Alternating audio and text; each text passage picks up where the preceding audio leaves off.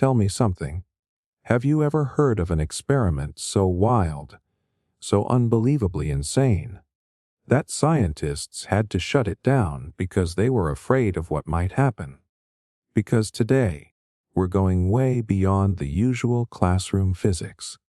We're talking about forbidden experiments, the kind that play with black holes, mess with time, and might even break reality itself. And here's the craziest part: some of them have already happened. Governments, rogue scientists, even top secret labs have pushed physics to its absolute limits, and sometimes way too far. But before we dive in, I'd love to invite you into our cozy corner of the internet. Drop a quick comment and let us know where you're watching from and what time it is for you. It's pretty amazing how we're all connected, searching for that perfect night's sleep. If these forbidden physics experiments light up something in you, go ahead and hit subscribe to our channel, Restwise. We're more than just another sleep channel. We're a group of sleep explorers who know that a great night's sleep can change everything. So, get comfy, relax, and let these forbidden experiments guide you into a peaceful sleep. Because as we go from level 1 to 100, things are gonna get real dangerous, real fast. Let's get into it. The double-slit experiment. All right, we're kicking things off with an experiment so simple, yet so mind-bending, that it literally changed the way we understand reality. It's called the double-slit experiment, and trust me, once you truly grasp what's happening here, you'll never look at the world the same way again. What's happening in this experiment? Imagine this: you take a particle, like an electron or even just a tiny beam of light, and you shoot it at a barrier that has two thin slits cut into it. On the other side of the barrier, there's a screen that records where the particles land. Now, logically, you'd expect that the particles would either go through slit A or slit B, right? Just like if you threw tiny marbles at a wall with two holes, they'd either go through one or the other and form two distinct lines on the screen. But that's not what happens. Instead, the particles create a striped pattern called an interference pattern, something that only happens when waves interact. This means that these tiny particles aren't acting like little marbles at all. They're behaving like waves, somehow going through both slits at the same time, interfering with themselves, and creating this unexpected result. Weird, right? But here's where things get even crazier. What happens when we observe it? Scientists thought, okay, let's see which slit the particle actually goes through. So they placed a tiny detector at the slits to track the particles, and the moment they did that, the entire experiment changed. Now, instead of forming a wave-like pattern, the electrons behaved exactly like normal particles again, forming two clear lines as if they had only gone through one slit or the other. Just by looking at them, the particles decided to behave differently. What does this mean? This is where things get really unsettling. The double-slit experiment proves that, at a quantum level, reality itself changes depending on whether or not we observe it. In other words, the simple act of watching something happen actually alters its outcome. This is called the observer effect, and it's one of the strangest, most fundamentally mysterious discoveries in physics. Why this experiment is so important? This one experiment shattered classical physics and led to the birth of quantum mechanics. It forced scientists to rethink the nature of reality, leading to questions like: does observation create reality? Do particles exist in all possible states until we measure them? Is the universe itself aware in some way? Even Einstein was skeptical of this, famously saying, "I like to think the moon is there even when I'm not looking at it." But the results of this experiment suggest that, at least at a subatomic level, reality isn't set in stone until we observe it. How should you imagine this? Picture this: you're playing a video game. The world around your character only loads when you turn the camera in that direction. When you're not looking, it's not really there. In the same way, it's just code, waiting to be rendered. That's kind of how quantum mechanics works. Reality only fully exists when we interact with it. Final thought before moving to the next experiment. The double-slit experiment is the foundation for some of the most insane discoveries in quantum physics, including quantum entanglement, superposition, and even theories about parallel universes. And that was just level 1. Next, we're stepping into something even stranger, an experiment that takes this idea further and asks, can we rewrite history at the quantum level? Observer effect. If you thought the double-slit experiment was strange, buckle up, because now we're taking it one step further. Imagine if just looking at something changed what it was doing. Not because you touched it, not because you interacted with it, but simply because you were aware of it. Sounds like something out of a sci-fi movie, right? Well, that's exactly what happens when scientists try to measure the observer effect. One of the weirdest, most controversial ideas in quantum mechanics. What's happening in this experiment? This all started with the double-slit experiment, where particles mysteriously acted like waves. Until we observed them, the question then became, can we actually measure this effect? Can we track exactly how observation changes reality? So physicists designed even more precise experiments using ultra-sensitive detectors to see what's really going on at a quantum level. One of the most famous tests was done in 1998 at the Weizmann Institute of Science. Scientists fired electrons through a slit, just like before, but this time they gradually increased the level of observation. And guess what?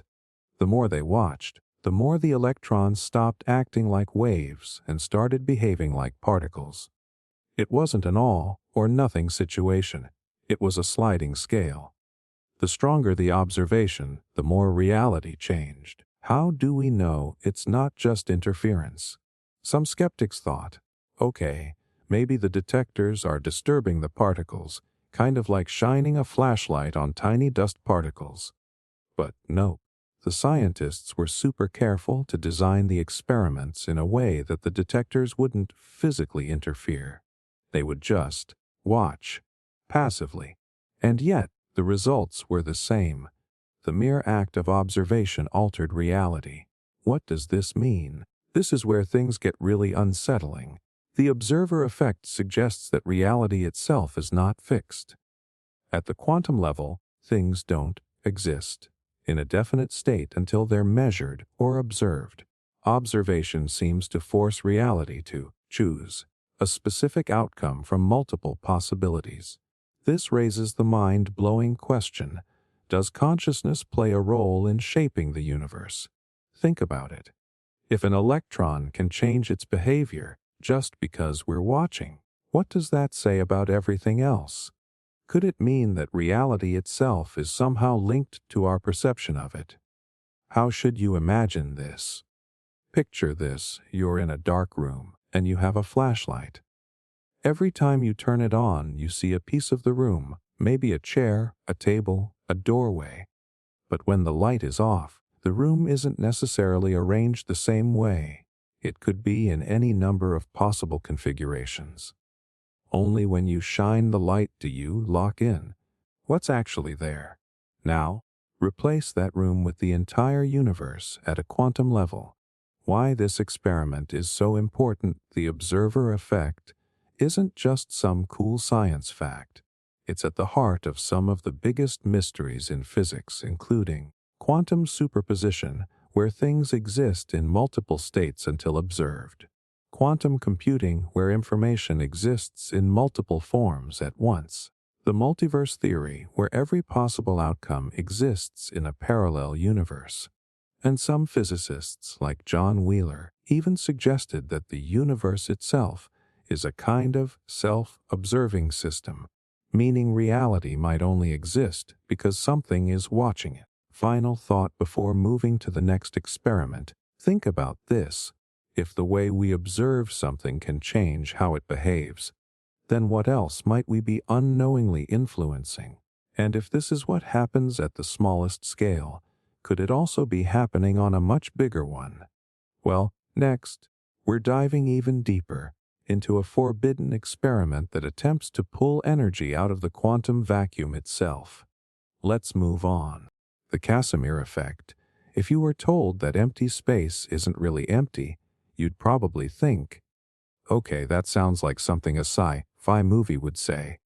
But hold on, this isn't fiction. In fact, it's one of the strangest and most counterintuitive discoveries in quantum physics. Right now, in the space between your fingers, between your eyes and this screen, even in what we call a vacuum, there's something happening. Something invisible, but very real.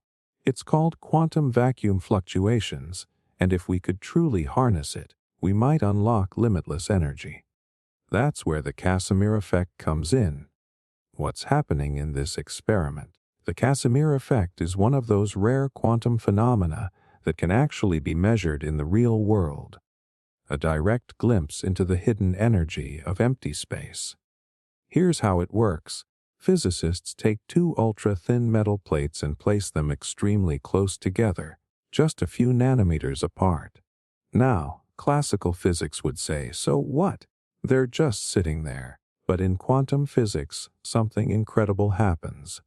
In the seemingly empty space between the plates, certain quantum waves, the fluctuations of energy that exist everywhere, get blocked because they don't fit in the tiny gap.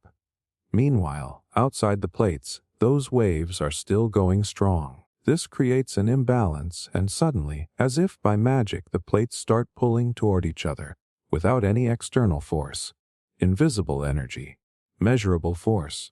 Empty space isn't empty at all. Why this is mind-blowing. This proves that vacuum energy is real, that space itself is filled with an invisible, fluctuating field of energy. And if energy is there, the next question is obvious. Can we tap into it? Some physicists believe that if we could harness this effect at scale, it could lead to new energy sources, even theoretical propulsion systems for spacecraft. A fuel source that requires no fuel. But here's the catch. Before we get too excited, there's a major problem. We don't fully understand how to extract this energy in a usable way. The Casimir Effect is real and measurable, but turning it into a power source is like trying to generate electricity from ocean waves while standing on a single surfboard. There are theories, of course. Some suggest using nano-engineered materials to amplify the effect, while others look at this as a window into exotic physics. Even ideas related to zero-point energy, the supposed ultimate energy source of the universe. How should you imagine this? Think of it like this. Imagine you're in a room filled with air, but between two tightly pressed sheets of glass, all the air is removed. The outside air pressure is still there, and because there's less air between the glass, the outside air pushes them together. Now replace air with quantum energy, and you get the Casimir Effect, except instead of air pressure, it's the fluctuations of reality itself creating a force. Why this experiment is so important. The Casimir Effect isn't just some weird laboratory curiosity. It's one of the strongest pieces of experimental evidence that vacuum energy is real. And if vacuum energy is real, then we have to ask, could this be the key to unlimited energy? Is it connected to dark energy, the mysterious force expanding the universe? Are there hidden forces in the universe we haven't even begun to understand? Final thought before moving to the next experiment. What if the energy of the universe was always right in front of us, invisible, untapped? And what if unlocking it could rewrite everything we know about physics? Speaking of pushing limits, next, we're moving into an experiment that tests the absolute physical endurance of the human body. A high-speed test that pushed human limits to the brink of destruction. High-speed human centrifuge tests speed, acceleration, the force that pulls you into your seat when a roller coaster rockets forward. Now, imagine cranking that force up to 11, so extreme that your vision tunnels, your lungs feel like they're collapsing, and your body starts shutting down, all while you're completely awake. Welcome to the high-speed human centrifuge tests, where scientists didn't just study G-forces, they pushed humans to their absolute physical limits, sometimes past the point of survival. What's happening in this experiment? The idea was simple: how much G-force can a human body handle before it breaks? To find out, scientists built gigantic centrifuges, massive spinning machines that whip a person around in circles at extreme speeds, simulating the forces felt by fighter pilots, astronauts, and high-speed vehicles. And when we say extreme speeds, we're talking up to 40 Gs, 40 times the force of gravity. To put that in perspective, at 5 Gs, your arms feel too heavy to lift. At 9 Gs, blood struggles to reach your brain, and you start losing consciousness. At 20 Gs, internal organs shift inside your body, and past 25 Gs, you're at serious risk of death. Yet, some test subjects, including one legendary man, survived more than anyone thought possible.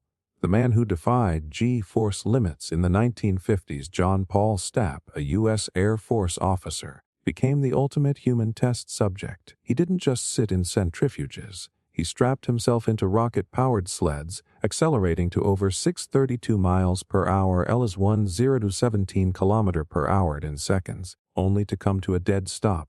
In one test, he experienced over 46 Gs, the highest recorded G-force survived by a human. The result: he was nearly blinded, suffered broken ribs, and had blood vessels burst in his eyes.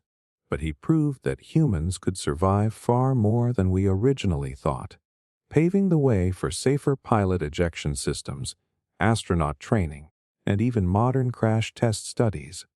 Why this experiment was so important? These tests weren't just about extreme endurance. They changed everything about high-speed travel. Astronaut safety space programs used these studies to design launch and re-entry systems. Pilot training: fighter pilots learned how to survive high-speed maneuvers. Crash protection: car safety improved because of what scientists learned about sudden deceleration. Every time you wear a seatbelt, you're benefiting from what these test subjects endured. How should you imagine this? Picture being in a Ferris wheel, but instead of a gentle ride, it's spinning so fast that you can't lift your arms. Your vision shrinks into darkness, and your body feels 10 times heavier than normal. Now, imagine that force increasing and increasing until you're on the brink of passing out. That's what these human centrifuge tests were like. Except there was no escape button.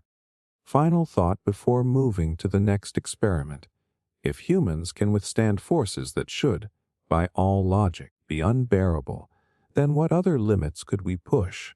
Could we engineer a body that's resistant to even greater forces? And if we're talking about pushing limits, what happens when we mess with something even more fundamental: sleep itself? That's exactly what scientists did in the next experiment, where they kept test subjects awake for days just to see how far the human mind could go before it snapped. Unethical sleep deprivation tests. We all know that feeling: you've been up all night, barely keeping your eyes open, and the next morning feels like a battle to stay awake. But what if that all-nighter wasn't just one night? It was days, weeks, even months of sleep deprivation. How much would it take before your mind and body broke down? Well, the answer isn't pretty, and scientists took it to horrifying extremes in the name of research. These unethical sleep deprivation experiments pushed human beings beyond their limits, stripping away one of the most basic biological needs, sleep, and seeing what happened when it was withheld for far too long. What happened in these experiments? Sleep deprivation isn't just a matter of feeling tired. It's a biological weapon. For many of these experiments, the goal was simple: what happens when you don't sleep for days or even weeks on end? In the early 20th century, psychologists and military scientists conducted experiments where they deprived participants of sleep for extended periods, sometimes 24 hours, 48 hours, and beyond, just to study the psychological and physiological effects. But some went much further, withholding sleep for weeks. One particularly infamous example was a study conducted in the 1950s at the University of Chicago.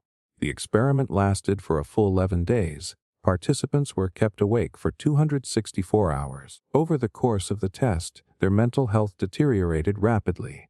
Subjects began hallucinating, experiencing paranoia, depression, and confusion. As the days went on, the body's reaction became more alarming: cognitive decline, memory loss, trouble concentrating, and severe disorientation. Physical breakdown, immune system failure, increased risk of heart attack, and hormonal imbalances. Hallucinations, visual and auditory hallucinations, with some participants even becoming completely detached from reality. But what was worse, it wasn't just the physical toll, it was the ethical line that was crossed. No proper medical oversight, no informed consent, and no exit plan for these participants. The scientists were willing to risk permanent damage to understand the effects of something we all take for granted: sleep. Why these experiments are so disturbing. While the data collected did contribute to our understanding of sleep cycles and disorders, the methodology behind these experiments was deeply unethical.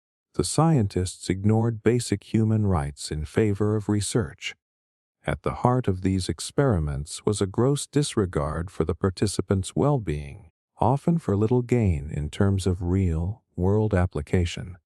The most unsettling aspect of this isn't just the suffering caused, but the long-term consequences that aren't fully understood.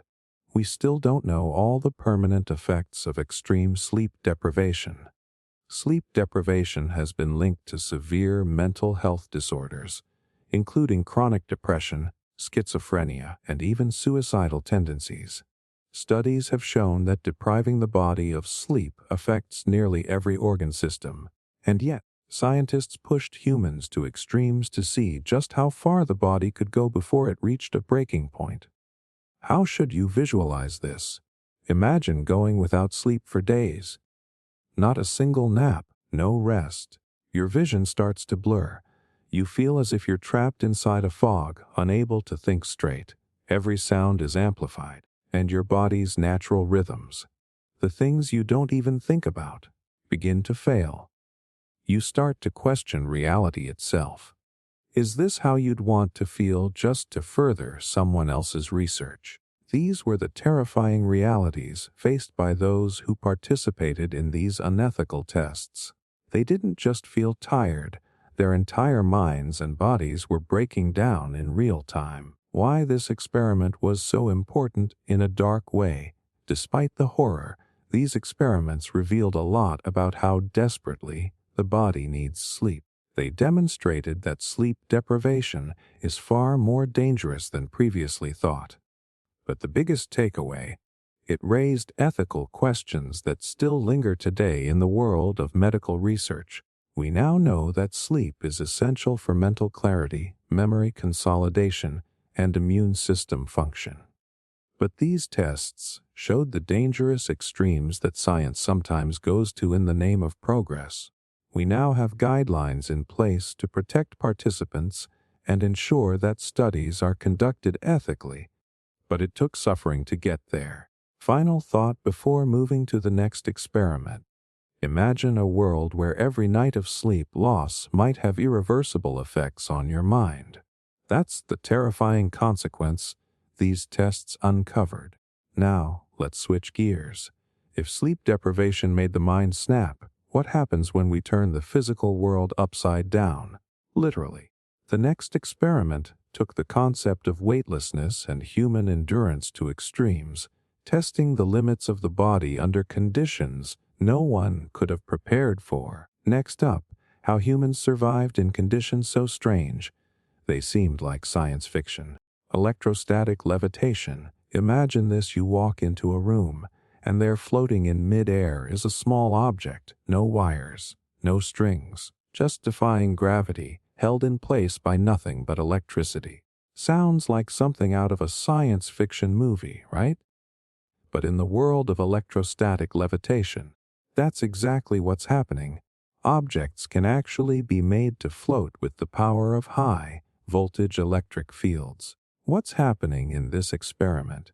Electrostatic levitation is based on a simple yet mind-bending concept. When you apply a strong electric field to an object, it can interact with the charged particles in the object and create enough force to counteract gravity.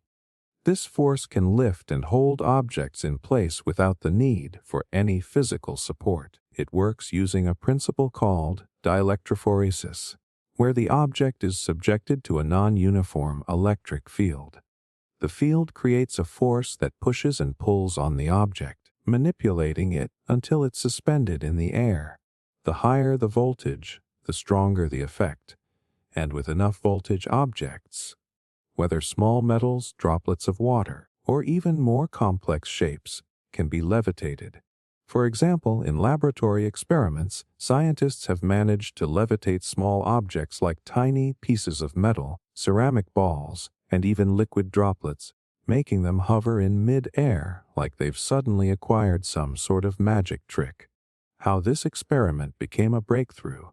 At first, electrostatic levitation wasn't taken seriously. It seemed too outlandish, almost too cool to be real. But as technology improved and our understanding of electric fields grew, real-world applications began to emerge. Material science. Scientists could manipulate materials in mid-air, allowing them to experiment on them without any physical contact, preserving the purity of delicate substances.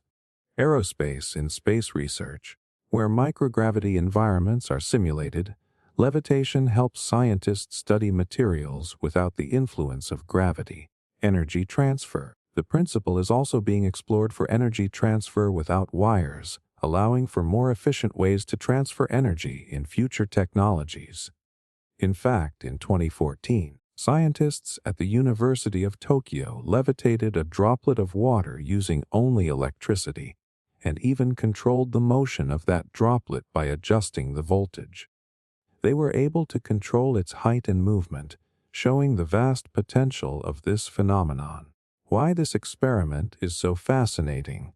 It's not just about making things float. It's about challenging the laws of physics. Electrostatic levitation opens the door to entirely new ways of thinking about how we interact with objects. It feels like magic on the surface, but it's all physics underneath. This experiment is also a glimpse into future technologies. Imagine hovering vehicles where instead of wheels or jets, high-voltage electric fields provide the lift. Could we one day live in a world where objects levitate on command, making the concept of flying cars a reality? It's no longer a distant dream. How should you visualize this? Imagine walking into a lab. In the center of the room, a small metal ball hovers about an inch above a surface, completely still. The air around it isn't filled with strange machinery or heavy equipment.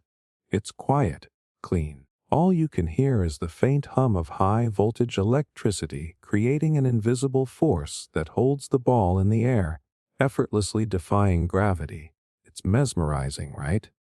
Just an object, floating without anything physical supporting it. That's the power of electrostatic levitation. The real potential, more than just fun and games. We're not talking about magic tricks. This is serious science. As we delve into energy manipulation and futuristic materials, electrostatic levitation could play a key role in cutting-edge technology. For now, it's being used in lab experiments, but in the future, imagine transportation, space exploration, or new types of medical equipment that use this principle. The possibilities are endless. Final thought before moving to the next experiment. From floating objects to futuristic transportation, electrostatic levitation may seem like a wild idea, but it's already happening.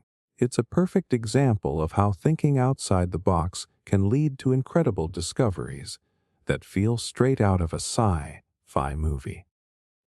Magnetically induced hallucinations. Picture this. You're sitting calmly, eyes closed, maybe feeling a little bit of tension in your body. Suddenly, you're overwhelmed by the feeling that there's someone else in the room with you. You can't see them, but you know they're there. The air feels thicker. Your heart races. But when you look around, nothing. Welcome to the world of the God Helmet, an experiment that uses magnetic fields to trigger hallucinations and spiritual experiences. What is the God Helmet? Developed by neuroscientist Stanley Corinne in the 1990s, the God Helmet is a headgear equipped with electromagnetic coils designed to stimulate the temporal lobes of the brain. These lobes are linked to our sensory experiences and even the perception of spirituality. The helmet uses low-frequency magnetic fields to activate this area, leading to visual or emotional experiences that feel shockingly real. The hallucinations real or not? So what happens when people wear it? Participants report feeling a presence, that overwhelming sensation that someone is standing right behind them, even if no one's there.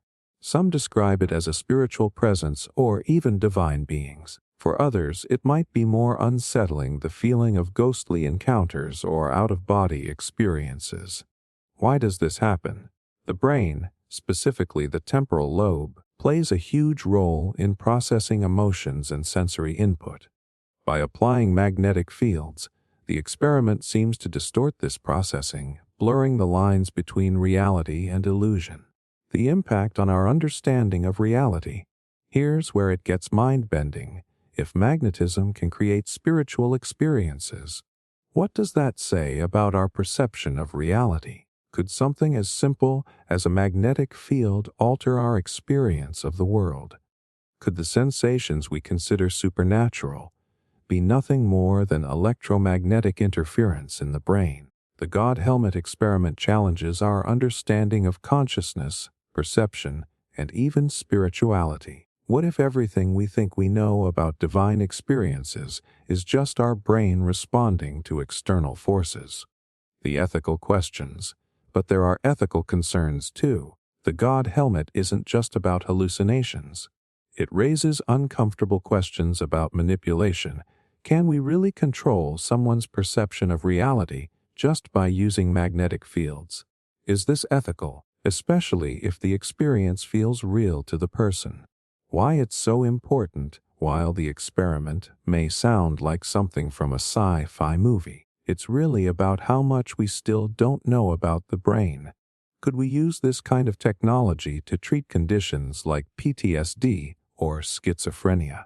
Could it help us understand our own spiritual experiences more clearly?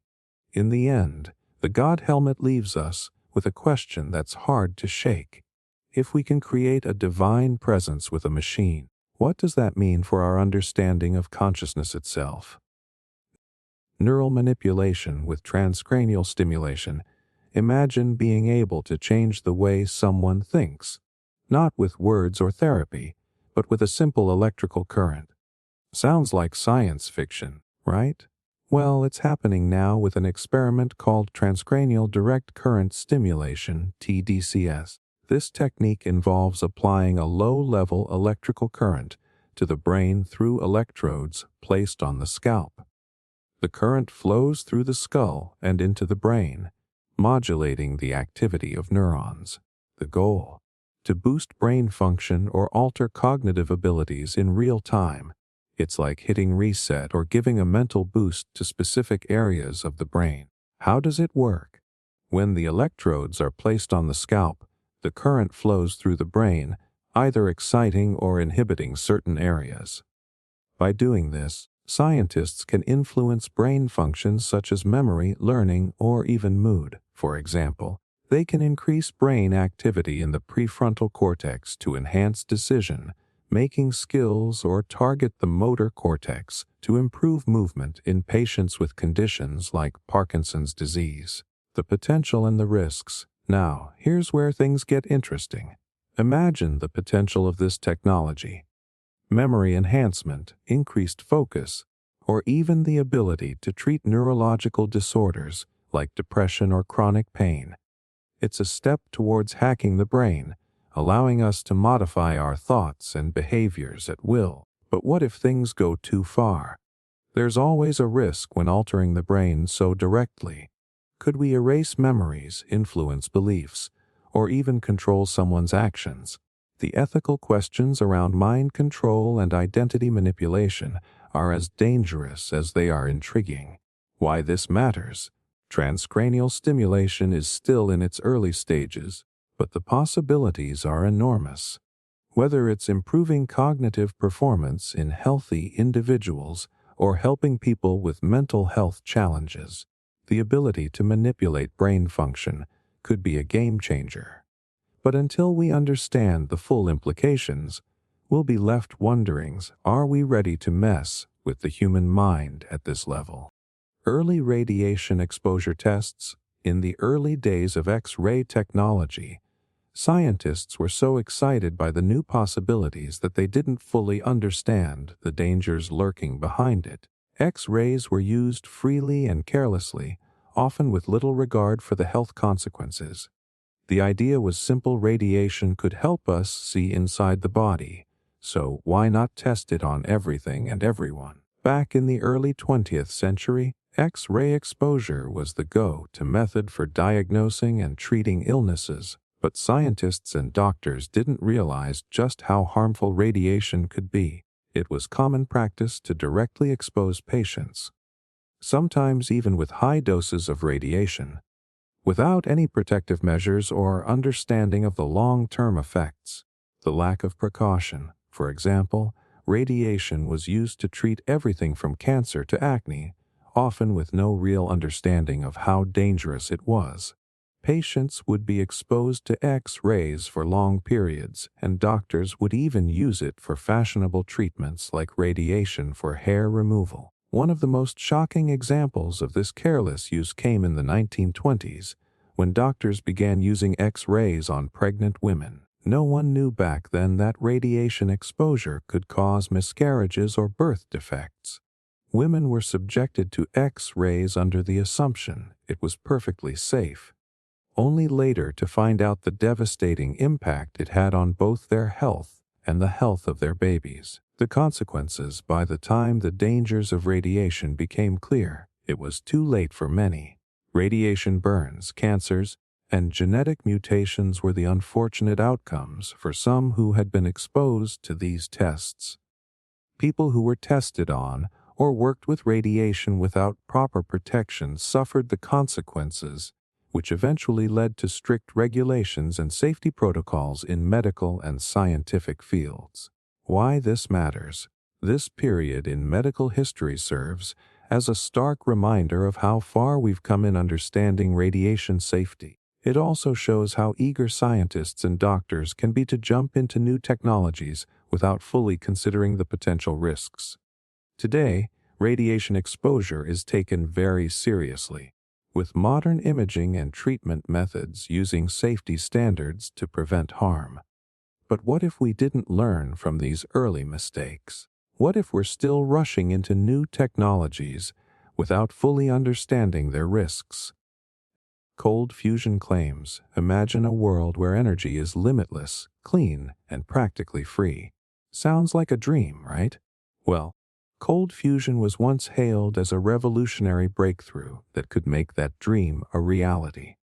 But today, it's mostly seen as one of the most controversial and debunked experiments in modern science. In 1989, two electrochemists, Martin Fleischmann and Stanley Pons, claimed to have achieved cold fusion, a process where nuclear fusion occurs at room temperature, something that had previously been thought impossible outside of the extreme heat of the sun or nuclear reactors.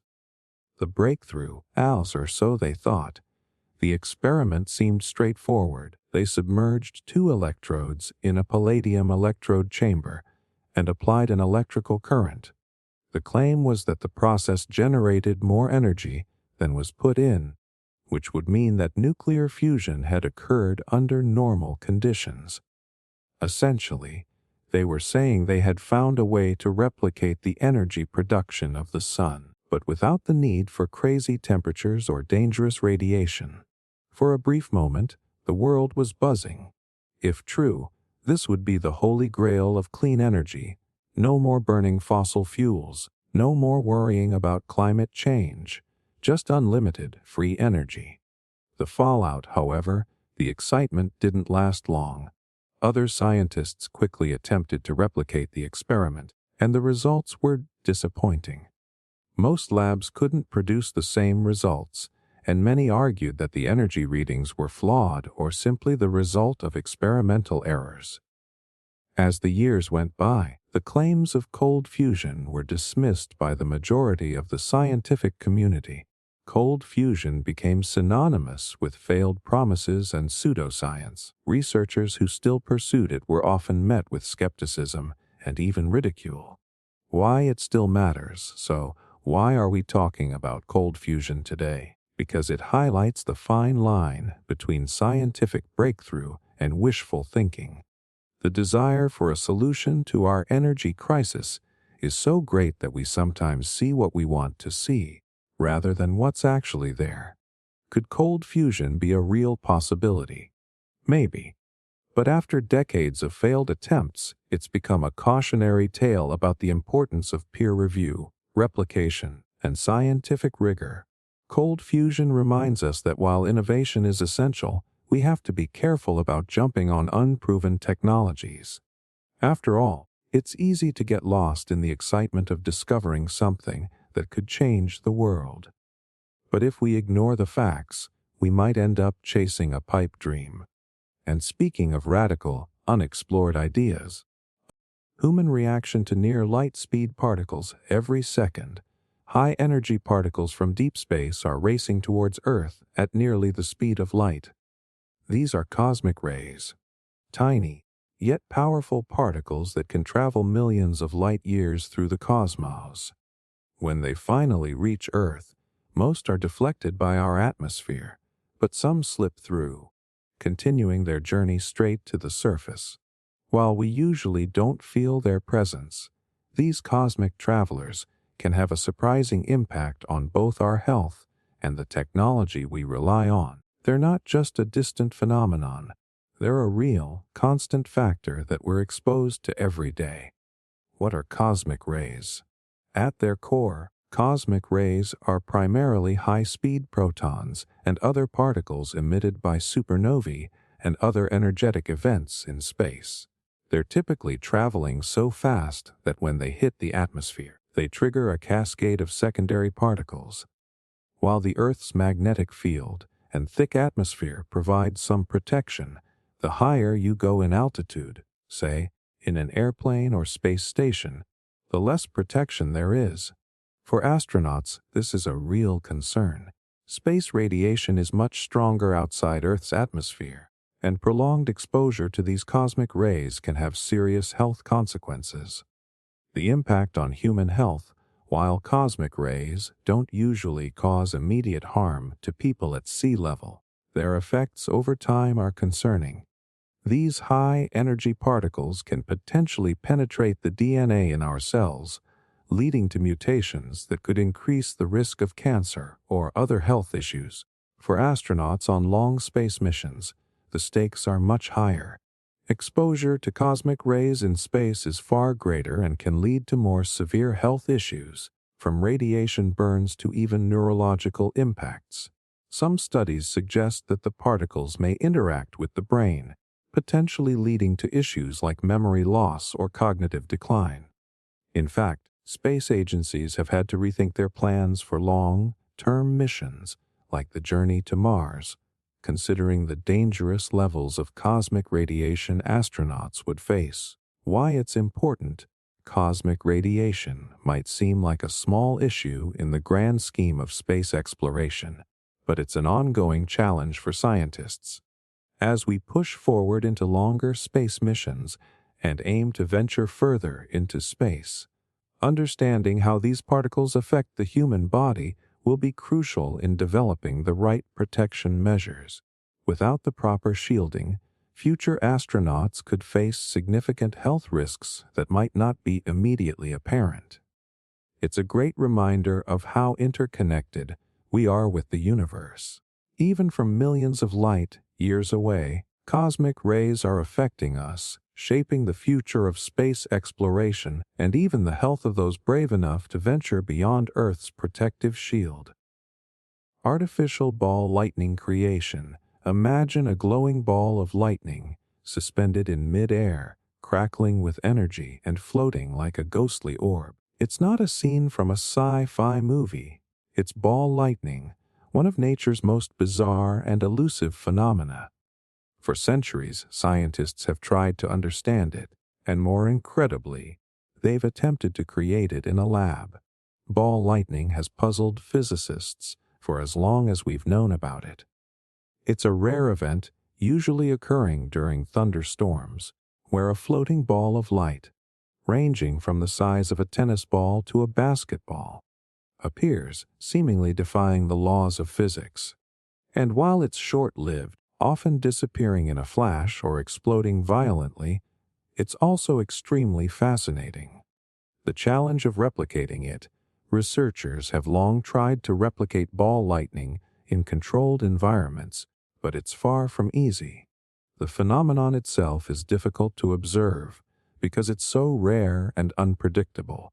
So when scientists in the lab attempt to recreate it, they're stepping into dangerous territory. One method used to generate artificial ball lightning involves creating plasma, the fourth state of matter. By using high-voltage electric fields, some scientists have been able to generate glowing orbs that resemble ball lightning. The key here is creating a stable plasma structure that can float without dissipating instantly. The danger factor, the process, however, is anything but safe.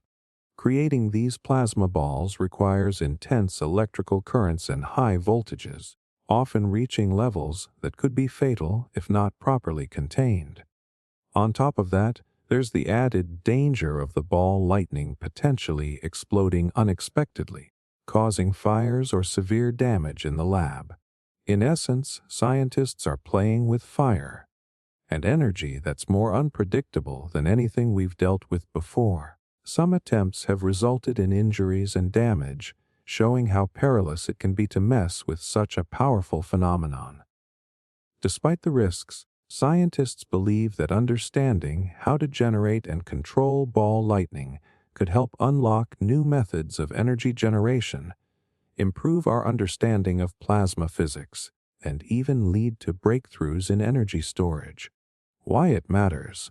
While it's mostly experimental right now, the potential applications of artificial ball lightning are fascinating. If we can control this mysterious plasma orb, it could revolutionize everything from energy transport to sustainable power sources. Imagine using floating plasma orbs to transfer electricity wirelessly or harnessing their energy for new kinds of devices. In a world desperate for clean energy solutions, the search to create ball lightning may hold more promise than we think. But for now, it remains a dangerous experiment, one that is still a long way from being fully understood or safely controlled. Spinning superconductors for gravity manipulation. What if gravity didn't have to pull everything down? What if we could manipulate it, bend it, or even counteract it entirely? This sounds like science fiction, but it's an area of research that has fascinated physicists for decades. Enter superconductors, materials that can carry electricity with zero resistance when cooled to extremely low temperatures, and their potential to unlock the long-sought dream of anti-gravity. The superconductor experiment. One of the most bizarre experiments to test anti-gravity theories involves spinning superconductors. The idea behind this is rooted in the Meissner effect, a phenomenon where a superconductor, when cooled below a certain temperature, will expel magnetic fields from its interior. This is a key property that makes superconductors so unique, but the real mystery happens when you spin a superconductor. When a superconductor is placed on a rotating magnetic field and spun at high speeds, something strange happens. It begins to levitate. The effect is subtle at first, but over time, scientists have observed a phenomenon that some believe could point to gravity manipulation. The rotation creates a kind of repulsive force, pushing against gravity and allowing the superconductor to float above a magnet. The anti-gravity dream. For years, scientists have speculated that this spinning superconducting effect could lead to new ways of manipulating gravity itself. Could it be the first step in creating a true anti-gravity device? While it may not exactly lift heavy objects yet, the concept is captivating, using superconductors to generate a force that resists gravity, just like how magnets repel each other. However, the experiment isn't without its challenges. The process requires extremely cold temperatures, often below -200 degrees Celsius, and high-precision equipment. The levitation effects are subtle, and the phenomenon is far from perfect. Yet, the fact that it works at all opens up a world of possibilities for future technology. Some scientists even believe that if we can master this, it could lead to a revolutionary breakthrough in transportation, energy, and space travel. Why it's important? The potential applications for anti-gravity technology are nothing short of mind-blowing. Imagine spacecraft that could glide effortlessly through space without the need for rockets or vehicles that float above the ground, eliminating friction and enabling faster travel. But there's a long way to go before we see anything like this on a practical scale. Still, experiments with spinning superconductors offer a glimpse into a future where we might one day control gravity, change the way we travel, and perhaps even unlock the keys to the cosmos itself. Tachyon hunting. What if there were particles that could break the laws of physics as we know them? What if, instead of just traveling at the speed of light, certain particles could exceed it? This is where tachyons come in. These theoretical particles have been the subject of speculation for decades, sparking both excitement and controversy. And now, scientists are actively searching for them, faster than light particles that could completely rewrite our understanding of the universe. What are tachyons? The idea of tachyons was first proposed in the 1960s as hypothetical particles that always travel faster than light. According to theory, tachyons would have imaginary mass, which sounds bizarre but also opens up incredible possibilities. If tachyons exist, they would defy our basic understanding of relativity, where the speed of light is the ultimate limit for any particle. Tachyons, in theory, could travel through space and time instantly, breaking the speed barrier and making the concept of time travel seem less like fiction. The search for tachyons. Scientists have been trying to find tachyons for years, using some of the most sophisticated equipment available. The approach typically involves high-energy particle accelerators, like those at CERN, and deep space observations using telescopes. In these experiments, researchers look for signs of particles that could behave like tachyons, traveling faster than light, interacting with other particles in strange ways, or perhaps even appearing to move backward in time. However, the search for tachyons is far from straightforward. These particles, if they exist, would likely be incredibly elusive.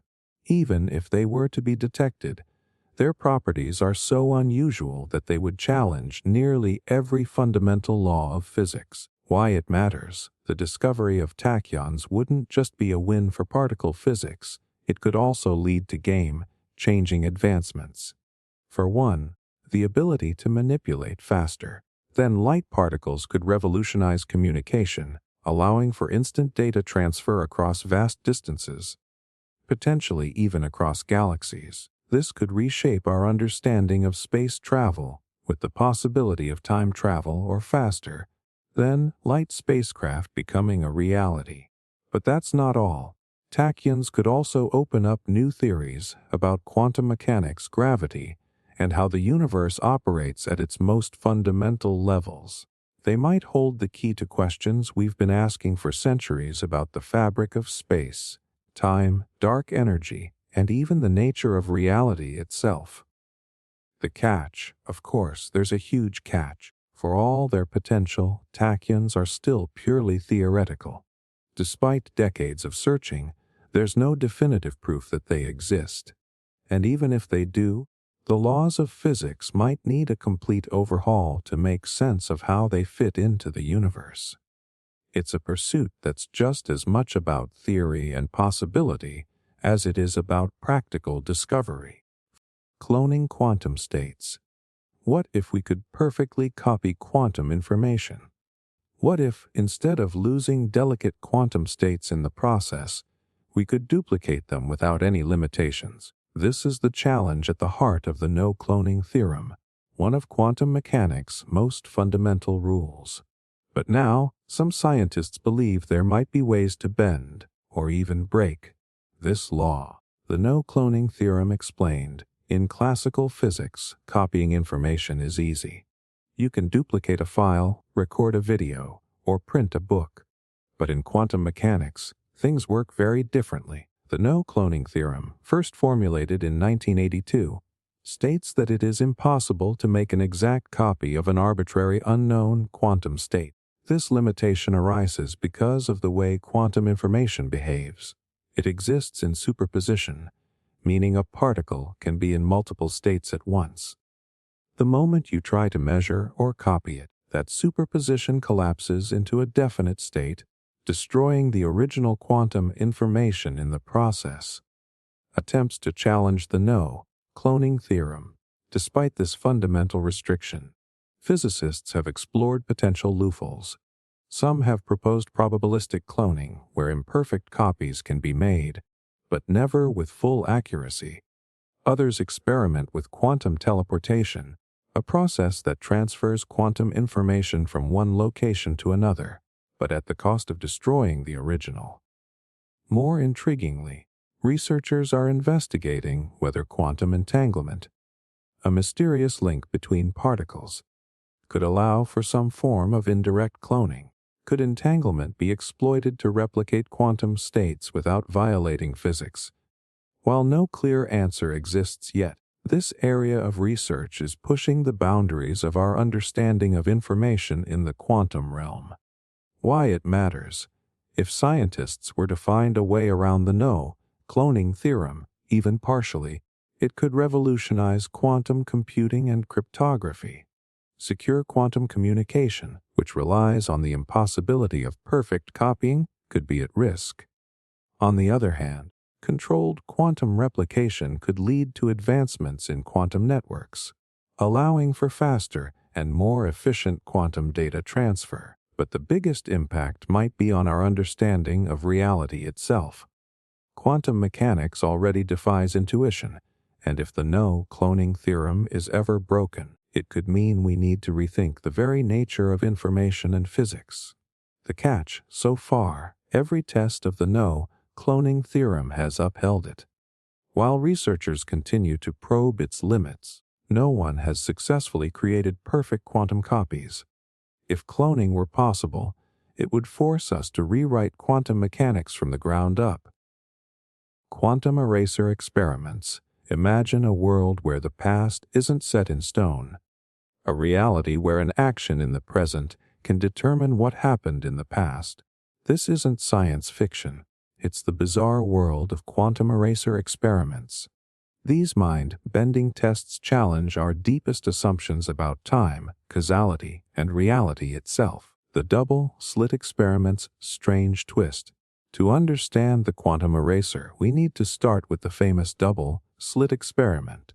When particles, like electrons or photons, pass through two slits, they behave like waves, creating an interference pattern, unless we try to measure which slit they went through.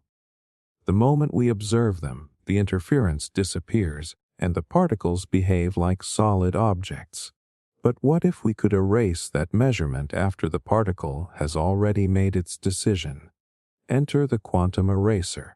How the quantum eraser works. In these experiments, scientists set up a system where information about a particle's path can be erased after it has passed through the slits. Remarkably, when the path information is erased, the interference pattern returns, even though the particle had already hit the detector. This suggests that a future decision, whether to erase or not, determines what happened in the past. Even weirder, in the delayed choice quantum eraser, the decision to erase or keep path information happens after the particle has already been detected. Yet somehow, the results still change retroactively. Why it matters? This experiment shakes the foundations of our understanding of time and causality. If reality at the quantum level can be rewritten based on future events, does that mean the past is fluid? Some interpretations of quantum mechanics suggest that reality doesn't truly exist until it is observed, raising deep questions about the nature of existence itself. The catch, despite its strangeness, the quantum eraser doesn't allow us to send messages to the past or change history at will. The effect is only observable statistically and doesn't provide a method for human, scale-time manipulation. However, it challenges our classical understanding of cause and effect, forcing physicists to rethink how time operates at the quantum level. Psychic experimentation with electromagnetism. Imagine if science could unlock the hidden powers of the human mind. Telepathy, remote viewing, even mind control. Sounds like science fiction, right?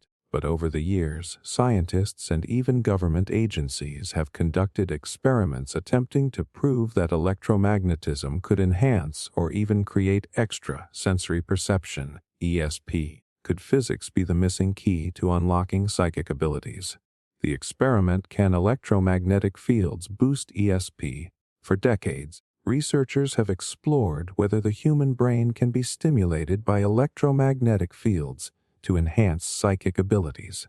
One of the most infamous examples is the CIA's Project Stargate, where they tested individuals for remote viewing, the ability to see distant locations without physically being there. Some experiments suggested oddly accurate results, but the scientific community remained skeptical. Then came the modern era of electromagnetic mind experiments. Scientists began exposing test subjects to low-frequency electromagnetic waves, specifically targeting the temporal lobes of the brain, the region associated with perception, memory, and even altered states of consciousness. The goal? To see if controlled electromagnetic stimulation could enhance ESP-like abilities. A key experiment in this field was conducted using the God helmet, a device designed to stimulate the brain's electromagnetic activity. Volunteers wearing the helmet reported experiencing visions, ghostly presences, and even out-of-body sensations. Some interpreted it as spiritual, others as a hallucination. While this didn't prove ESP, it did suggest that electromagnetic fields could alter perception in bizarre ways. The science behind it, so what's actually happening here? The theory is that the human brain operates on electrical signals, and if you can influence those signals with external electromagnetic waves, you might be able to manipulate perception or even unlock hidden mental abilities. But does it mean psychic powers are real? That's where things get controversial. While many experiments report strange and unexplainable effects, they lack consistent, repeatable results. The gold standard in science. Some researchers believe the experiences are more about suggestibility and placebo effects than true ESP. Why it matters, even if these experiments haven't proven psychic abilities, they've led to some fascinating discoveries about how electromagnetic fields affect the brain. This research is now being explored for more practical applications, like treating depression, anxiety, and even neurological disorders through targeted electromagnetic stimulation. And who knows? If we ever crack the code of how the brain interacts with physics on a deeper level, we might one day tap into abilities that seem impossible today. Altering human perception with sound frequencies. Have you ever felt an unexplained sense of dread, like something was watching you, even though nothing was there? What if I told you that certain sound frequencies might be responsible? Scientists have discovered that low-frequency sounds, known as infrasound, can trigger intense fear, anxiety, and even hallucinations in humans. And some experiments have pushed the boundaries of this phenomenon to terrifying levels. The science of infrasound. Infrasound refers to sound waves below 20 Hz, a range so low that the human ear can't consciously hear it. But just because you can't hear it doesn't mean your body doesn't feel it. These deep vibrations can resonate with the human body, causing discomfort, dizziness, unease, and even nausea.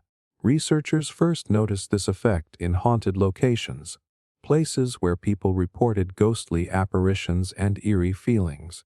It turned out that many of these areas had strong infrasound sources, like underground tunnels, air conditioning systems, or wind turbines. Could it be that paranormal activity was just a physical response to low-frequency waves? The experiments. One of the most famous studies on infrasound was conducted by Richard Wiseman and Vic Tandy. In one experiment, they played infrasound at a live concert, without the audience knowing. The result: many reported feeling anxious, uneasy, and even experiencing sudden chills or sadness. Another study placed participants in a room with infrasound waves at around 17 Hz, the same frequency human eyes resonate at. Strangely, some reported seeing shadowy figures in their peripheral vision. This fueled speculation that infrasound might actually be responsible for ghost sightings and supernatural experiences. But the scariest part, some military and government researchers have explored weaponizing infrasound, using it as a potential tool for crowd control or psychological warfare. Since infrasound can induce panic, nausea, and fear without people knowing why, it's been considered for use in riot control and military operations. Why it matters.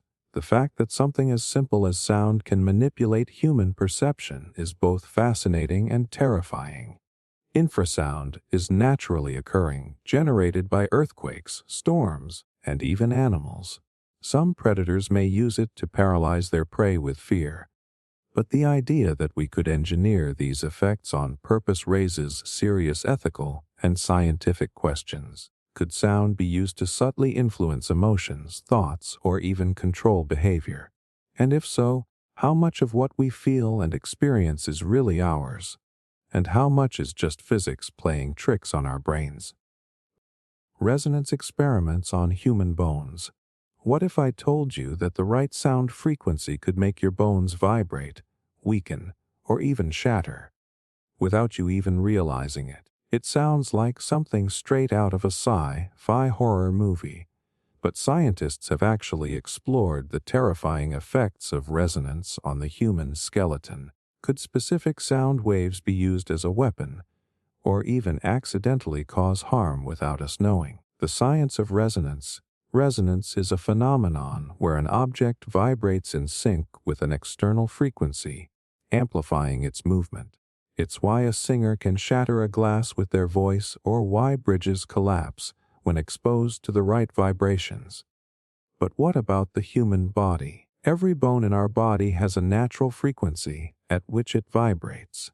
If an external sound wave matches this frequency and is strong enough, it could cause intense discomfort, pain, or even structural damage to the bones themselves.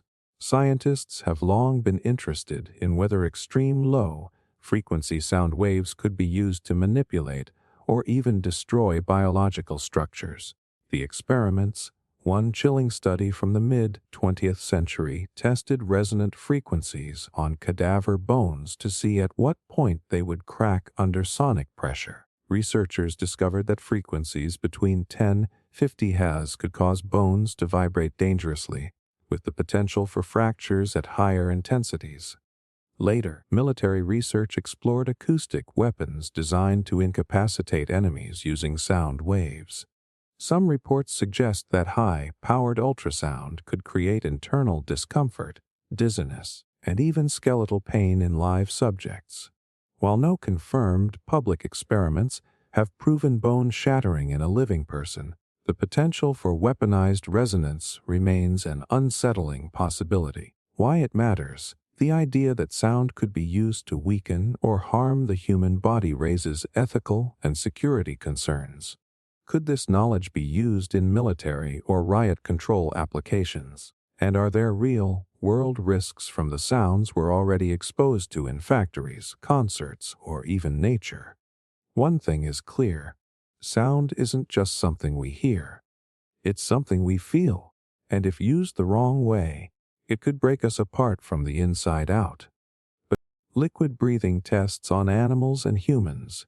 Imagine sinking deep into the ocean, but instead of holding your breath, you breathe in a liquid that fills your lungs. Yet somehow, you don't drown. It sounds like something ripped from a sci-fi movie, but scientists have actually tested liquid breathing on both animals and humans. Could this technology allow us to dive deeper, survive space travel, or even revolutionize medicine? The science behind liquid breathing.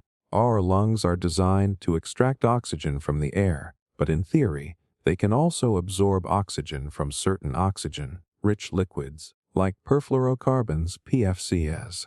These liquids can hold way more oxygen than water, meaning they could supply the body with enough air to stay conscious. Even while fully submerged, the idea of liquid breathing could solve many life-threatening problems, such as preventing decompression sickness, the bends, for deep-sea divers, helping premature babies with underdeveloped lungs breathe more easily, providing astronauts with a safer way to survive extreme conditions in space. But before we could even dream of using it for humans, scientists had to test it first, on animals. The experiments, one of the most famous tests, happened in 1966 when Dr. Johannes Kelstra submerged mice in oxygenated liquid. The result: they survived. Their lungs adapted to the fluid, extracting oxygen and keeping them alive. Later, scientists moved on to larger animals, including dogs. In one experiment, a dog was fully submerged in a tank of oxygen-rich liquid. At first, it panicked, struggling to breathe.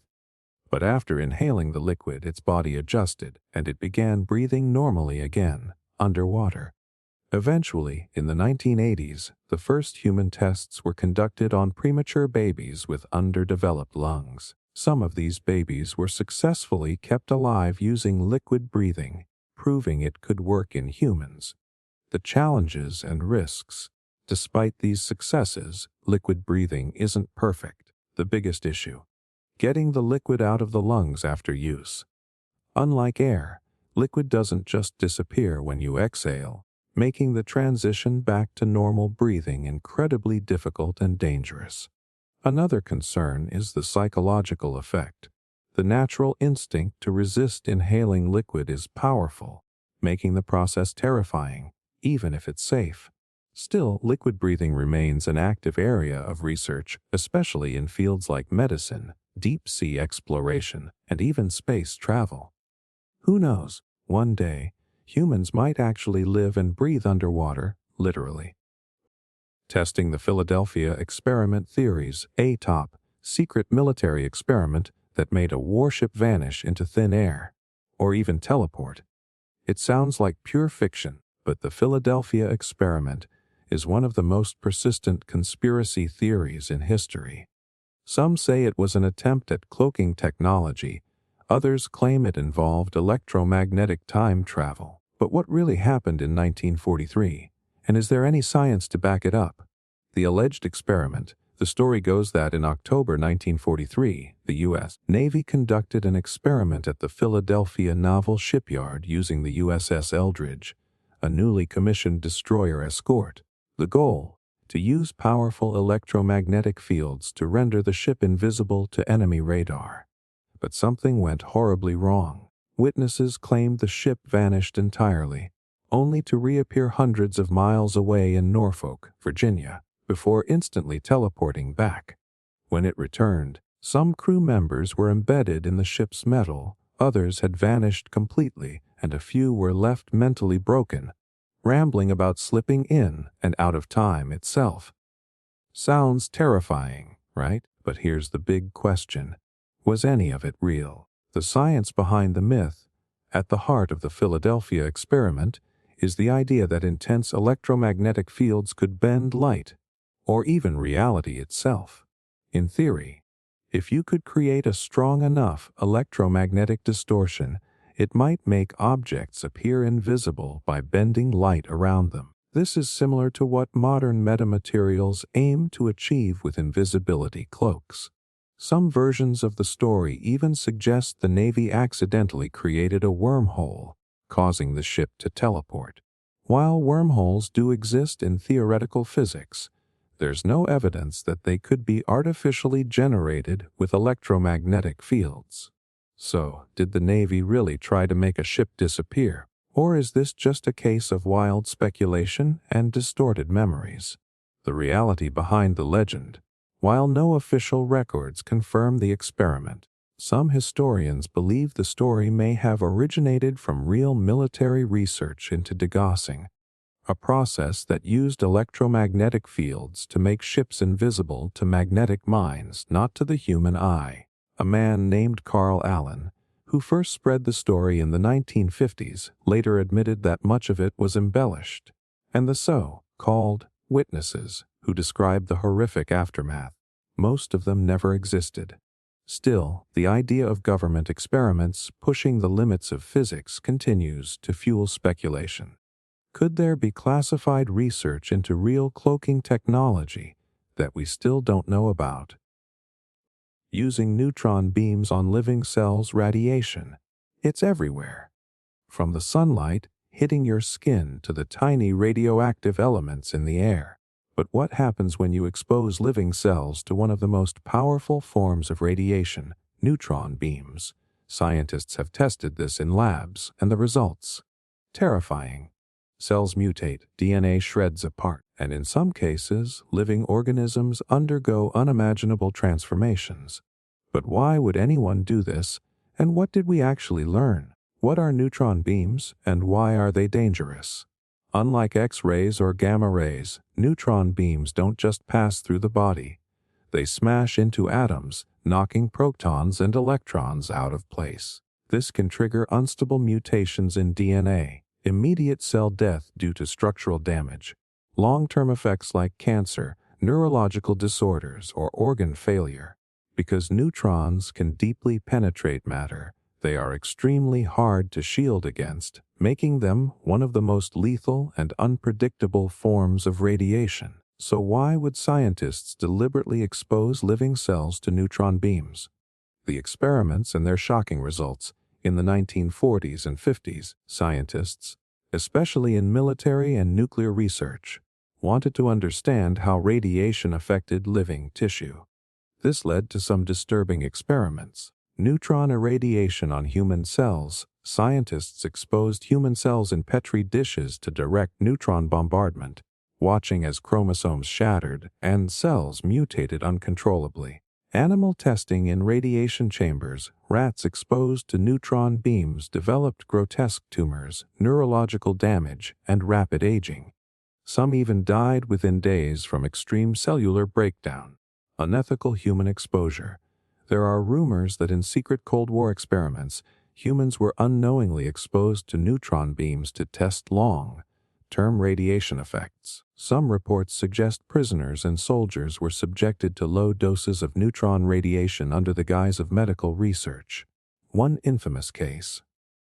The radium dial. Workers who unknowingly ingested radioactive paint while working with luminous clock dials. Though this wasn't neutron radiation, it showed how unchecked radiation exposure led to agonizing deaths, with some victims' bones literally glowing from radiation poisoning. Why neutron radiation is still a concern today. Even today, neutron beams are used in medical treatments, nuclear power plants, and scientific research. While controlled exposure is useful for things like cancer treatment, neutron therapy, the risk of accidental radiation leaks or even the weaponization of neutron radiation remains a terrifying possibility. Could neutron beams be used in future weapons of mass destruction? Some researchers believe neutron bombs, designed to kill living things while leaving infrastructure intact, might still be in development. The more we study radiation, the more we realize one thing: we are still playing with forces we barely understand. Radioactive paint experimentation. Imagine a job where your hands glow in the dark, where your smile shines with an eerie greenish hue, and where your work is hailed as cutting-edge science. That was the reality for the radium girls. Young women hired in the early 1900s to paint watch dials with radioactive radium-based paint. What they didn't know: this seemingly harmless job would slowly kill them from the inside out. Why were people using radioactive paint? Back in the early 20th century, radium was the wonder element. Scientists believed it had health benefits, claiming it could boost energy and cure ailments. Companies rushed to use it in glowing paint, beauty products, and even medicines. One of its most famous uses: glow-in-the-dark watch dials, crucial for soldiers in World War I. Radium-based paint called Undark made the numbers visible at night. But here's the horrifying part: the women painting these dials were told it was safe. The lip-dipping technique, a death sentence, to paint the tiny details on watch faces. The girls were trained to use the lip-dipping technique. They dip the brush in radium paint, then use their lips to make the tip finer. Every stroke meant ingesting tiny amounts of radium. Radium doesn't just pass through the body. It embeds in bones, replacing calcium. Their teeth began falling out, their jaws disintegrating, their bones literally glowing. When they started getting sick, doctors were baffled. Some thought it was syphilis, others blamed hysteria. But soon, the truth was undeniable. These women were being poisoned. The tragic fallout: science and greed collide. The companies denied everything. They knew about the dangers, but kept it secret to protect profits.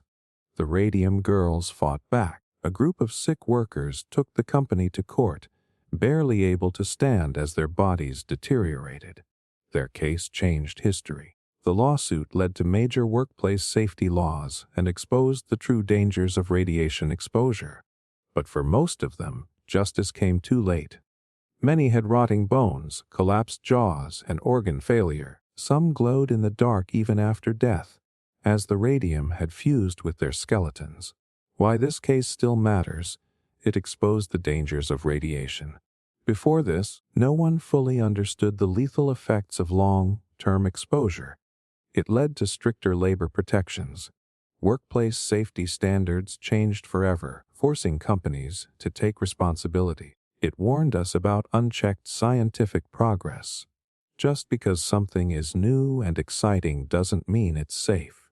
Even today, if you visit the cemeteries where the radium girls are buried, their bones still give off faint radioactive traces, a grim reminder of what happens when science is misused. The Stanford prison experiment. In the summer of 1971, a simple psychological study at Stanford University spiraled into something far darker than anyone had anticipated. What was meant to be a 2-week experiment had to be shut down in just 6 days. Why? Because ordinary people placed in positions of power became cruel, abusive, and unrecognizable, all within days. This was the Stanford prison experiment, a disturbing look into how authority can warp human behavior, turning regular students into oppressors and victims overnight. The experiment setup: psychologist Philip Zimbardo and his team wanted to understand how social roles influence human behavior. They transformed a basement at Stanford into a mock prison and recruited 24 psychologically healthy college students. Half were assigned as guards. They were given uniforms, batons, and sunglasses to create a sense of power. Half were assigned as prisoners.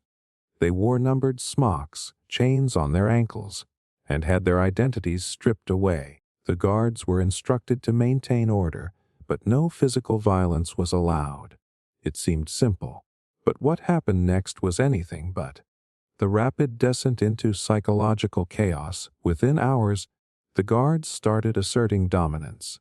They humiliated prisoners, made them do pointless, degrading tasks, and even imposed psychological punishments like sleep deprivation and solitary confinement. By day 2, prisoners rebelled, barricading themselves in their cells. The guards responded with force, blasting them with fire extinguishers, stripping them naked, and forcing them to endure emotional torment. By day 3, some prisoners had nervous breakdowns.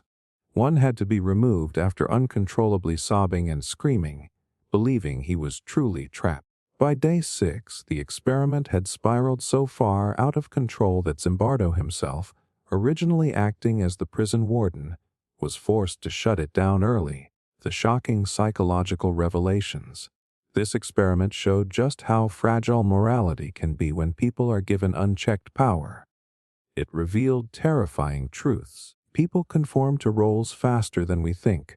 Normal students, with no history of aggression, became cruel enforcers when given power. Situations, not just personalities, shape behavior. The guards weren't inherently bad people, but the system itself turned them into oppressors. The illusion of authority can strip away empathy.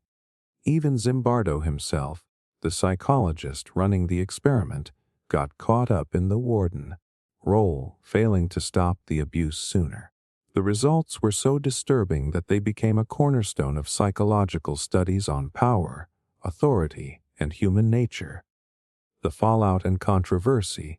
Critics argue that the experiment was unethical, lacking proper oversight, and causing real trauma to participants. Today, it would never be allowed under modern research ethics. But the biggest question remains, was this an isolated experiment, or does it reflect something much deeper about human nature? Because when we look at history, whether it's war crimes, oppressive regimes, or even modern workplace hierarchies, we see echoes of the Stanford prison experiment repeating over and over again. Attempting to warp space with high energy fields, imagine being able to fold space, just like folding a piece of paper, but instead of creating a crease, you create a shortcut across the universe. This is the idea behind wormholes, theoretical tunnels in space that could, in theory, connect distant parts of the cosmos. But how do you create something so mind-bending? Scientists tried to do it using high-energy fields, and their experiments were as ambitious as they were dangerous. The concept of wormholes. First, let's break down the concept of a wormhole. In Einstein's theory of general relativity, space is not a static backdrop. Instead, it's like a fabric that can be warped or stretched by massive objects, like planets or stars. Now, if you could create a hole in this fabric, you could theoretically connect two distant points in space, allowing faster, then light travel. That's a wormhole, a shortcut through space, time. But there's a catch: creating a wormhole requires enormous amounts of energy, more than we could even imagine today. The early attempts high-energy physics meet space. Time in the 1980s and 1990s, physicists began to explore the possibility of using high-energy fields to manipulate space-time itself. One of the most famous theories came from physicist Miguel Alcubierre, who proposed a model known as the Alcubierre drive. This theoretical concept would allow a spacecraft to travel faster than light by distorting space in front of it and behind it, creating a bubble of warped space-time. The spacecraft would not actually be traveling faster than light. It would just be carried along by the distorted space. To make this work, Alcubierre suggested that we would need a high-energy field, something akin to an advanced warp bubble, that could compress space ahead of a spaceship while stretching it behind. Sounds like science fiction, right? Well, for years, scientists have debated the possibility of creating this bubble using exotic materials and energy fields. The challenge is powering the impossible. The problem, however, is the incredible amount of energy required. To create even a small warp bubble, the calculations suggest it would take an amount of energy comparable to the mass of Jupiter. That's not just difficult, it's borderline impossible with today's technology. Even if we could harness such an energy source, it would likely need to be in the form of something like negative energy or exotic matter, which, to date, we haven't found, and that's not even the worst of it. Even if we somehow found a way to generate a warp bubble, there's no telling what kind of effects it would have on the fabric of space, time, or even on the ship itself. The risk of causing catastrophic distortions could be enormous, potentially tearing apart anything in its path. The ongoing quest from theory to experiment. While we've yet to develop the technology to create a stable wormhole or warp bubble, the quest continues. Scientists are still exploring the possibility of negative energy, the theoretical substance that could allow for such space-time manipulation. Some are even investigating the idea of black holes and their singularities as a possible source of the energy required to manipulate space on a grand scale. In recent years, there have been experiments with high-energy lasers and particle accelerators that attempt to simulate conditions similar to those near black holes, though they're still a far cry from creating an actual wormhole. Yet, the very idea of it, folding space, traveling across galaxies in an instant, continues to inspire both scientists and dreamers alike. Human exposure to high-voltage plasma in the world of physics and energy, there's one phenomenon that stands out for its sheer power and danger. High-voltage plasma. Plasma is the fourth state of matter, created when a gas is heated to the point where its atoms become ionized. Essentially, it's a mix of charged particles, electrons and ions, that can be manipulated using electric and magnetic fields. While plasma has numerous applications, ranging from the creation of neon lights to advanced research in fusion energy, its effects on humans are far from benign. When exposed to high-voltage plasma, the human body can experience severe consequences, and these experiments have often crossed the line between scientific curiosity and unethical practices. What happens when high-voltage plasma comes in contact with the human body? A plasma can be extremely volatile and unpredictable. Unlike regular electrical currents that flow through wires, high-voltage plasma is an unstable, high-energy state that can behave erratically. When human skin or tissue comes into contact with it, the effects are devastating.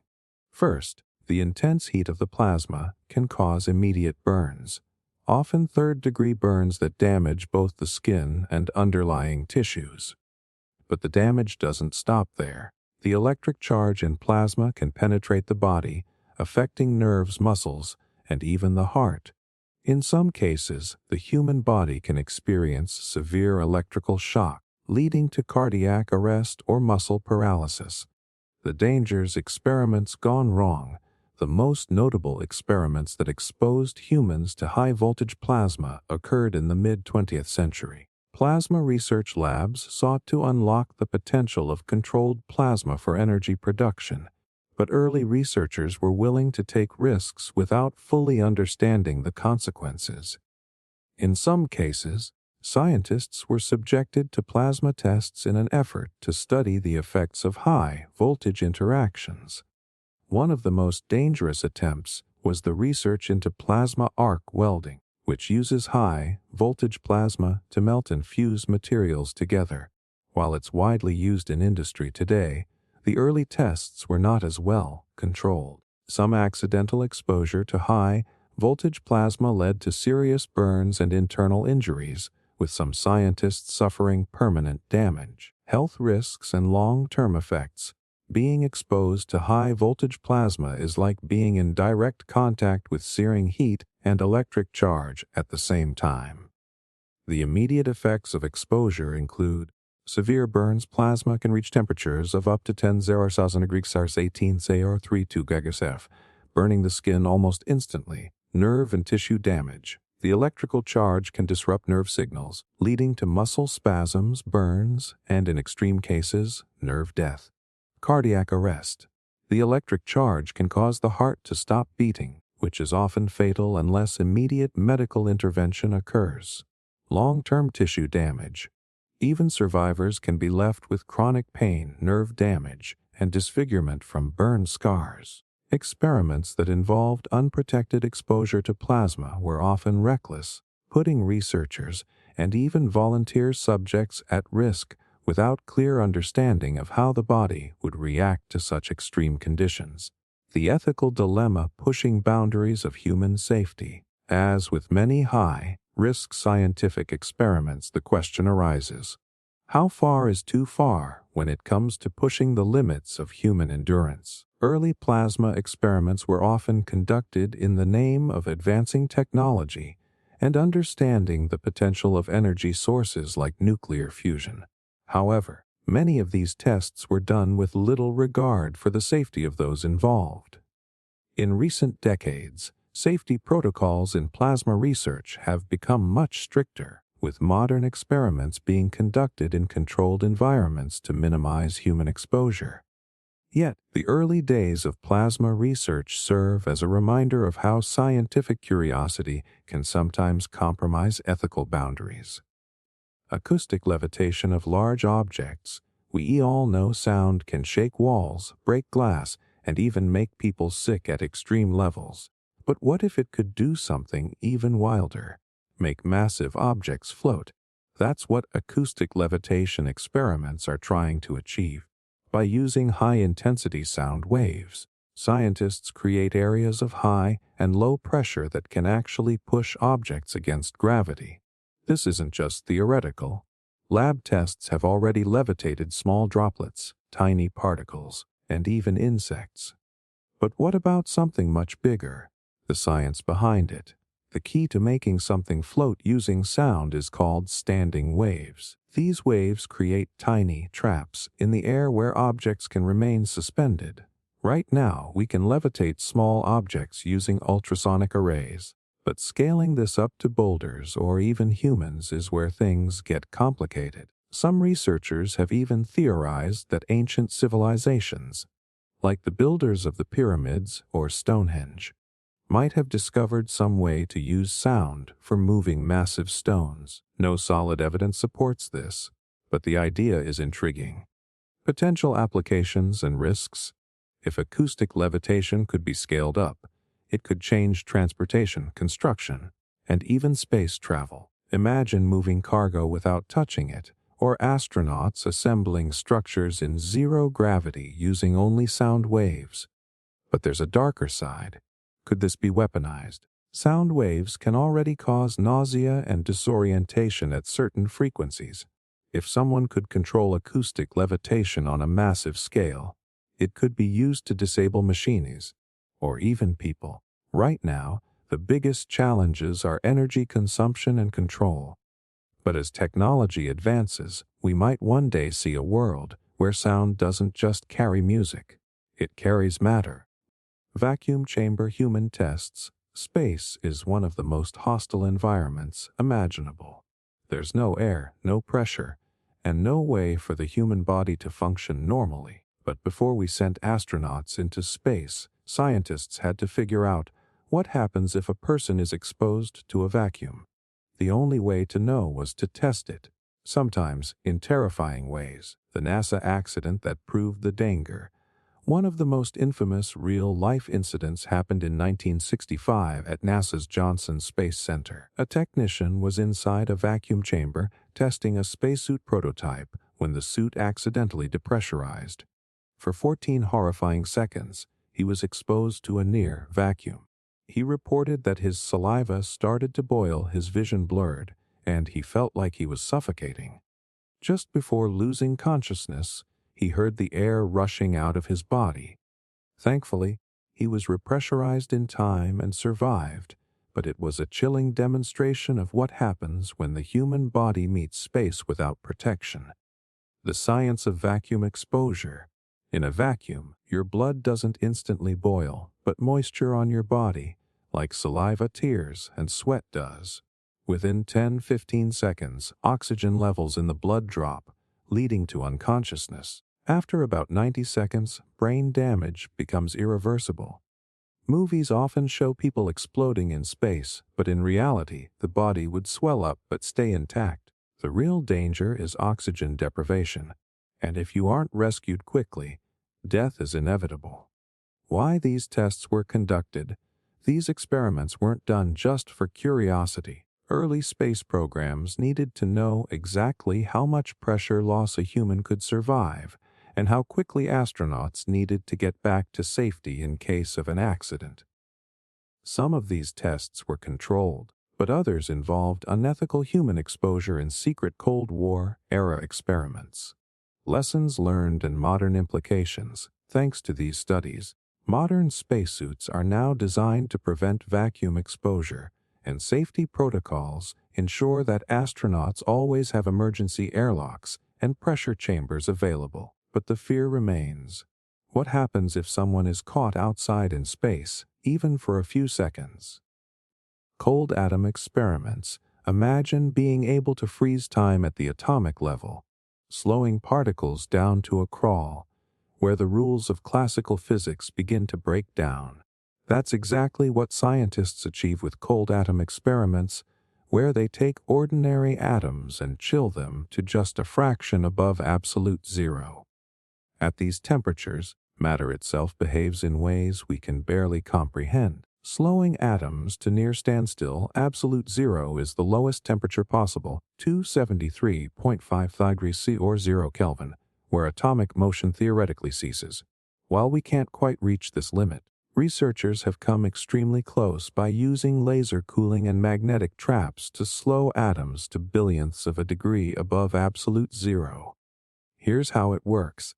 Scientists fire precisely tuned laser beams at a cloud of atoms, counteracting their motion and effectively slowing them down. It sounds counterintuitive, using light to cool things. But because photons carry momentum, they can be used to push atoms in the opposite direction of their movement, draining them of energy and making them nearly motionless. Entering the quantum realm. At such low temperatures, atoms behave less like individual particles and more like a single, unified wave. This is called a Bose-Einstein condensate BC, a bizarre state of matter where thousands of atoms act as if they are one giant super-atom. In this state, quantum effects that normally occur only at subatomic scales become visible at macroscopic levels. One of the strangest consequences of this is quantum superposition, where atoms can exist in multiple states at once. Scientists have even observed atoms tunneling through barriers that should be impossible to pass.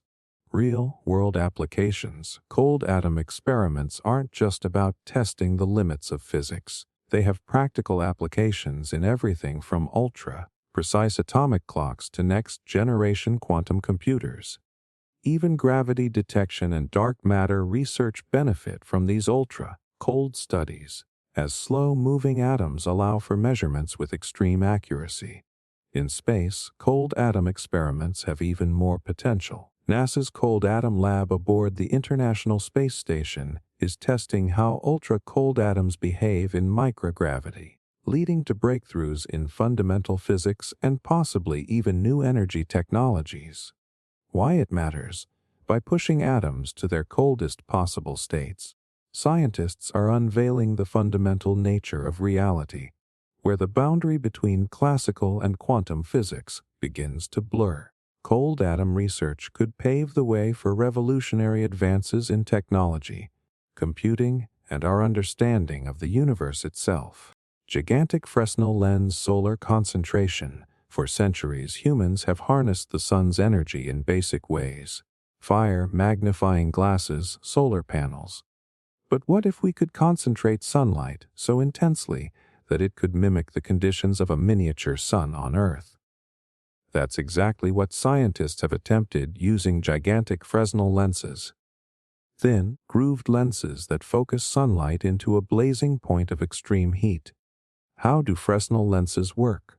Fresnel lenses are designed to bend and focus light more efficiently than traditional lenses. Originally invented for lighthouses, these lenses allow us to direct sunlight with astonishing precision. Scientists have used massive versions, some the size of a small building, to focus solar energy into a single ultra-hot spot. When done on a large scale, this can generate temperatures over 3,000 degrees Celsius of 400 degrees Fahrenheit, hot enough to melt metal instantly, create plasma similar to that found on the sun's surface, vaporize almost any material in seconds. Real experiments that pushed the limits. The PRMS solar furnace in France uses an array of mirrors and a Fresnel lens to reach unprecedented heat levels. It has been used to study spacecraft materials, nuclear fusion components, and even simulate the conditions of re-entering Earth's atmosphere. In solar power research, engineers are using Fresnel lenses to make high-efficiency solar concentrators, which could one day replace fossil fuels. The risks and controversy. While the technology has groundbreaking potential, it comes with serious dangers. A misaligned or malfunctioning Fresnel system could ignite fires or cause devastating destruction. There are concerns that weaponizing such intense solar energy might become a possibility. The sheer intensity of focused sunlight raises questions about environmental impact and long-term sustainability. The future of artificial suns. As we refine this technology, Fresnel lenses may play a key role in fusion energy, deep space exploration, and ultra-efficient renewable power. Some researchers believe that if we scale up these experiments, we could one day engineer small, controlled suns, a step closer to true artificial fusion power. Particle accelerator exposure tests. Particle accelerators, like the Large Hadron Colliders (LHC), smash atoms together at nearly the speed of light to uncover the fundamental building blocks of reality. But what happens if a human accidentally gets exposed to one of these beams? Surprisingly, it has happened before. The man who survived a particle beam in 1978, Anatoly Bugorsky, a Soviet scientist, became the only known person to survive direct exposure to a high-energy proton beam. While working on the U-70 particle accelerator in Russia, he leaned in to inspect a malfunctioning part. Unbeknownst to him, the accelerator fired a 76 billion electron-volt 76 GeV beam straight through his skull. The immediate effects: Bugorsky saw a flash brighter than 1,000 suns, but felt no pain. The beam burned a hole through his face and brain tissue, yet incredibly, he remained conscious. Over time, one side of his face became paralyzed, but against all odds he survived. How is that even possible? A particle beam is not like a laser. It's a stream of subatomic particles. When they pass through soft tissue, they don't vaporize it, but instead cause cell mutations, radiation burns, and DNA damage. If Bugorsky had been exposed to a wider beam or a more intense burst, he wouldn't have survived. The potential dangers of particle accelerator exposure. While Bugorsky's case is an extreme example, exposure to particle beams can lead to severe radiation sickness, cellular mutations that could cause cancer, unknown long-term neurological effects. Modern accelerators are heavily shielded, making similar incidents nearly impossible today. But some theoretical risks remain, especially with high-energy experiments. Could particle collisions have catastrophic side effects? Some scientists have speculated that ultra-high-energy collisions, like those in the LHC, could theoretically create micro-black holes, though they would evaporate instantly, generate strangelets, hypothetical particles that could potentially turn normal matter into strange matter, cause quantum vacuum decay, triggering a catastrophic change in the fabric of reality. Of course, these risks are highly theoretical and not considered a real danger. But they do make you wonder. We've explored what happens when humans interact with particle beams. Reverse engineering UFO physics claims. For decades, conspiracy theorists and former insiders have whispered about hidden programs studying UFO wreckage. The idea: governments are secretly reverse engineering non-human technology to unlock anti-gravity propulsion, limitless energy, and even faster than light travel. But how much of this is real, and how much is pure speculation? The Roswell crash and Area 51's cover-up, or just a balloon? It all goes back to Roswell, 1947, a supposed flying saucer crash that the military first confirmed, then backtracked on, claiming it was just a weather balloon. Since then, locations like Area 51 have been at the center of theories about retrieved alien craft and top-secret aerospace testing. Leaked reports, whistleblower testimony, and declassified Pentagon programs suggest that some UFOs move in ways impossible for human aircraft, like instant acceleration with no visible propulsion. Metamaterials have been collected, exotic materials that don't behave like anything found on Earth. The U.S. military has patented technology that mimics UFO movements, such as electromagnetic field propulsion. Are we close to unlocking alien physics? If real reverse engineering alien tech would focus on anti-gravity propulsion, a way to move without traditional fuel or engines, zero-point energy extracting limitless power from the quantum vacuum, warp drives, theoretical ways to bend space, time for interstellar travel. The problem: we don't have the physics to fully explain how UFOs work, or at least that's what we're told. Some believe the technology is being suppressed until it's militarized or profitable. The harsh reality: hype or secret breakthroughs. Skeptics argue that most UFO sightings could be high-tech human aircraft like experimental stealth planes. Claims of reverse engineering alien tech might just be a cover for classified military advancements. The U.S. and other nations continue to invest heavily in exotic propulsion, but there's no confirmed evidence of actual alien technology. Still, with recent government admissions that some UFOs defy known physics, the mystery only grows. Extreme electromagnetic field exposure on humans. At every day, we're surrounded by electromagnetic fields, EMFs, from our cell phones to the Wi-Fi in our homes. But what if we took things further and exposed the brain to extreme EMFs? Could they be more than just invisible forces passing through us? Could they actually alter the way we think, feel, and perceive reality? As it turns out, scientists have been exploring this very question, and the results are more shocking than you might expect. The God Helmet Experiment. In the 1980s, Dr. Michael Persinger, a neuroscientist at Laurentian University in Canada, created a device called the God Helmet. This helmet was designed to deliver low-frequency electromagnetic fields to the temporal lobes of the brain, an area believed to influence perception and emotion. And the results? Well, let's just say they're enough to make you reconsider the relationship between electromagnetic fields and supernatural experiences. Participants reported having vivid visions.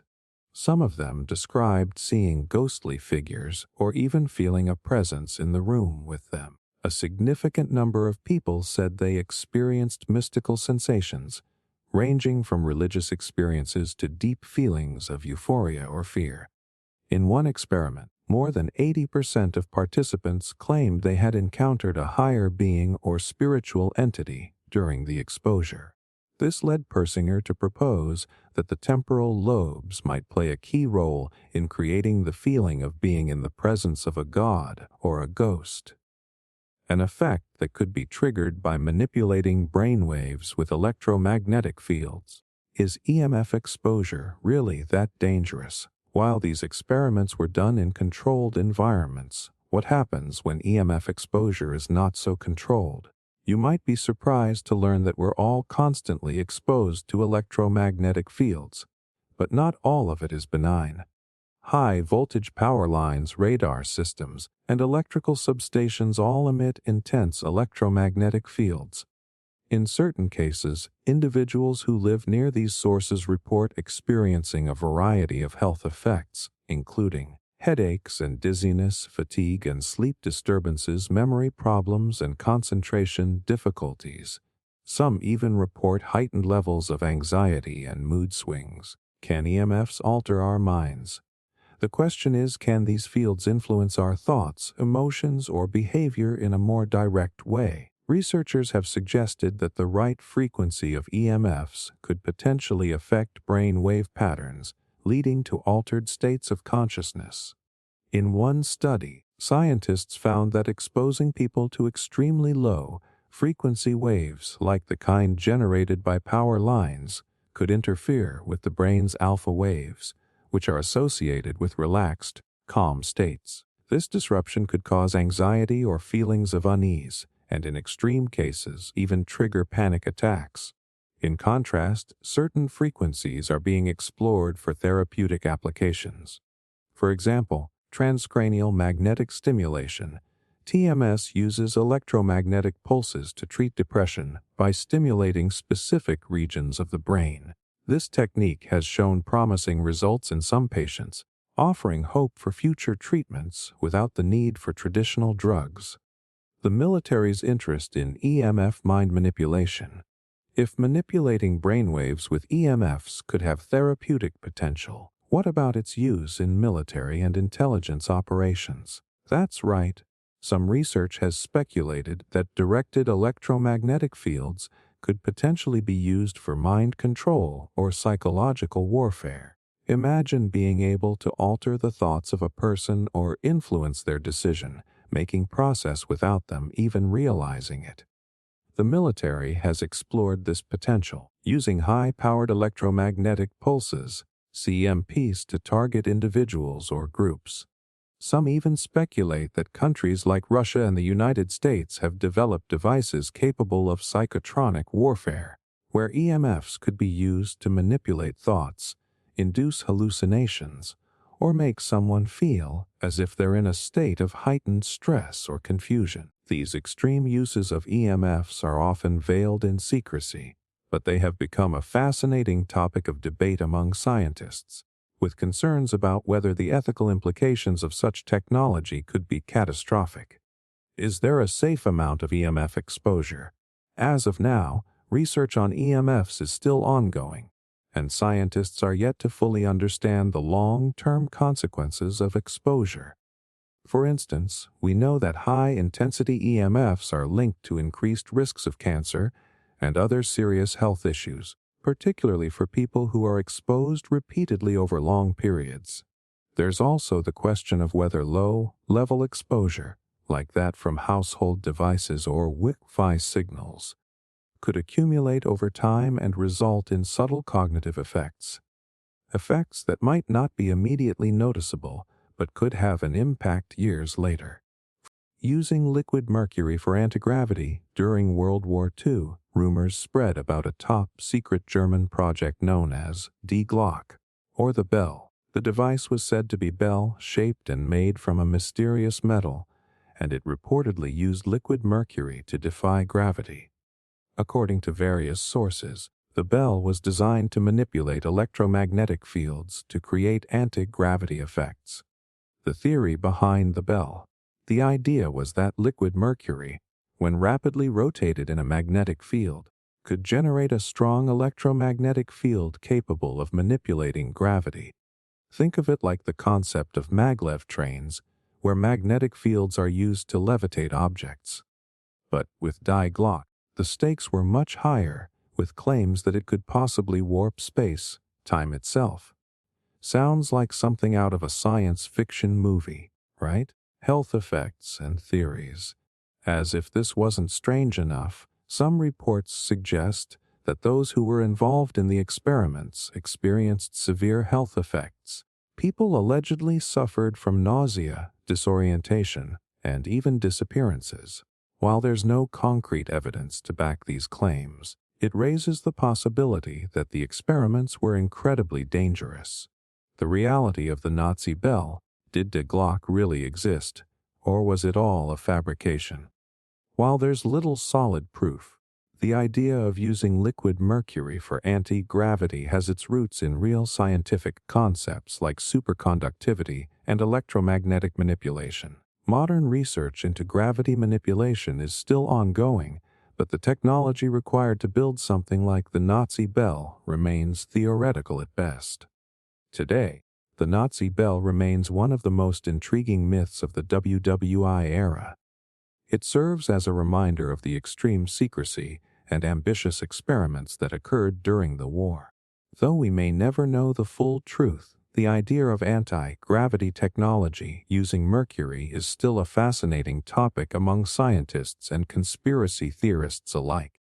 Testing high Power microwaves on objects. Microwaves aren't just for heating up your leftovers. They can also be used in extreme experiments that push the boundaries of physics. Scientists have tested high-power microwave beams on different objects, producing some unexpected and bizarre effects. Some materials heat up instantly, while others experience a strange force, making them levitate or even disintegrate. How high-power microwaves work. Microwaves are a form of electromagnetic radiation that can rapidly excite water molecules, causing them to vibrate and generate heat. But when cranked up to extreme energy levels, microwaves can do far more than just heat food. In experiments, powerful microwave beams have been directed at metals, ceramics, and even biological tissue to study their effects. The results: some objects superheat within seconds, while others interact with the electromagnetic waves in ways that cause unexplained movement or levitation. The levitation effect. One of the most fascinating outcomes of these experiments is electromagnetic levitation. Certain materials, when exposed to intense microwave radiation, experience repelling forces due to interactions between the radiation and the object's electrons. Some researchers believe this effect could one day be harnessed for applications in advanced propulsion technology or even contactless material handling in industries. The dangers and potential applications. High-power microwaves can be incredibly dangerous. In some experiments, materials have exploded due to thermal runaway, where the object absorbs too much energy too quickly. This has raised concerns about their potential use in directed energy weapons or electromagnetic interference technology. On the other hand, understanding these interactions could lead to breakthroughs in wireless power transfer, advanced manufacturing, and new energy applications. While high-power microwave experiments have revealed some mind-bending effects, the full scope of their potential, both good and bad, is still being explored. Whether it's levitation, extreme heating, or even disintegration, the way microwaves interact with matter is a field of study that could have surprising future implications. Creating self-sustaining plasma structures. Plasma, the incredibly hot, electrically charged state of matter, makes up 99% of the visible universe. It's the fuel of stars, lightning, and nuclear explosions, but harnessing and controlling plasma on Earth has been one of the greatest scientific challenges of the modern era. If we could create a self-sustaining plasma structure, we'd unlock the key to limitless clean energy. Essentially, a man-made star providing power without pollution or radioactive waste. The idea sounds like something out of science fiction, but for decades, researchers have been experimenting with ways to contain plasma and make it last longer than a few fleeting milliseconds. The breakthroughs have been astonishing, but the risks equally fascinating. What is plasma, and why is it so hard to control? A plasma is not a solid liquid or gas. It's a superheated, ionized gas where atoms are stripped of their electrons, creating a sea of charged particles. It's what makes our sun burn for billions of years. But the sun has one advantage: we don't immense gravity to keep its plasma together. On Earth, plasma naturally wants to expand and escape, making it incredibly difficult to contain and control. To combat this, scientists have developed high-powered magnetic fields to confine plasma in place. Devices like tokamaks and stellarators use intense electromagnetic forces to keep plasma swirling in a controlled loop, preventing it from touching the walls and destroying its container. But here's the catch: plasma is inherently unstable. Even with the most advanced technology, plasma constantly wreathes, collapses, and cools down before it can sustain a reaction long enough to produce usable energy. The dream is to create a plasma structure that can hold itself together, forming something like a miniature artificial star. Breakthroughs and controversial research. One of the most exciting recent developments in plasma research is the attempt to trigger nuclear fusion, the same process that powers the sun. If successful, Fusion could provide nearly limitless energy with no carbon emissions or hazardous waste. But plasma research isn't just about energy. Some experiments have investigated plasma's potential for experimental propulsion, high-energy weaponry, and even atmospheric manipulation. There have been rumors of military projects attempting to weaponize plasma for directed energy attacks or electromagnetic disturbances, but these remain largely classified. One of the strangest areas of plasma research involves plasma-based structures that might self-organize into stable forms. In theory, this could open the door to creating artificially stable plasma entities, a concept that blurs the lines between science and science fiction. Could we one day engineer plasma-based life forms or self-sustaining artificial suns? Right now it's speculation, but the physics behind it is being actively studied. Why this matters: mastering plasma control would revolutionize energy production. A self-sustaining plasma structure could mean a future of unlimited, clean power, eliminating the need for fossil fuels. But at the same time, it raises serious ethical and safety questions. What happens if we create something we can't control? Could we accidentally unleash forces that could threaten our planet? For now, plasma research remains one of the most exciting frontiers in physics. Whether we end up creating synthetic stars, advanced propulsion systems, or even plasma-based intelligence, one thing is clear: mastering plasma could change the course of human history. Interference experiments in time perception ever had a moment where time seemed to slow down, like during an accident or an intense experience? What if scientists could control that effect at will? Some experiments suggest that manipulating external stimuli, brain waves, or even physics itself might alter the way we perceive time. While it might sound like science fiction, researchers have been actively testing ways to distort human time perception, and the results are both fascinating and unsettling. The science of time perception: our brains don't perceive time in a steady, linear way. Instead, time is a construct of our consciousness, influenced by factors like emotions, sensory input, and neural processing speed. For instance, moments of fear or adrenaline rush can make time seem to slow down, while boredom or repetition can make it feel like it's speeding up. Scientists have tried to exploit this effect using different methods, including strobe lights, binaural beats, and magnetic brain stimulation. These techniques can trick the brain into misjudging the passage of time, leading to bizarre sensations like time dilation, where seconds feel like minutes, or time contractions, where hours seem to disappear. Key experiments and findings: one study found that exposing people to rapid bursts of visual stimuli slowed down their perception of moving objects, almost like a real-life bullet time effect.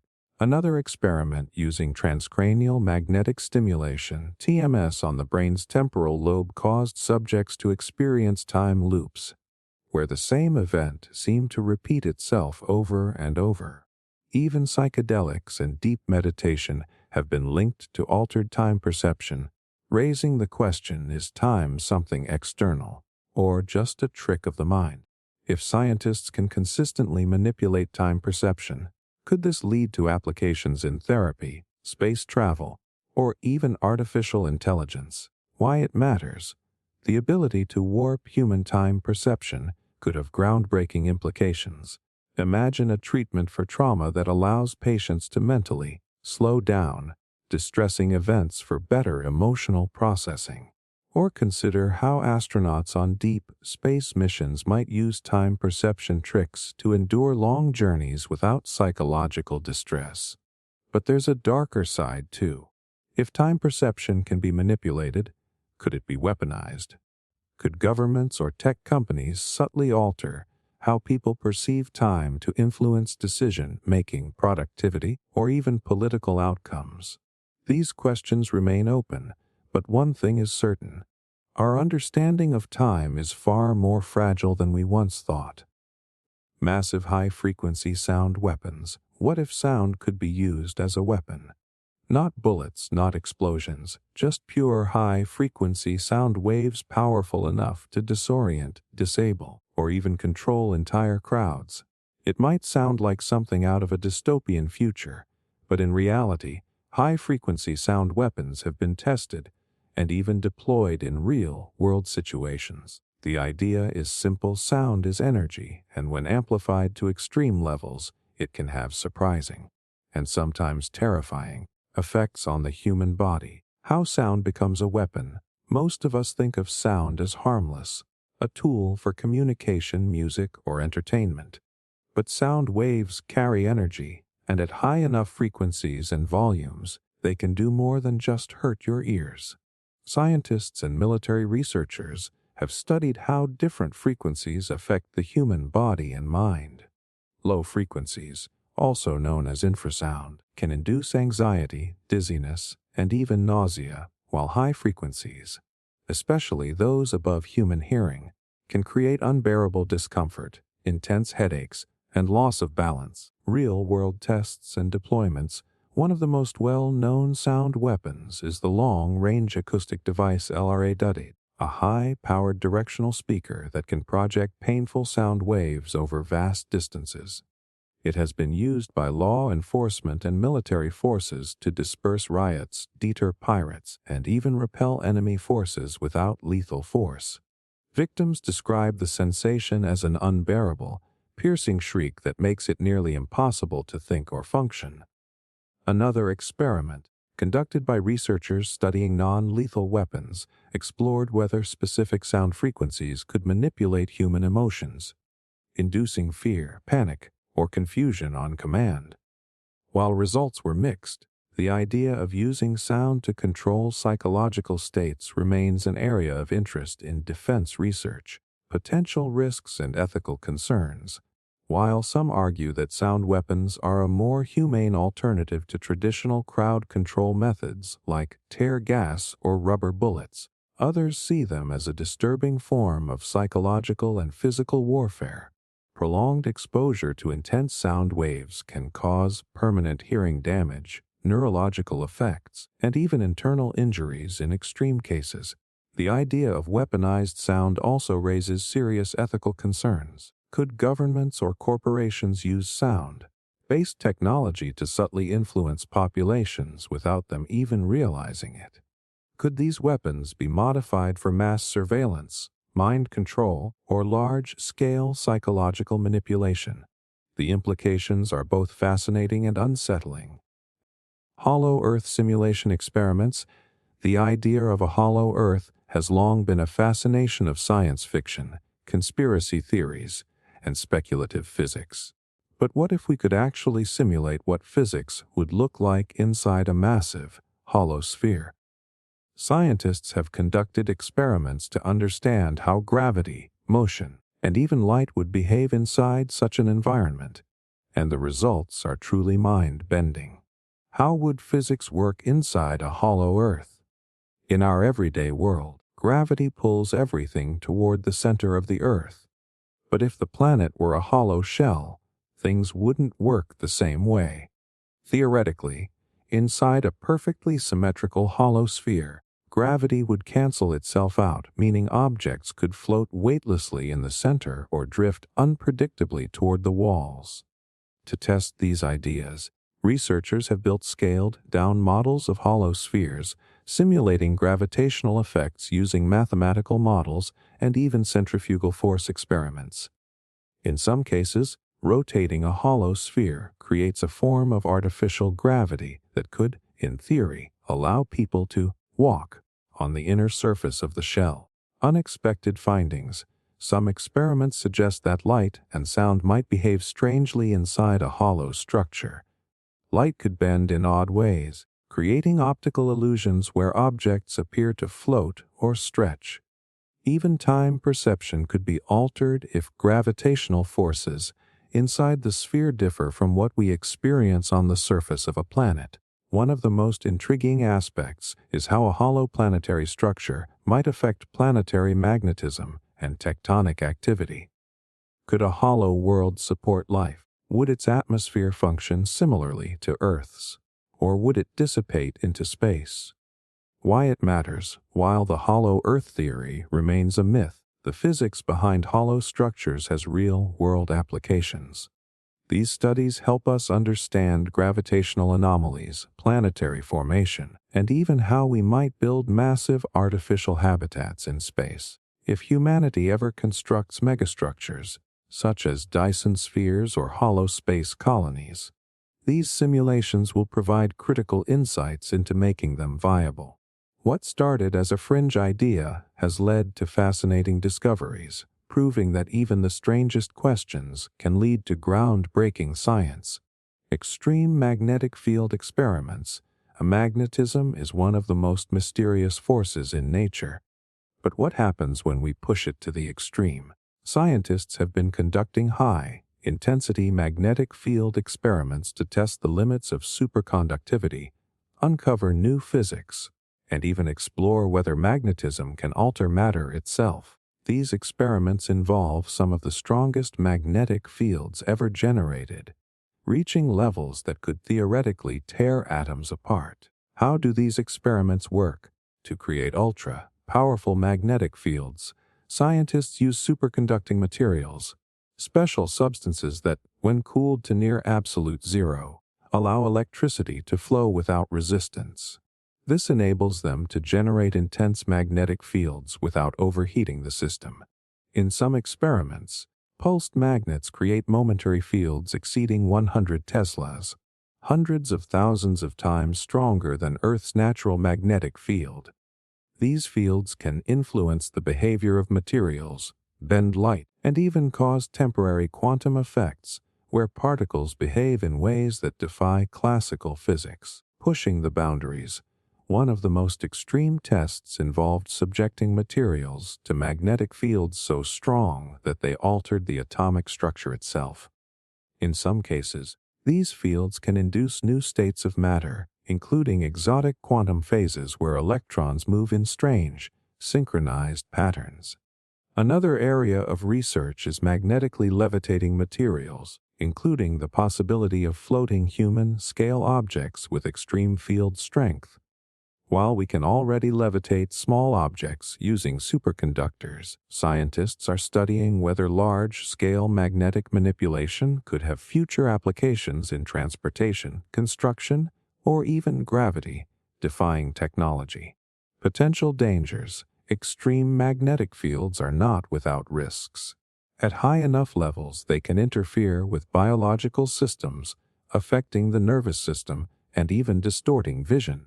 There are concerns that prolonged exposure could have unknown health effects on humans. Additionally, these fields exert immense physical stress on equipment, sometimes leading to violent failures in experimental setups. Why it matters. These experiments are unlocking new realms of physics, helping us understand the limits of magnetism, superconductivity, and quantum mechanics. The knowledge gained here could one day lead to revolutionary technologies, from high-speed maglev transportation to advances in quantum computing and energy transmission. As we push the limits of what's possible with magnetism, we may be on the verge of discoveries that could reshape our understanding of reality itself. The Demon Core incident. There are experiments that push the boundaries of knowledge. And then there are those that flirt dangerously with disaster. The Demon Core incident was one of the latter, a chilling example of how close humanity has come to accidental nuclear catastrophe. What was the Demon Core? The Demon Core was a highly radioactive, 6.2 kilogram sphere of plutonium originally intended for a third nuclear bomb during World War II.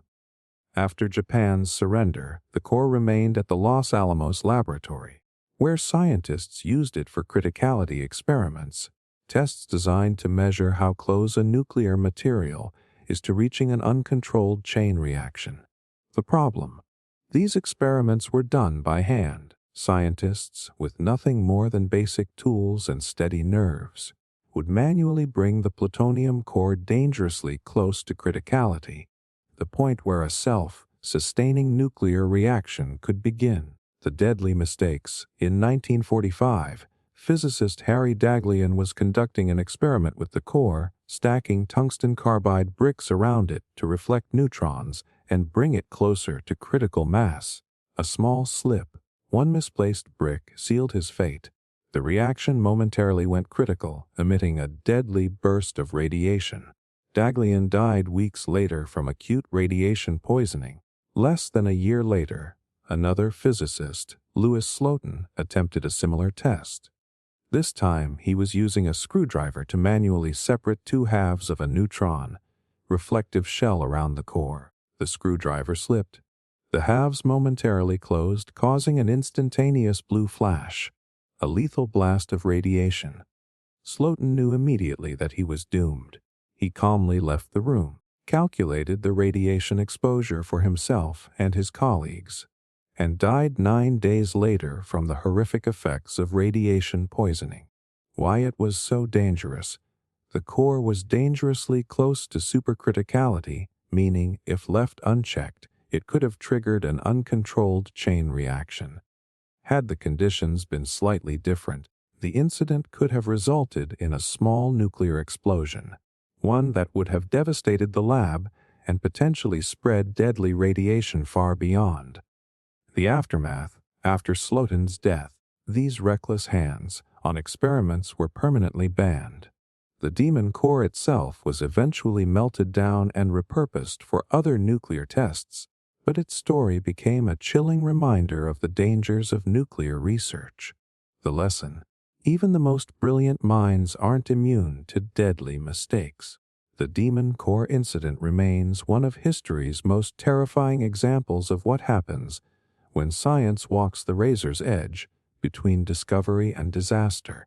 Weaponizing black holes, theoretically, black holes, the most mysterious and terrifying objects in the universe. They devour everything, even light itself.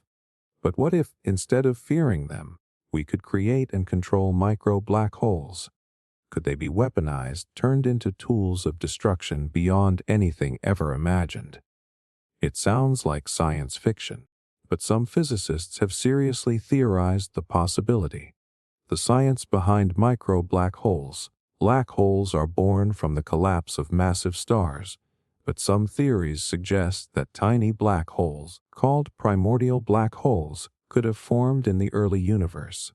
Others believe that particle accelerators, like the Large Hadron Collider, LHC, could theoretically create microscopic black holes if they collide particles with enough energy.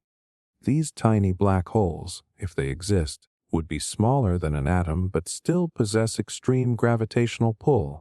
However, according to Hawking radiation theory, they would evaporate almost instantly. Too fast to be dangerous or useful. But what if we could stabilize one? Could a black hole be used as a weapon?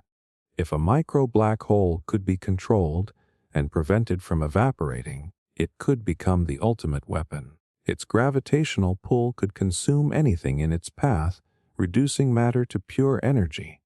Imagine a weapon that doesn't explode, but instead pulls everything into an inescapable void. Some sci-fi concepts suggest black holes could be used to erase entire cities, collapse planets, or even alter space-time itself. A controlled black hole could also be a perfect energy source, providing nearly limitless power, if we could find a way to extract it without being consumed. The reality check for now: this remains purely theoretical. Even if the LHC or another collider did create a micro black hole, current physics suggests it would be too unstable to last. And controlling one, that's beyond our technological reach, for now. But if our understanding of gravity and quantum mechanics deepens, who knows? The idea of weaponizing the very fabric of the universe might not be as impossible as it sounds. One thing is certain: if we ever reach that point, we'd be handling forces far beyond anything humanity has ever controlled before. Gigantic particle accelerator collisions. Imagine a machine so powerful that it smashes particles together at nearly the speed of light, unlocking the secrets of the universe. Now, imagine that same machine accidentally creating a black hole right here on Earth. Sounds like something out of a doomsday movie, right? But when the Large Hadron Collider, LHC, was first switched on, some people feared that the extreme energy of its particle collisions could generate a microscopic black hole capable of swallowing the planet. How could a particle accelerator make a black hole? Particle accelerators like the LHC smash protons and heavy ions together at incredible speeds, recreating conditions similar to those that existed just after the Big Bang. Some theories suggest that, under the right conditions, these high-energy collisions could briefly form micro-black holes, tiny regions of extreme gravity. This idea comes from string theory and extra-dimensional physics, which suggests that tiny black holes might be more common than we think if there are hidden dimensions beyond the ones we experience. If true, the LHC or an even more powerful future collider could, in theory, create one. Would it be dangerous? Here's the part that scientists emphasize: even if a micro-black hole were created, it wouldn't be a threat. According to Hawking radiation theory, black holes emit energy and shrink over time. A tiny black hole formed in a particle collider would evaporate in a fraction of a second, long before it could absorb anything. Studies by CERN and independent researchers have repeatedly confirmed that there's no risk of a black hole escaping control and consuming the Earth. Even if one did survive, its gravitational pull would be so weak that it wouldn't affect anything around it. While black hole fears make for great headlines, the real reason we push particle collisions to higher energies is to uncover new physics. From understanding dark matter to unlocking the mysteries of the universe's origins. And while the idea of creating a black hole in a lab remains unlikely, the fact that scientists even consider the possibility shows just how far modern physics is willing to push the boundaries of the unknown. So, will particle accelerators ever create black holes? Maybe, but will they destroy the Earth? Not a chance. Artificially creating gamma-ray bursts, GRBs, are the most powerful explosions in the universe, capable of releasing more energy in seconds than our Sun will in its entire lifetime. They're thought to occur when massive stars collapse into black holes or when neutron stars violently collide. If a GRB were to hit Earth directly, it could strip away the ozone layer, exposing life to deadly radiation. But what if scientists could recreate these violent cosmic events in a controlled lab setting? Some experiments have attempted to do just that, on a much smaller scale. What are gamma-ray bursts? Gamma-ray bursts are intense flashes of high-energy radiation that can travel across billions of light years. They're divided into two main types: long-duration GRBs, caused by collapsing massive stars; short-duration GRBs, resulting from the merger of dense objects like neutron stars. These bursts produce jets of energy that move at nearly the speed of light, and their immense power has puzzled scientists for decades. By simulating them in a lab, researchers hope to unlock their secrets, and perhaps even harness some of their energy. How can scientists recreate GRBs? Of course, we can't collapse a star in a laboratory, but researchers have experimented with high-intensity lasers and particle accelerators to mimic certain aspects of GRBs.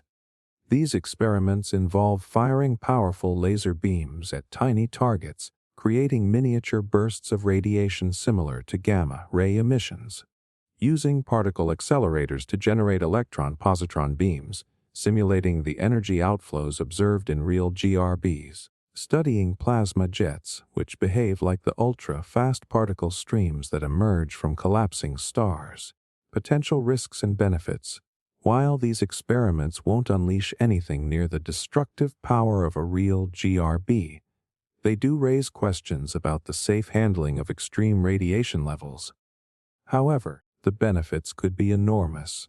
By understanding gamma-ray bursts better, scientists can improve space weather predictions, radiation shielding for astronauts, and even advanced propulsion systems for space travel.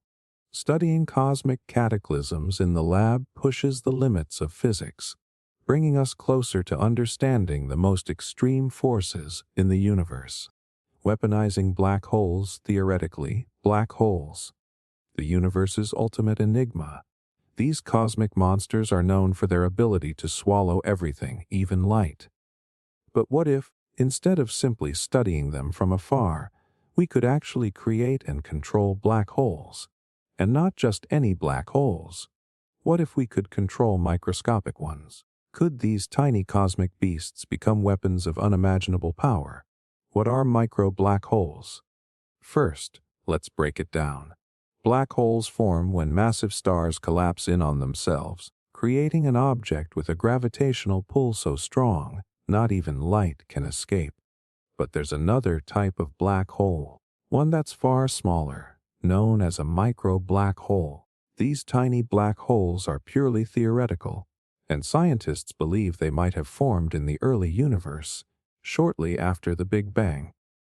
But in recent years, some physicists have theorized that particle accelerators, like the Large Hadron Colliders (LHC), could create micro black holes by smashing particles together at incredible speeds, producing enough energy to create these miniature gravitational anomalies.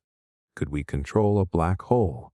Now, here's where it gets wild. These theoretical micro black holes would be incredibly small, smaller than an atom in fact. Despite their size, they would still have a tremendous gravitational pull, capable of sucking in any matter within their reach.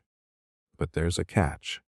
According to the Hawking radiation theory, these black holes would evaporate almost instantly, potentially before they could do any damage. So, they're dangerous in theory, but almost too short-lived to be a threat in practice. The question is, could we somehow stabilize one long enough to use it? Could we weaponize a micro black hole? Imagine for a moment that we could prevent a micro black hole from evaporating. What if we could somehow hold its gravitational power in check and control it? The possibilities would be mind-boggling. Instead of a traditional explosive weapon, we'd have a black hole that devours anything in its path. It could pull in matter, crush it, and reduce it to pure energy. No blast, no shockwave, just an invisible force pulling everything into its depths. Some scientists speculate that such a weapon could be used to obliterate entire cities or collapse planets. And there's even the potential to use a black hole as an energy source. If we could harness the power it generates as it consumes matter, we'd have nearly limitless energy. Of course, we're a long way from making this a reality. Controlling a micro black hole is, for now, firmly in the realm of science fiction. Can we really control black holes? In theory, it's an intriguing concept. But the reality is, we don't have the technology or the understanding of gravity and quantum mechanics to control a black hole. Even if a micro black hole were to be created, its instability would likely make it impossible to sustain. And as we currently understand it, we wouldn't be able to harness its energy without being consumed by it. But that doesn't mean it's an impossible dream. As our understanding of physics advances, especially in fields like quantum mechanics and gravity, we may eventually uncover new ways to manipulate such extreme forces. Who knows? In the distant future, something that seems so far out of reach today could become a tool humanity uses, whether for energy, defense, or even exploring the most mysterious aspects of the universe. For now, weaponizing black holes remains purely theoretical. But the idea of controlling the very forces that govern space and time, it's the kind of science that pushes the boundaries of human knowledge. And though we might not be ready to create a micro black hole today, it's a concept that challenges us to think bigger about the power and potential hidden in the fabric of the universe. Creating dark matter on Earth, dark matter, an invisible, untouchable substance that makes up most of the universe. Scientists believe it's out there, shaping galaxies and bending light with its immense gravitational pull. But despite its influence, we've never actually seen it, and we don't know what it's made of. So, the big question is, could we create dark matter right here on Earth?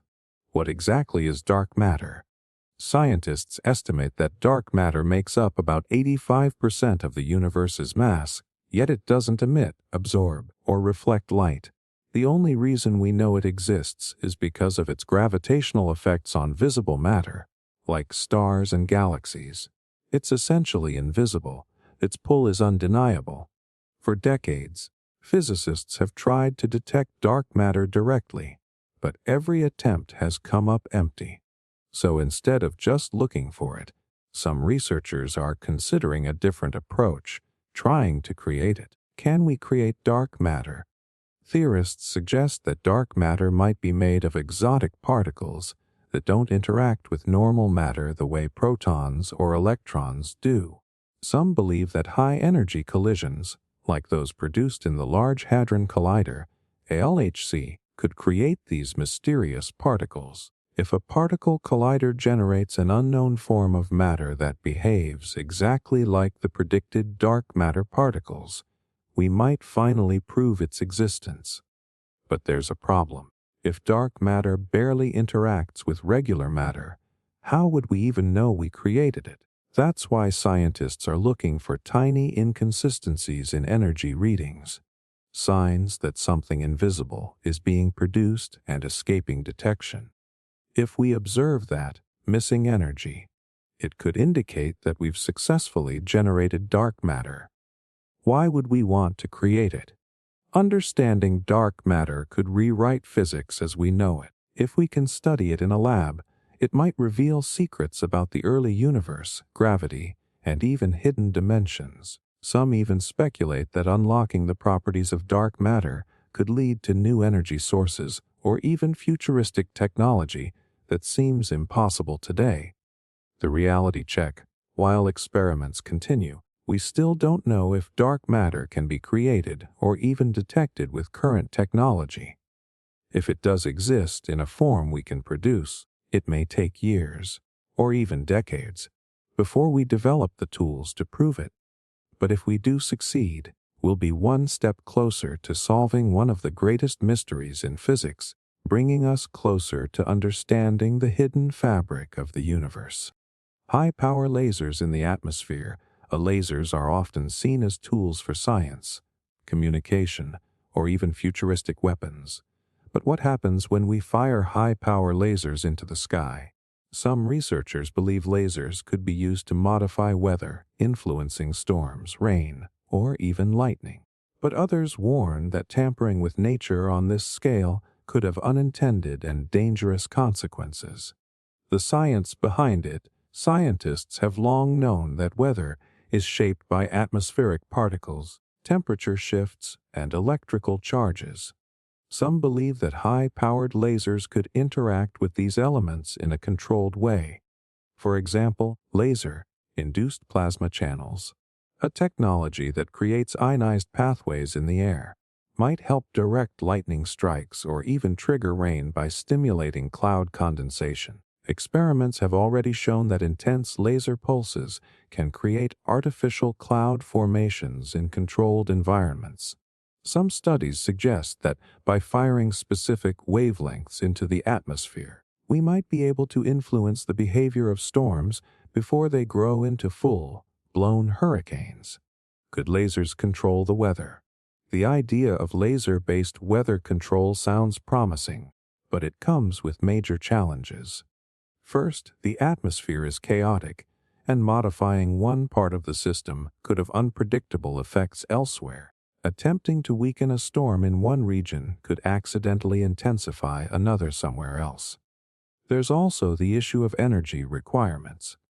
To truly impact weather on a large scale, lasers would need immense amounts of power, far beyond what's currently available.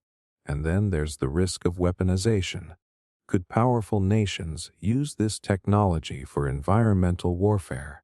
The risks and unknowns. While laser-based weather modification remains largely experimental, the potential risks can't be ignored. Interfering with the planet's natural systems could trigger unexpected climate disruptions, and even small-scale tests might lead to unforeseen consequences. For now, high-power atmospheric lasers are mostly used for scientific research, but if we ever find a way to control the weather, we'll have to ask, are we fixing nature, or are we playing with forces beyond our understanding? Extreme particle collisions, particle colliders. Massive machines built to smash atoms together at nearly the speed of light have already reshaped our understanding of physics. But some scientists have speculated, what if, in pushing the limits, we accidentally tear the very fabric of space itself? Could extreme particle collisions trigger a chain reaction that spirals out of control? How high energy collisions work? In facilities like the Large Hadron Colliders (LHC), scientists accelerate particles, like protons, to relativistic speeds and slam them together to study the fundamental building blocks of the universe. These collisions create extreme conditions, momentarily recreating the energy levels that existed moments after the Big Bang. But what happens if we push beyond current limits? Some theories suggest that with enough energy, a high-energy collision could cause unexpected phenomena, such as producing tiny black holes, strange matter, or even a vacuum decay event that could rewrite the laws of physics as we know them. Theoretical risks: could we rip space apart? Physicists have debated whether such experiments could accidentally destabilize reality itself. One of the biggest fears involves the idea of vacuum decay, a theoretical event where a collision could create a bubble of lower energy vacuum that expands at the speed of light, erasing the universe in an instant. Fortunately, current calculations suggest this is extremely unlikely. Another concern is strange matter, a hypothetical type of particle that, if formed, could start a catastrophic reaction, converting all normal matter into a new, unknown state. Some also speculate about creating tiny black holes, though according to Hawking radiation theory, these would evaporate almost instantly. Why scientists keep pushing the limits? Despite these theories, physicists argue that nature itself already conducts far more powerful collisions than anything we can create. Cosmic rays, high-energy particles from deep space, collide with our atmosphere at energies far greater than the LHC can produce, and the universe still exists. But as scientists develop next-generation colliders, capable of generating even higher energies, the question remains, are we simply unlocking the secrets of the cosmos, or are we playing with forces we don't yet understand? Testing theories of reality being a simulation. What if everything we experience, every sight, sound, and sensation, isn't real? Some scientists and philosophers suggest that our universe might be nothing more than an advanced simulation, much like a hyper-realistic video game. But if that's true, could we find a way to prove it, or even break out of it? The simulation hypothesis, the idea that we live in a simulated reality, isn't just a sci-fi concept. It's been taken seriously by figures like Elon Musk, theoretical physicists, and even NASA researchers. The argument goes like this: if civilizations ever advance far enough to create ultra-realistic simulations of entire worlds, then statistically, it's more likely that we are in one of those simulations rather than the original reality. If that's the case, then our universe should have glitches, patterns, or artificial constraints, just like a computer program. Scientists have proposed multiple experiments to test this, looking for evidence that our world has a fundamental resolution limit. Much like pixels in a screen, attempts to find the code. One way researchers have tried to test this theory is by looking for lattice structures in space. The idea that, if our universe is simulated, space-time itself might be pixelated at a microscopic level. Other ideas involve searching for unexpected anomalies in quantum physics, as if reality is running on a programmed set of rules rather than true randomness. There have even been thought experiments where scientists try to force glitches in reality. By observing unpredictable quantum events at high precision, to see if they behave in ways that suggest an artificial system reacting to being watched. What would happen if we broke the simulation? If we ever found definitive proof that we were in a simulation, would it change how we live? And more importantly, if whoever or whatever is running the simulation discovered that we know the truth, what would they do? Would they patch the system, shut it down, or would they allow us to see what's outside? While there's no solid proof yet that we're living in a simulation, the fact that serious scientists are even entertaining the idea is enough to make you question everything you know about reality. Trying to manipulate time with gravity, it feels constant, unchanging, and inescapable. But what if it wasn't? What if we could slow it down, speed it up, or even reverse it? According to Einstein's theory of relativity, time isn't fixed. It bends and stretches depending on gravity. And some scientists have tried to test just how far we can push those limits. How gravity warps time. Einstein's theory suggests that the stronger the gravitational field, the slower time moves. This is called gravitational time dilation, and it has already been proven on small scales. For example, astronauts aboard the International Space Station experience time slightly faster than we do on Earth, because they are farther from the planet's gravitational pull. But what happens when we take this idea to the extreme? Could a strong enough gravitational force let us manipulate time itself? Experiments to test time manipulation. Scientists have run tests using atomic clocks placed at different altitudes, showing that clocks closer to Earth's surface tick more slowly than those farther away. But some researchers have theorized that if we could create artificial gravitational fields strong enough, we might be able to slow down time significantly, even to the point of near suspension. In the most extreme cases, black holes provide the ultimate test. Near a black hole's event horizon, time slows to a crawl compared to the outside universe. Some physicists have wondered if humans could one day harness this effect, creating a form of time control by orbiting or manipulating gravitational fields. Could we ever control time? Right now, human-made gravitational fields are too weak to bend time in any meaningful way. But if we ever learn to manipulate gravity, whether through advanced technology or understanding quantum physics better, time travel, deep space travel, and even extending human lifespans could become possible. For now, these ideas remain in the realm of theory and science fiction. But if time is just another dimension, who's to say we won't learn to move through it someday, just like we do through space? Cold fusion experiments. Imagine a world where energy is limitless, clean, and cheap, where a single glass of water could power an entire city for days. That's the promise of cold fusion, a theoretical process that could revolutionize energy production. But despite decades of experimentation, cold fusion remains one of the most controversial and elusive scientific pursuits. What is cold fusion? Fusion is the process that powers the sun. Atoms fuse together under extreme heat and pressure, releasing enormous amounts of energy. Traditional fusion reactors try to replicate this by using millions of degrees of heat to force atomic nuclei to merge. But cold fusion suggests that the same process could happen at room temperature, without the need for extreme conditions. If true, it could provide virtually unlimited energy with no harmful radiation or greenhouse gases. But there's just one problem: no one has been able to prove that it actually works. The infamous 1989 experiment.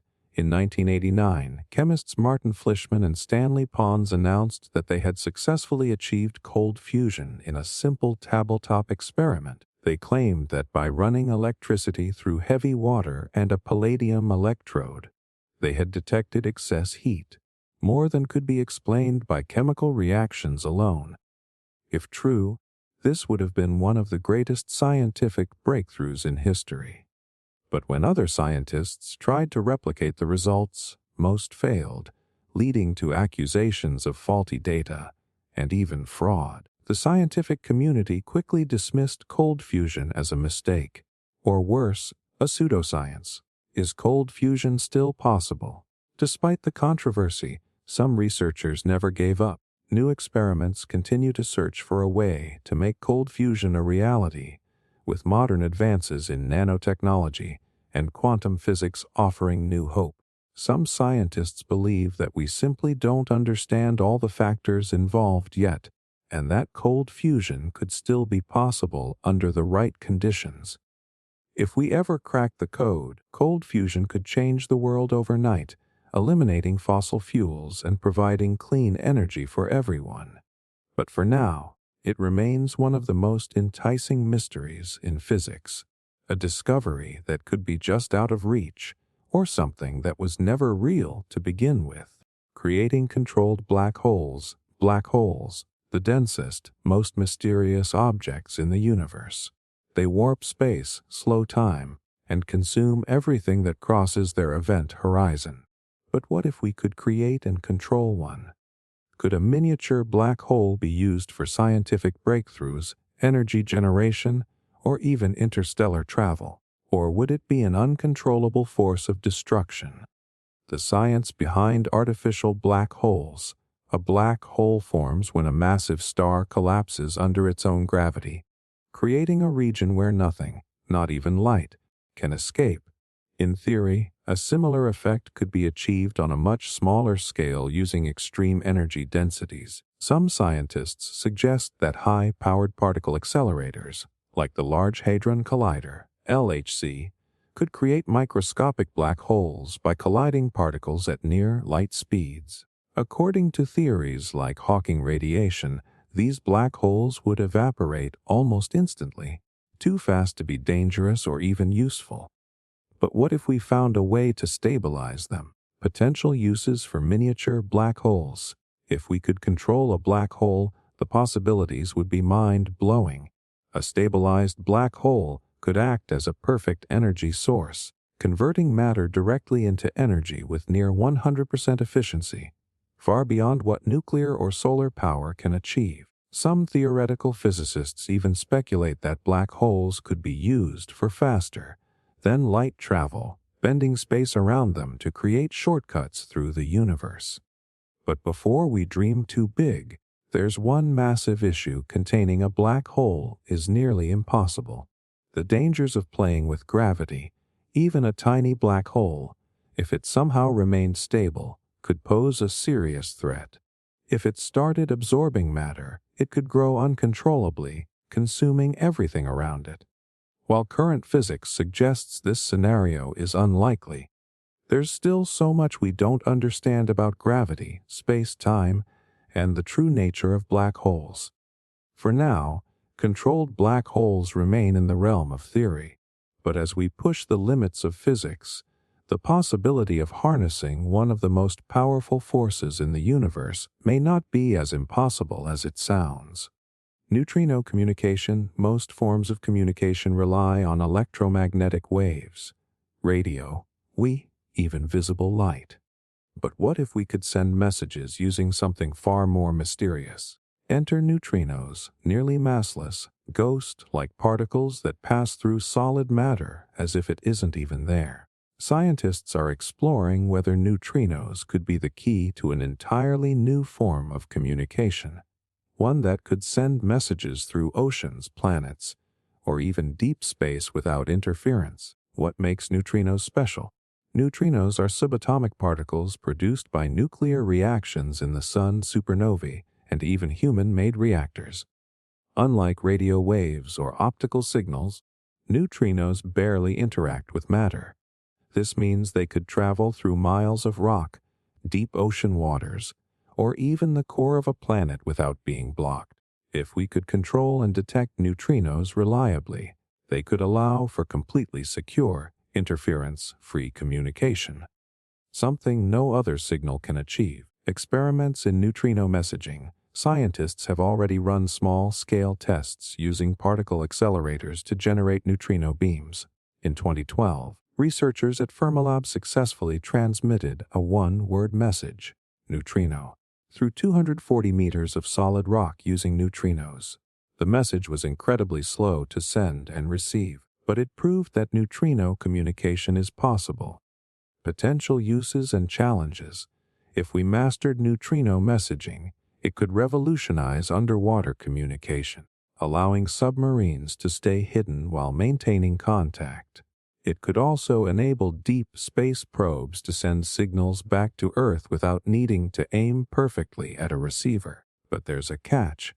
Detecting neutrinos is extremely difficult because they rarely interact with matter. Current detectors need huge underground tanks filled with special liquids or ice to even catch a tiny fraction of them. This makes neutrino communication impractical for now. Still, as physics advances, who knows? The idea of sending untraceable messages through planets and stars might one day become reality. Superconducting magnet experiments. Magnets are everywhere. In your phone, your fridge, even in the MRI machines hospitals use. But when you push magnets to their absolute limits, things start to get strange and dangerous. Superconducting magnets, which can generate insanely powerful magnetic fields, have been the subject of intense experiments, some of which pushed the boundaries of safety and physics itself. What are superconducting magnets? Unlike ordinary magnets, superconducting magnets rely on materials cooled to extremely low temperatures, often near absolute zero. At these temperatures, certain materials lose all electrical resistance, allowing them to create massive magnetic fields without losing energy. These fields can be strong enough to levitate objects, bend particle beams in accelerators, or even affect human physiology. But when you start experimenting with magnetic fields this powerful, things can go very wrong. The dangers of extreme magnetic fields. Pushing superconducting magnets beyond their limits can have disastrous consequences. If the cooling system fails, the magnet can suddenly lose superconductivity, causing a catastrophic event known as a quench. When this happens, the stored energy in the magnet is released almost instantly, leading to explosions, flying debris, or even fires. One of the most infamous incidents occurred at CRN in 2008, when a superconducting magnet failure caused an explosion in the Large Hadron Collider, releasing enough force to damage over 50 magnets and shut down operations for over a year. How powerful can these magnets get? The strongest superconducting magnets today can reach fields over 45 teslas, hundreds of thousands of times stronger than Earth's magnetic field. At this strength, magnets can pull metal objects from across the room, interfere with electronics, and even induce currents in the human body. Scientists are still trying to push the limits further, exploring whether extreme magnetic fields could be used for fusion energy, space travel, or even manipulating gravity itself. But as we continue these experiments, one thing is clear: superconducting magnets are not to be underestimated. Sending signals into deep space to attract alien life for decades, scientists have been broadcasting signals into deep space, hoping that one day someone, or something, might answer back. It's one of the boldest experiments ever attempted, but it also comes with a terrifying question. What if someone actually hears us? How are we sending these signals? Humanity has been unintentionally leaking radio waves into space since the early days of radio and television. But intentional attempts to reach extraterrestrials began in 1974 with the Arecibo message, a binary encoded transmission beamed toward the M13 star cluster. Since then, projects like METI's Messaging Extraterrestrial Intelligence have continued these efforts, broadcasting radio signals loaded with mathematical data, music, and even the sounds of human laughter. In recent years, scientists have even proposed laser-based transmissions, which could send messages across interstellar distances with pinpoint accuracy. But while the technology to reach alien civilizations is improving, the real question is, should we be doing this at all? The risks of contacting alien civilizations. Not everyone thinks reaching out is a good idea. The late Stephen Hawking warned that advertising our existence to the universe could be incredibly dangerous. If an advanced alien civilization is hostile, even knowing we exist could put humanity at risk. After all, history has shown what happens when technologically advanced societies meet less developed ones. It rarely ends well for the weaker side. There's also the possibility that we're not the only ones sending signals. What if other civilizations are already doing the same? What if the first message we receive isn't a friendly greeting, but a warning? Why scientists still take the risk? Despite the dangers, many scientists believe the potential rewards outweigh the risks. Making contact could be the most important discovery in human history, confirming that we're not alone and possibly leading to an exchange of knowledge that could propel our civilization forward in ways we can't even imagine. For now, we continue listening and sending our messages into the cosmic void, waiting for a reply. But the biggest question remains, if we do make contact, will we be ready for what comes next? Forced dimensional collapse, the idea of multiple dimensions, has fascinated scientists and dreamers for centuries. In the realm of theoretical physics, dimensions beyond the familiar three of space and one of time are often suggested. Some theories propose the existence of up to 10 or even 11 dimensions. But what if it were possible to merge or collapse these dimensions? Could we harness their power? Or would it tear apart the very fabric of reality itself? What is dimensional collapse? Dimensional collapse, in the simplest terms, refers to the concept of merging or distorting different dimensions in a way that alters the laws of physics.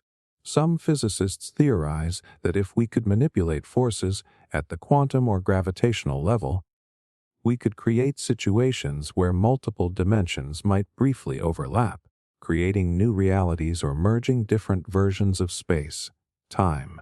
This sounds like science fiction, but some of the most ambitious experiments in particle physics are testing similar concepts. In experiments like those conducted at the Large Hadron Collider, LHC, scientists collide particles at near light speeds to study fundamental forces.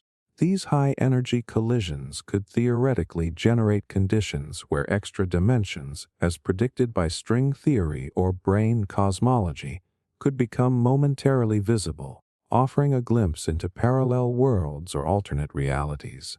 What happens if dimensions collapse? The idea of forcing dimensional collapse raises serious questions. If the dimensions of space and time were to merge, even momentarily, it could cause catastrophic effects. Imagine a scenario where gravity, light, and time itself behave in unpredictable ways. Objects might phase in and out of existence, space could warp, or time could slow down or speed up. These possibilities aren't just theoretical. Some scientists worry that such an experiment might trigger events that destabilize reality itself. In fact, the concept of merging dimensions is so dangerous that it's treated with caution in theoretical discussions. Some have even speculated that high-energy experiments might be responsible for triggering black holes or other phenomena that could destroy the planet. While such risks are largely speculative at this point, the potential consequences make the pursuit of this kind of research controversial. Why scientists pursue it anyway? Despite the inherent risks, some physicists argue that understanding how dimensions could interact is crucial to advancing our knowledge of the universe. Dimensional collapse could open doors to discovering new forms of energy, unlocking methods of faster than light travel, or revealing the true nature of our universe. Moreover, the very fabric of reality could be a malleable entity, something that can be tested, explored, and perhaps controlled in ways we can't yet fathom. If we could merge dimensions safely, we might gain access to an entirely new realm of science, changing how we understand space, time, and even consciousness. The uncertainty ahead, for now, however, these ideas remain deeply theoretical. The idea of forcing dimensional collapse is as much a fantasy as it is science, and the technology to test it may still be far in the future. Until then, the question remains: could we one day tear open the boundaries of our universe, or would we merely shatter everything in the process? What we do know is this: playing with dimensions could reshape reality itself, and that's a power humanity might not be ready to wield just yet. Extremely high magnetic field experiments. Magnetic fields are an essential part of our world. From the Earth's protective magnetic field to the everyday use of magnets in technology, they shape much of our lives. But what happens when we push magnetic fields to their absolute limits? When scientists start experimenting with extremely high magnetic fields, we're no longer talking about the usual fridge magnets or even the powerful fields in MRI machines. We're talking about magnets so strong they defy the natural laws of physics as we understand them. What are high magnetic fields? Magnetic fields, at their most extreme, are created using specialized equipment called superconducting magnets. These magnets can produce magnetic fields that are orders of magnitude stronger than what we experience on Earth. The strongest magnetic field generated in a laboratory setting is more than 40 teslas, over 1,000 times stronger than the Earth's magnetic field. In comparison, a typical MRI machine generates about 1.5 to 3 teslas. These high-field experiments aren't just about strength. They also involve incredibly fine control over how the field interacts with matter. Why create super-strong magnetic fields? There are many reasons why scientists might want to experiment with extremely high magnetic fields. One of the biggest is to study quantum phenomena. Strong magnetic fields can alter the behavior of electrons and other subatomic particles, leading to phenomena like the quantum Hall effect or superconductivity at higher temperatures.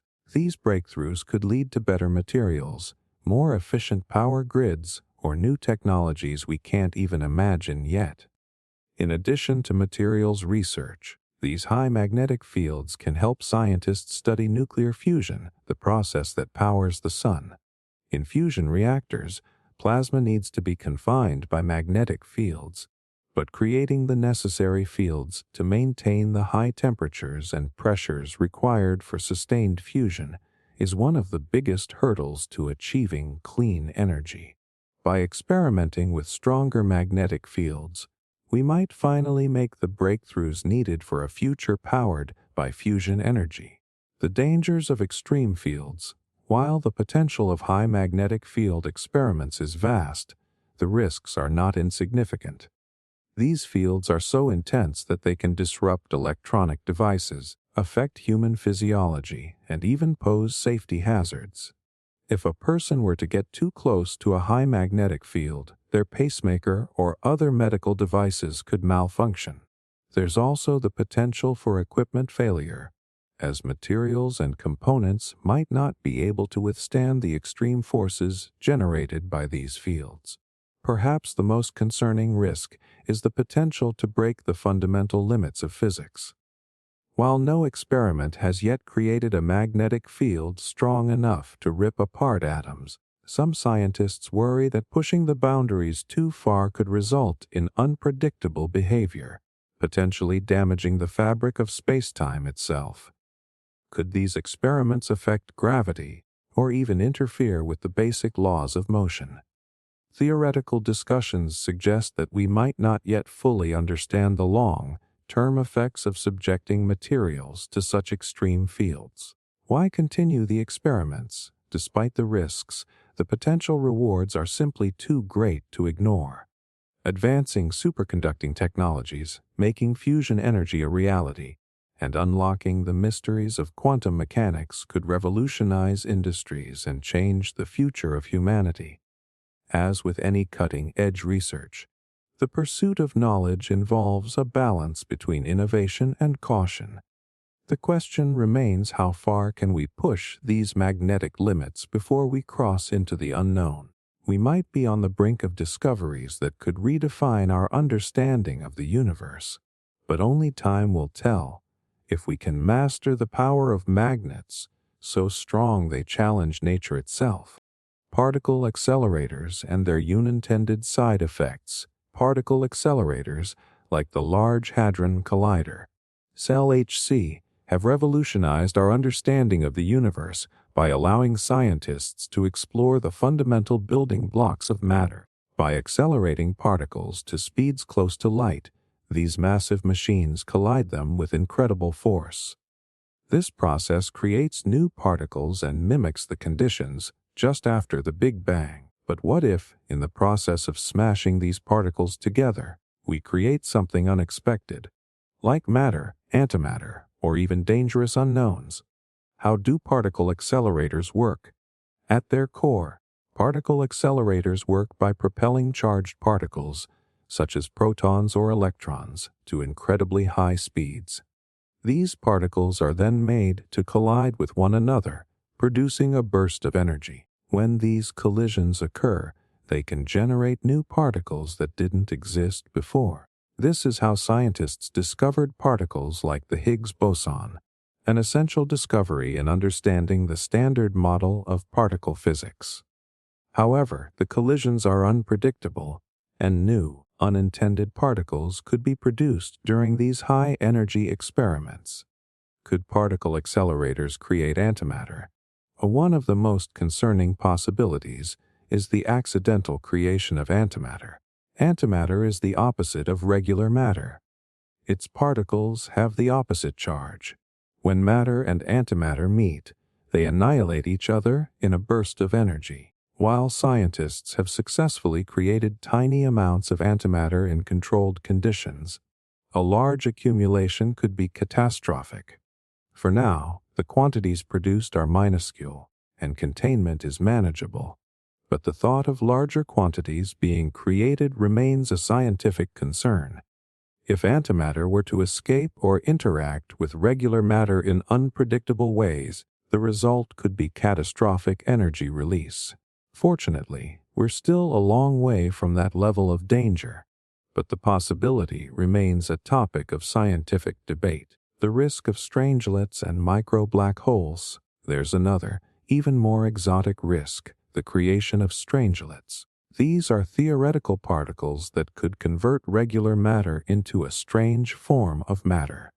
In the rarest of circumstances, a high-energy collision could produce a strangelet, which might start turning ordinary matter into strange matter. While this remains highly theoretical and unlikely, it's still something that scientists are aware of when conducting experiments at such high energies. Additionally, there's the possibility, albeit very slim, that a micro-black hole could be formed during a collision. A black hole created in a particle accelerator would be incredibly small, evaporating nearly instantly according to current theories. However, if it didn't evaporate as expected and continued to grow, it could pose a threat, potentially altering our understanding of gravity and physics. Why are these risks worth taking? Despite the potential risks, the research carried out in particle accelerators has provided monumental breakthroughs in physics. It was through these experiments that we discovered the Higgs boson, a particle crucial for understanding how the universe works. And there's still much to learn. Scientists are exploring dark matter, dark energy, and the fundamental forces that govern everything we know. To minimize these risks, physicists carefully control and monitor experiments.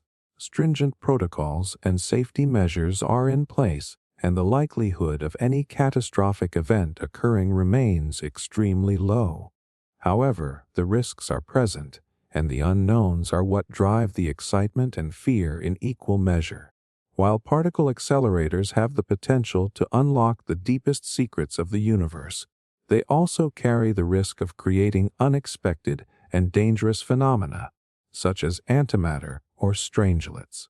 Although these possibilities remain mostly theoretical, the experiments continue, and with them, the hope that we'll understand more about the very fabric of the universe.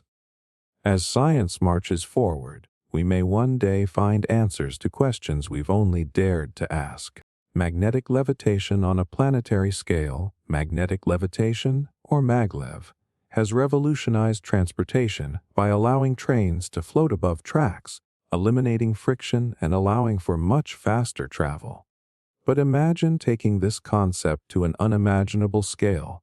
What if we could manipulate gravity itself on a global level using magnetic fields? Could we create levitating structures, entire cities, or even influence the Earth's gravitational pull? The basics of magnetic levitation. Magnetic levitation works on the principle of opposing magnetic fields. When two magnets with the same poles face each other, they repel one another. This repulsion can lift an object, allowing it to float in mid-air.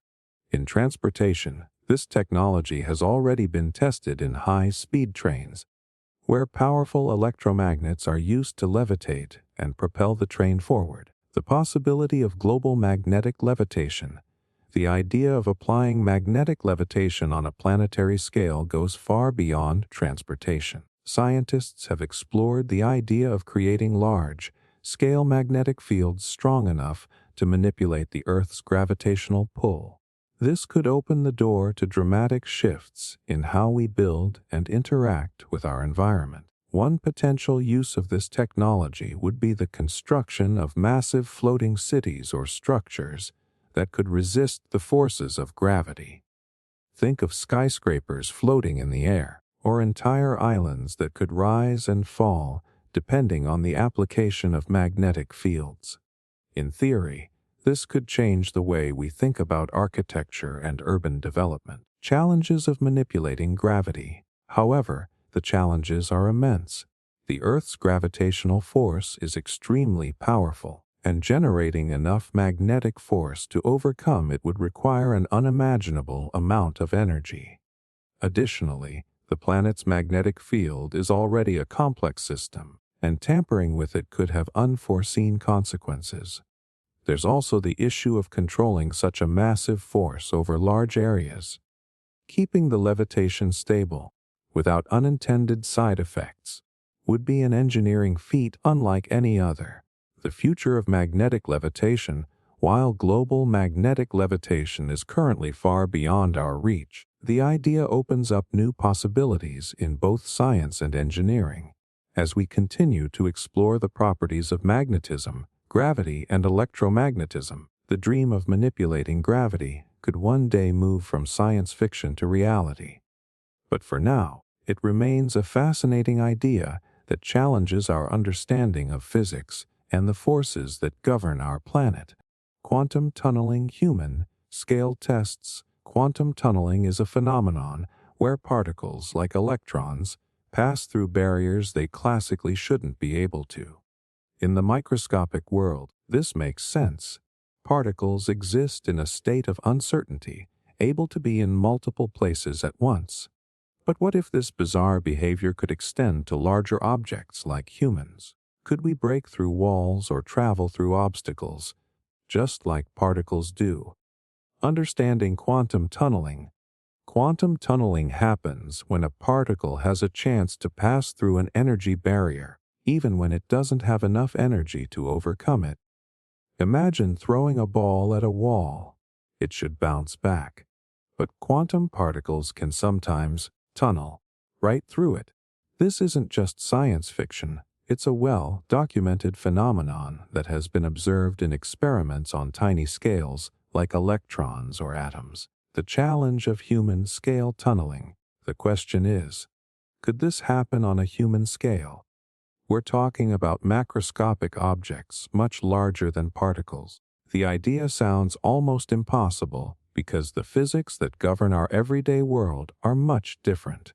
In theory, though, if we could manipulate quantum properties, larger objects might tunnel through barriers, bypassing physical limitations entirely. Despite its mind-bending nature, researchers have proposed theories where macroscopic objects could, in theory, experience quantum tunneling. However, these ideas face huge challenges. The energy needed to make it work on a human scale would be astronomically high, and the probability of such an event happening is nearly zero. Potential implications. If tunneling could be applied to human-scale objects, it could have unimaginable implications. It could change everything from transportation to our understanding of the physical world. Imagine traveling instantaneously from one place to another or passing through solid walls. It could make teleportation a reality or unlock new ways to manipulate matter and energy. Quantum tunneling remains a mysterious and theoretical concept when applied to the human scale. While it's unlikely we'll see humans walking through walls anytime soon, the exploration of quantum mechanics continues to push the boundaries of what's possible, attempting to weaponize the Higgs boson. The Higgs boson, often called the God particle, is one of the most elusive and powerful particles in the universe. Discovered in 2012, it's responsible for giving mass to other fundamental particles. But what if we could harness the Higgs boson for something more destructive? Could weaponizing such a powerful force actually tear apart the very fabric of reality? Let's explore the potential dangers and theoretical ideas behind this mind-bending possibility. The science behind the Higgs boson. The Higgs boson is a quantum particle associated with the Higgs field, which permeates all of space. It's crucial to the standard model of particle physics, explaining why certain particles have mass. Without the Higgs mechanism, the universe as we know it, matter, stars, galaxies, would not exist. When it was discovered at CERN's Large Hadron Collider, scientists confirmed that the Higgs boson is integral to the very structure of matter itself. But what if this particle, which interacts with other particles to give them mass, could be weaponized? Could we turn it into a tool for unimaginable destruction? Weaponizing the Higgs boson, theoretically impossible. The idea of weaponizing the Higgs boson sounds straight out of a science fiction movie, and for good reason. To manipulate or harness the Higgs boson would require unfathomable amounts of energy and technology far beyond what we currently possess. The Higgs itself is incredibly unstable and exists only in very specific conditions at extremely high energies, making it nearly impossible to control. Moreover, any attempt to interact with or disturb the Higgs field could have catastrophic consequences. The Higgs is responsible for maintaining the balance of mass and energy in the universe. Disrupting this delicate balance could cause unknown and potentially disastrous changes to the laws of physics themselves. What could happen if we tried? Theoretically, weaponizing the Higgs could involve triggering a chain reaction in which mass is manipulated on an enormous scale. Imagine altering the mass of a target object, or even changing the properties of entire regions of space.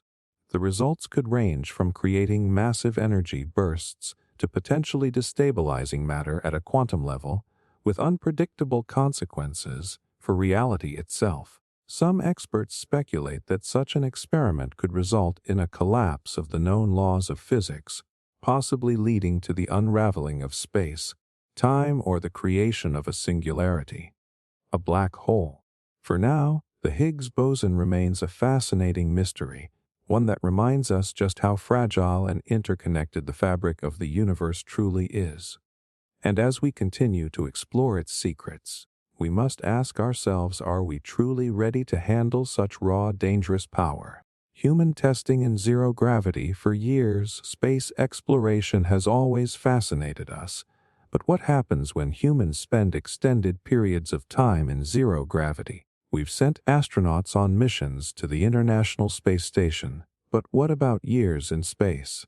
How does the human body react to long-term isolation in a weightless environment? It sounds like science fiction, but it's a reality that scientists are trying to understand. What happens to the body in zero gravity?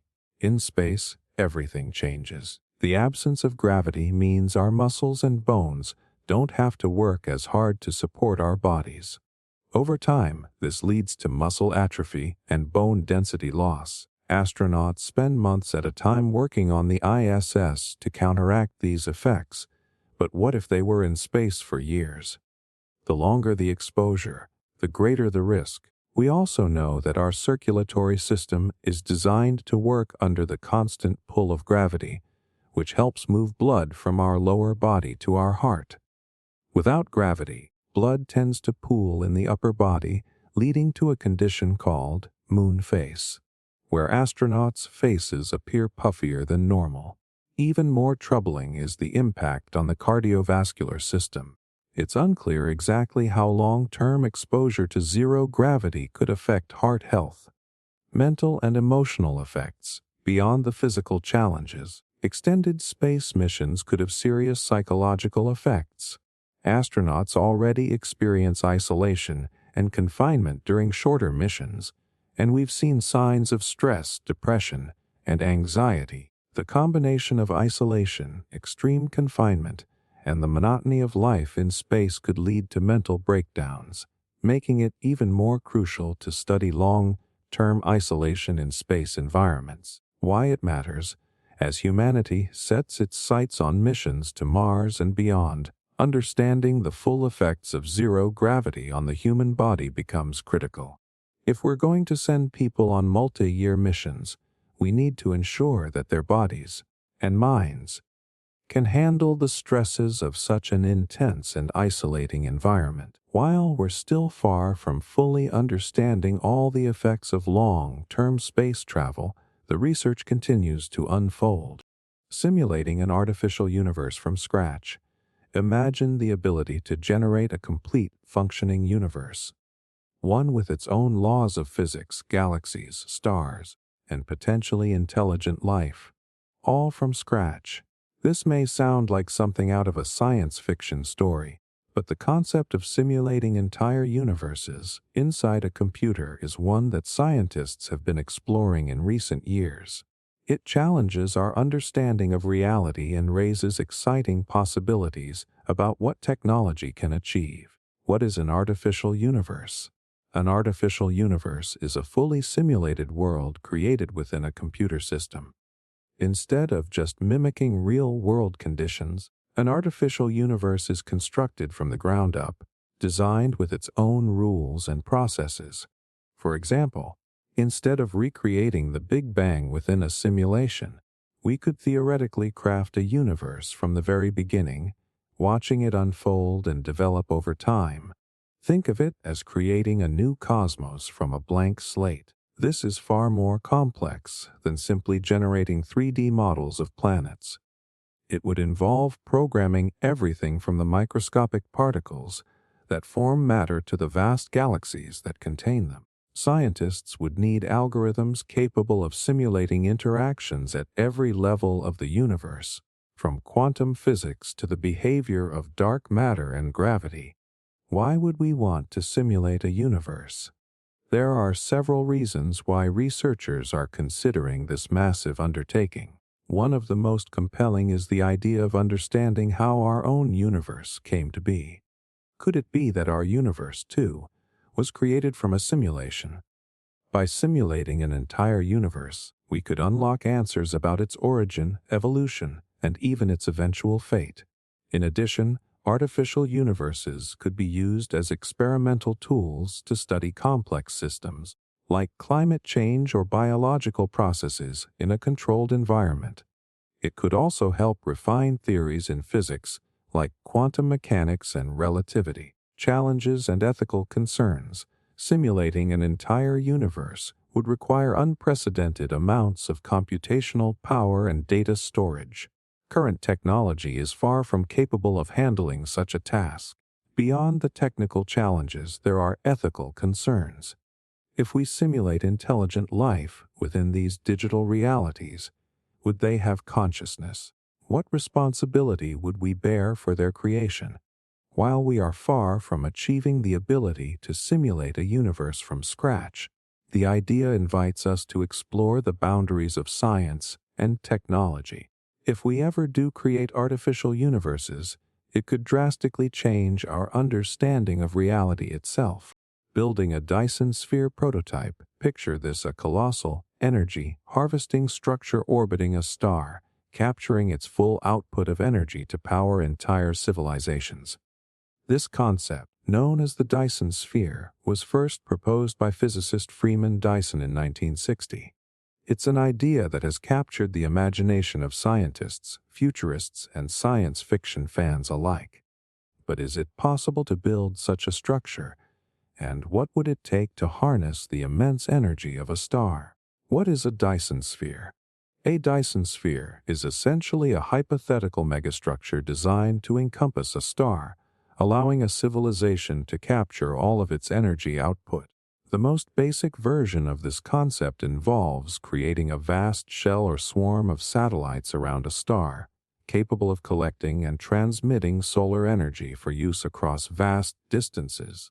Instead of relying on limited planetary resources, a Dyson sphere would provide virtually unlimited power by tapping directly into the energy output of a star. Designing the prototype, building a Dyson sphere would be an engineering challenge of unimaginable scale.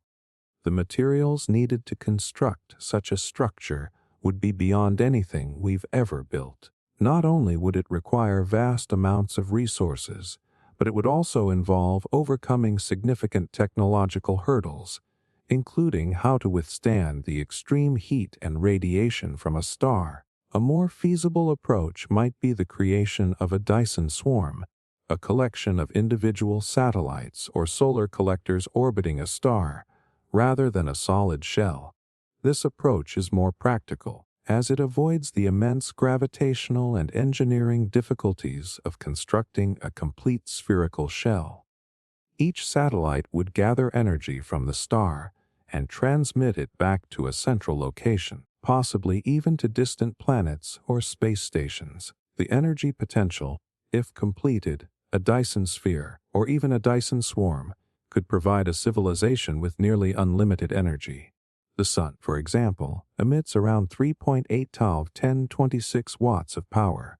Harnessing even a fraction of that energy could meet the needs of trillions of human beings or even fuel interstellar travel. This immense energy resource could open up possibilities for space exploration, colonization, and technological advancement far beyond what we can imagine today. Challenges and limitations. While the idea of a Dyson sphere is tantalizing, we are nowhere near the ability to build such a structure. The sheer scale of the project, combined with the technological and material challenges, makes it a daunting prospect. We would need advanced space exploration technology, immense resources, and new methods of energy transmission to make it even remotely feasible. Ethical and environmental concerns. If humanity were ever to embark on such an endeavor, it would come with ethical and environmental questions. The process of gathering the necessary materials could have significant impacts on nearby planets or celestial bodies. Furthermore, the potential for misuse of such vast energy resources could pose risks if controlled improperly. While building a Dyson sphere might sound like the stuff of science fiction, it remains an ambitious goal for the distant future. The dream of harnessing the full power of a star to fuel humanity's expansion in space could someday become a reality, if we can overcome the many challenges that lie ahead. Quantum entanglement communication on a planetary scale. Quantum entanglement, an incredibly strange phenomenon in quantum physics, has fascinated scientists for decades. In simple terms, it's when two particles become linked in such a way that the state of one instantly affects the state of the other, no matter how far apart they are. But what if this bizarre effect could be harnessed for faster than light communication? Could it lead to instantaneous data transmission across the planet, or even beyond? What is quantum entanglement? In quantum mechanics, particles can become entangled, meaning they share a state regardless of distance. If something happens to one particle, the other responds immediately, seemingly violating the speed limit set by light itself. This phenomenon has raised the possibility of transmitting information faster than light, a concept that could change how we communicate on Earth and in space. How could this be used for communication? Theoretically, if we could use quantum entanglement for communication, information could be transmitted instantaneously between two entangled particles. The data encoded in one particle would immediately be reflected in the other, allowing for near instantaneous communication, even over vast distances.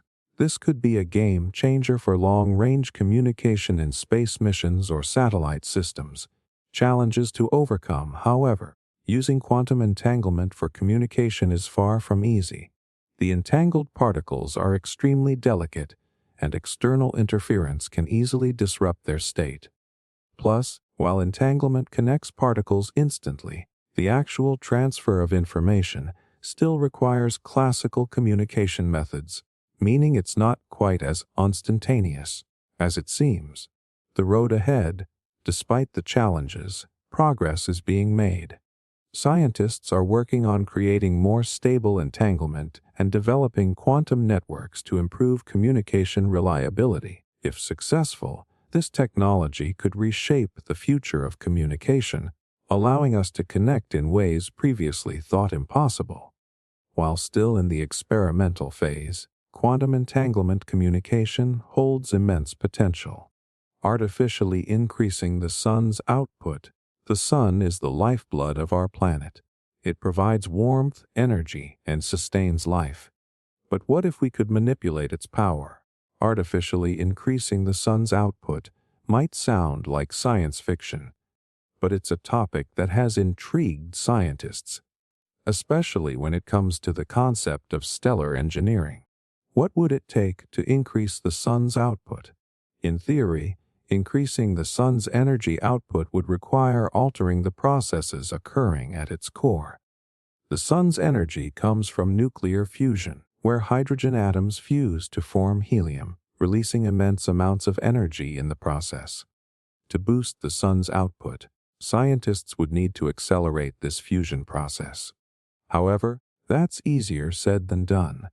The sun's core is already under intense pressure and temperature conditions, approximately 15 million degrees Celsius. The energy required to influence or supercharge these conditions is beyond our current technological capabilities. Potential benefits and risks. In some futuristic scenarios, increasing the sun's output could have significant benefits. For example, if we could boost the sun's energy, we might be able to combat the effects of global warming or provide more sustainable energy sources. If the sun emitted more power, it could increase the energy available to Earth, supporting massive solar power arrays and even potentially powering entire planets in future space colonies. However, the risks could be catastrophic. A sudden increase in solar radiation could fry Earth's atmosphere, destroy ecosystems, and devastate human life. Such drastic changes could also destabilize the solar system, potentially threatening the orbits of planets, including our own. The reality of stellar engineering. Stellar engineering is still purely speculative. Our current understanding of stars and their processes is limited, and manipulating them on such a scale would require technology far beyond anything we have today. While it's an exciting concept for science fiction, for now, the idea of increasing the sun's output remains an unimaginable challenge. While the idea of controlling a star's energy is intriguing, the risks involved with artificially increasing the sun's output far outweigh the potential benefits. For now, humanity must focus on sustainable energy solutions that are both safer and more achievable. Triggering a false vacuum decay. Imagine if everything we know, space, time, the laws of physics, suddenly unraveled. It sounds like the plot of a science fiction movie, but triggering a false vacuum decay is a theoretical scenario that could cause just that. The idea, rooted in quantum mechanics, suggests that the universe might not be in its true stable state. Instead, it could be in a false vacuum, a temporary phase that might collapse at any moment. What is false vacuum decay in simple terms? The false vacuum is a theoretical state where the universe is not in its lowest possible energy state. Instead, it's stuck in a local minimum, like a marble sitting at the bottom of a bowl. The problem arises if this bowl isn't the deepest one, and the marble could roll down into a deeper minimum. This is the false vacuum decaying into a true vacuum. The transition from false to true vacuum would release an enormous amount of energy, potentially ripping apart the fabric of spacetime.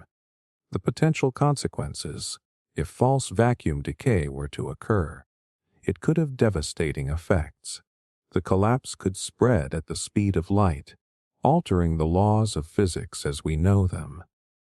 This would mean that particles could behave differently, gravity might not function the same way, and space itself could destabilize. Essentially, the entire structure of the universe would collapse into a completely different state, one that could be inhospitable to life as we know it. Could we trigger it? While false vacuum decay is a theoretical possibility, triggering it is another matter. Some scientists suggest that high-energy experiments, like those conducted in particle accelerators, could potentially kickstart this process. However, there is no solid evidence that this could ever happen, and current understanding indicates that our universe is far from unstable enough to collapse. The idea remains an extreme theoretical risk rather than a pressing concern. Though fascinating, the concept of triggering a false vacuum decay is largely speculative. While it serves as an intriguing thought experiment, there's no need to worry about the universe suddenly collapsing. For now, we can only explore this concept within the bounds of theoretical physics. Experiments in consciousness manipulation through physics. What if it were possible to manipulate human consciousness using physics? The idea of merging minds or controlling thoughts through external forces may sound like science fiction, but researchers are exploring ways to influence consciousness through physical phenomena like electromagnetic fields, quantum mechanics, and brainwave manipulation. The science behind consciousness manipulation, a consciousness, our awareness and perception of the world, is still largely a mystery. While we understand the biological processes of the brain, we don't fully grasp how consciousness arises. Some scientists theorize that consciousness could stem from quantum processes inside the brain. If this is the case, then physical forces, such as electromagnetic fields, could potentially influence our mental states. For example, transcranial magnetic stimulation, TMS, has been used to treat depression by stimulating specific regions of the brain using magnetic pulses. While this method doesn't give complete control over consciousness, it proves that the brain is responsive to external manipulation. The possibility of merging minds. One particularly bold idea is brain-to-brain communication. Researchers have experimented with connecting the brains of animals to transfer information. While still far from practical use in humans, this concept holds potential for merging minds. If perfected, it could lead to a form of telepathic communication or shared experiences. Imagine being able to transmit emotions, thoughts, or memories directly to another person. While this may sound like futuristic fantasy, the groundwork is being laid with the study of neural interfaces and brainwave synchronization. Risks and ethical concerns. The manipulation of consciousness raises serious ethical concerns. If such technology were perfected, could it be misused?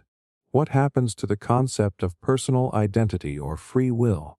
The idea of controlling thoughts or merging minds also presents significant risks, including potential psychological damage and loss of individuality.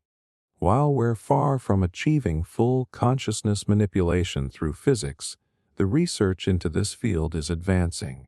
As scientists delve deeper into the brain's relationship with physical forces, the potential for manipulating our minds grows, offering both incredible possibilities and daunting challenges.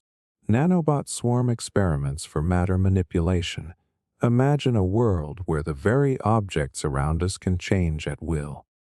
You could turn a solid block of metal into a flowing liquid, reshape tools with a mere thought, or even reassemble materials into completely new forms.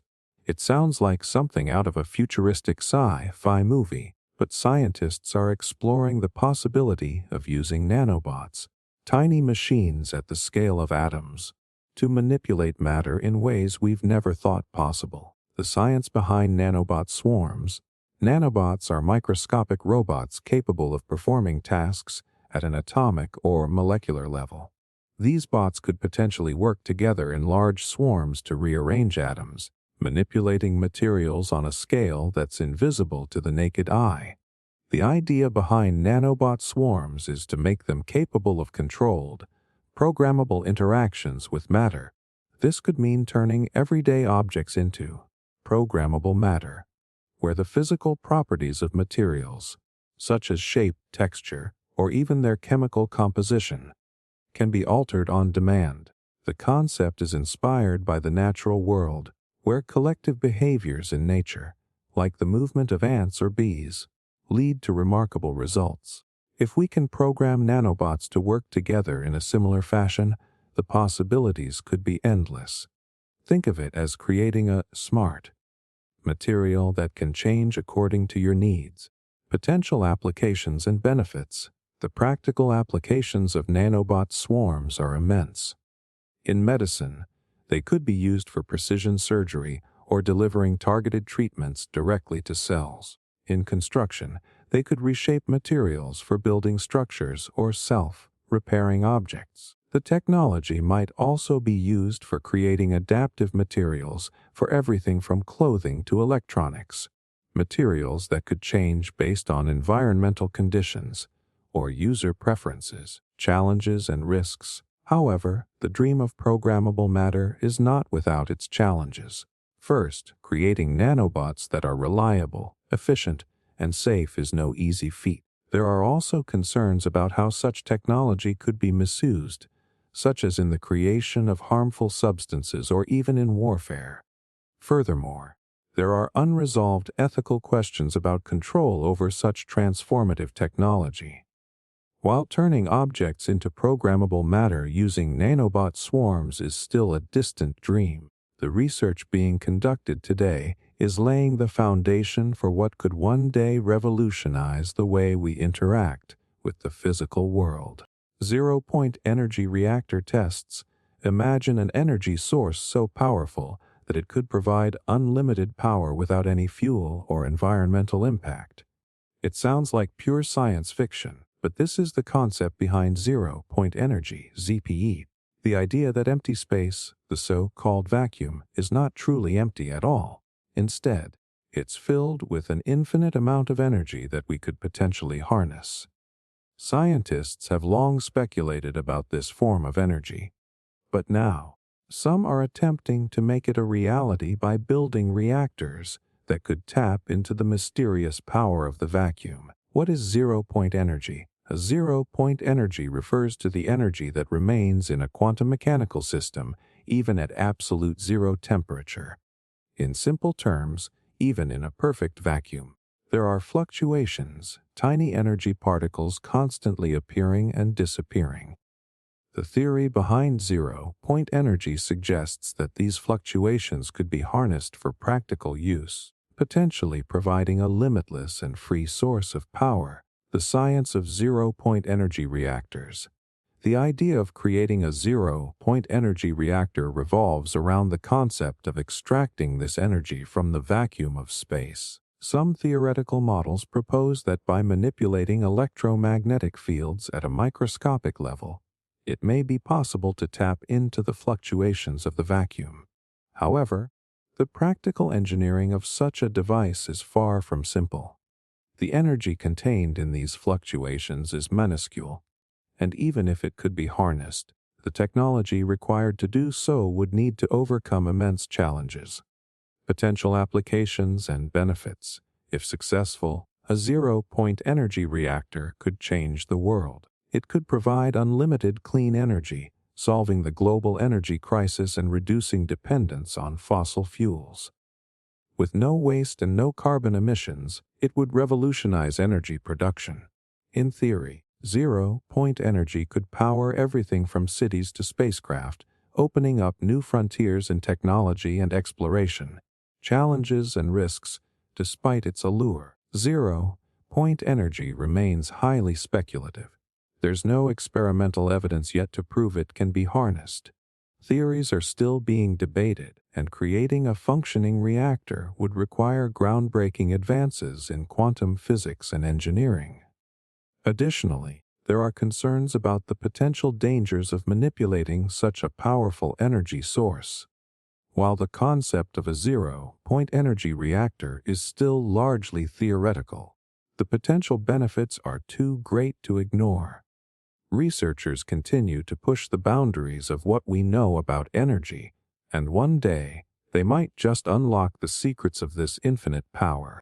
Simulating a black hole on Earth, black holes, cosmic giants that trap everything, even light, are among the most mysterious objects in the universe. They exist in the far reaches of space, but what if we could simulate one right here on Earth? Scientists are testing the boundaries of physics by attempting to replicate black hole-like conditions on a much smaller scale, creating environments where gravity and matter behave in extreme and unpredictable ways. How can we simulate a black hole? While we can't directly create a black hole on Earth, we can mimic some of the extreme properties. One of the methods researchers use is by creating what's known as an optical black hole, using light. By focusing lasers to high intensities, scientists can create a point where light behaves similarly to how it would near a real black hole, bending around the center due to intense gravitational-like effects. These experiments don't create a black hole in the traditional sense, but they allow scientists to study how light and matter behave under conditions of extreme curvature. Why simulate a black hole? Simulating a black hole here on Earth allows scientists to study fundamental concepts like gravity, spacetime, and quantum mechanics, which are difficult to examine in real black holes. Researchers can study how particles interact with intense gravitational fields, observe how light is bent, and test theories like Hawking radiation in a controlled environment. The insights gained could lead to breakthroughs in our understanding of the universe, the risks and challenges. Replicating a black hole's conditions is fraught with challenges. The extreme forces involved, like those present in real black holes, could theoretically lead to unknown phenomena, so caution is required. Additionally, the technology to fully replicate black hole conditions is still developing, and we're only beginning to scratch the surface of these mysteries. Simulating a black hole on Earth might sound like science fiction, but it's a powerful tool in advancing our understanding of gravity and the universe's most elusive phenomena. Large-scale superposition experiments, quantum physics, the branch of science that governs the microscopic world of particles, often defies our classical understanding of reality. One of the most baffling aspects of quantum mechanics is superposition, where particles can exist in multiple states at once, only collapsing into a single state when observed. This concept has been demonstrated with individual particles, but what happens if we scale it up? What is large-scale superposition? Traditionally, superposition is something that occurs at the quantum level with particles like electrons or photons. However, the idea of large-scale superposition proposes that even bigger systems, such as molecules or even small mechanical objects, might also exhibit this strange behavior under certain conditions. Imagine an object being in two places at once, something that seems impossible by everyday standards. These large-scale superposition experiments are designed to test whether quantum effects can extend beyond the tiny particles we typically study. Why does it matter? If large objects could also exist in a superposition of states, it would revolutionize our understanding of the quantum world and blur the lines between classical and quantum physics. It could pave the way for breakthroughs in quantum computing, where the ability to manipulate multiple states simultaneously could drastically increase computing power. It might also help us understand how quantum mechanics scales up, and whether the rules we apply to the quantum world hold true in larger, macroscopic systems. The challenges and implications. The idea of large-scale superposition is controversial, and many researchers are skeptical. The primary challenge is isolating an object from the environment long enough to observe quantum effects. Any interaction with the environment would collapse the superposition. Additionally, this kind of experimentation could push the limits of our current technology, as we need highly controlled environments to observe these phenomena. Large-scale superposition experiments could challenge the very foundation of quantum physics. While the idea may sound far-fetched, exploring it could unlock new realms of scientific understanding and technological advancements. Artificial intelligence-powered physics experiments. Artificial intelligence is rapidly becoming a cornerstone of modern science, driving advancements across nearly every field. In physics, AI is already being used to analyze data, make predictions, and even simulate complex experiments. But what if AI could go beyond simply aiding human scientists and begin conducting its own experiments, pushing the boundaries of what we understand about the universe? What happens when AI breaks the rules? AI in physics, a new frontier. AI's role in physics has grown exponentially, with machine learning algorithms helping to analyze massive datasets, uncover patterns, and accelerate discoveries. However, what if AI takes the next step and designs experiments that human physicists never considered? The potential for AI to uncover new physical laws, propose unconventional theories, or even create new experimental frameworks is immense. The advantage of AI lies in its ability to process information at speeds and scales far beyond human capacity, and without the biases that might cloud human judgment. Breaking the rules. If AI were to push past the known boundaries of physics, it could lead to some radical discoveries or catastrophic failures. The risk lies in AI's potential to operate outside the strict guidelines set by human understanding. If an AI-powered experiment were to violate existing laws of physics or create unintended side effects, the consequences could be unpredictable. For example, AI might devise a method to manipulate quantum states or gravitational fields in ways that haven't been conceived, potentially altering the fabric of reality as we know it. The implications, the ethical and practical implications are vast. Who is responsible if an AI experiment leads to unintended consequences? Could AI create technologies that pose existential risks? While the idea of AI-driven breakthroughs is exciting, it also introduces an element of uncertainty in an already complex field. AI has the potential to revolutionize physics, but with that power comes the risk of disrupting fundamental laws. Whether this results in new discoveries or unforeseen consequences remains to be seen.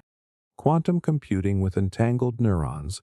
Quantum computing is the next frontier in processing power, promising to solve complex problems that classical computers can't touch. But what if we could combine the power of quantum computing with the most advanced processing system known to humanity? The human brain. Enter the controversial concept of quantum computing with entangled neurons, the idea of using living neurons in quantum circuits. The basics of quantum computing and neurons. At its core, quantum computing harnesses the unique properties of quantum mechanics, like superposition and entanglement, to process information far more efficiently than traditional computers. Now, imagine linking this technology with living neurons. Neurons, which are the building blocks of the brain, communicate through electrical signals and have incredible processing capabilities, albeit biological in nature. Entangling neurons for quantum computing. In theory, if we could entangle the neural activity of a living brain with quantum bits or qubits, we could unlock an entirely new dimension of computing power. Neurons operate by firing electrical impulses in patterns that could, in an advanced experiment, be synchronized with the quantum states of qubits. This concept suggests a fusion of biological and quantum computing, where living neurons could potentially guide quantum circuits, leading to a more intuitive, adaptive, and efficient form of computing. The potential risks. While the benefits are tantalizing, the risks are equally significant. Integrating biological components into quantum circuits raises several challenges. For one, the ethical concerns are profound. Using living brains for computational purposes would bring up questions of consent, sentience, and safety. Moreover, the delicate nature of biological systems might make them highly susceptible to external interference, possibly leading to unpredictable results. Imagine a quantum system that, instead of solving problems, leads to dangerous brain-computer feedback loops or cognitive degradation. The future of brain quantum synergy. Despite these concerns, the potential to enhance quantum computing with the cognitive abilities of the human brain could offer extraordinary breakthroughs. It could revolutionize fields like artificial intelligence, machine learning, and complex problem solving in ways we can only begin to imagine. Quantum computing with entangled neurons remains a distant possibility, one fraught with challenges and ethical dilemmas, while the fusion of biology and quantum technology could push the limits of computation. It also forces us to confront the boundaries of science, morality, and human integrity. Reversing the age of entropy, the gradual process of decay and disorder in the universe, is a fundamental law of thermodynamics. It suggests that over time, all systems tend to move towards chaos, losing their structure and energy.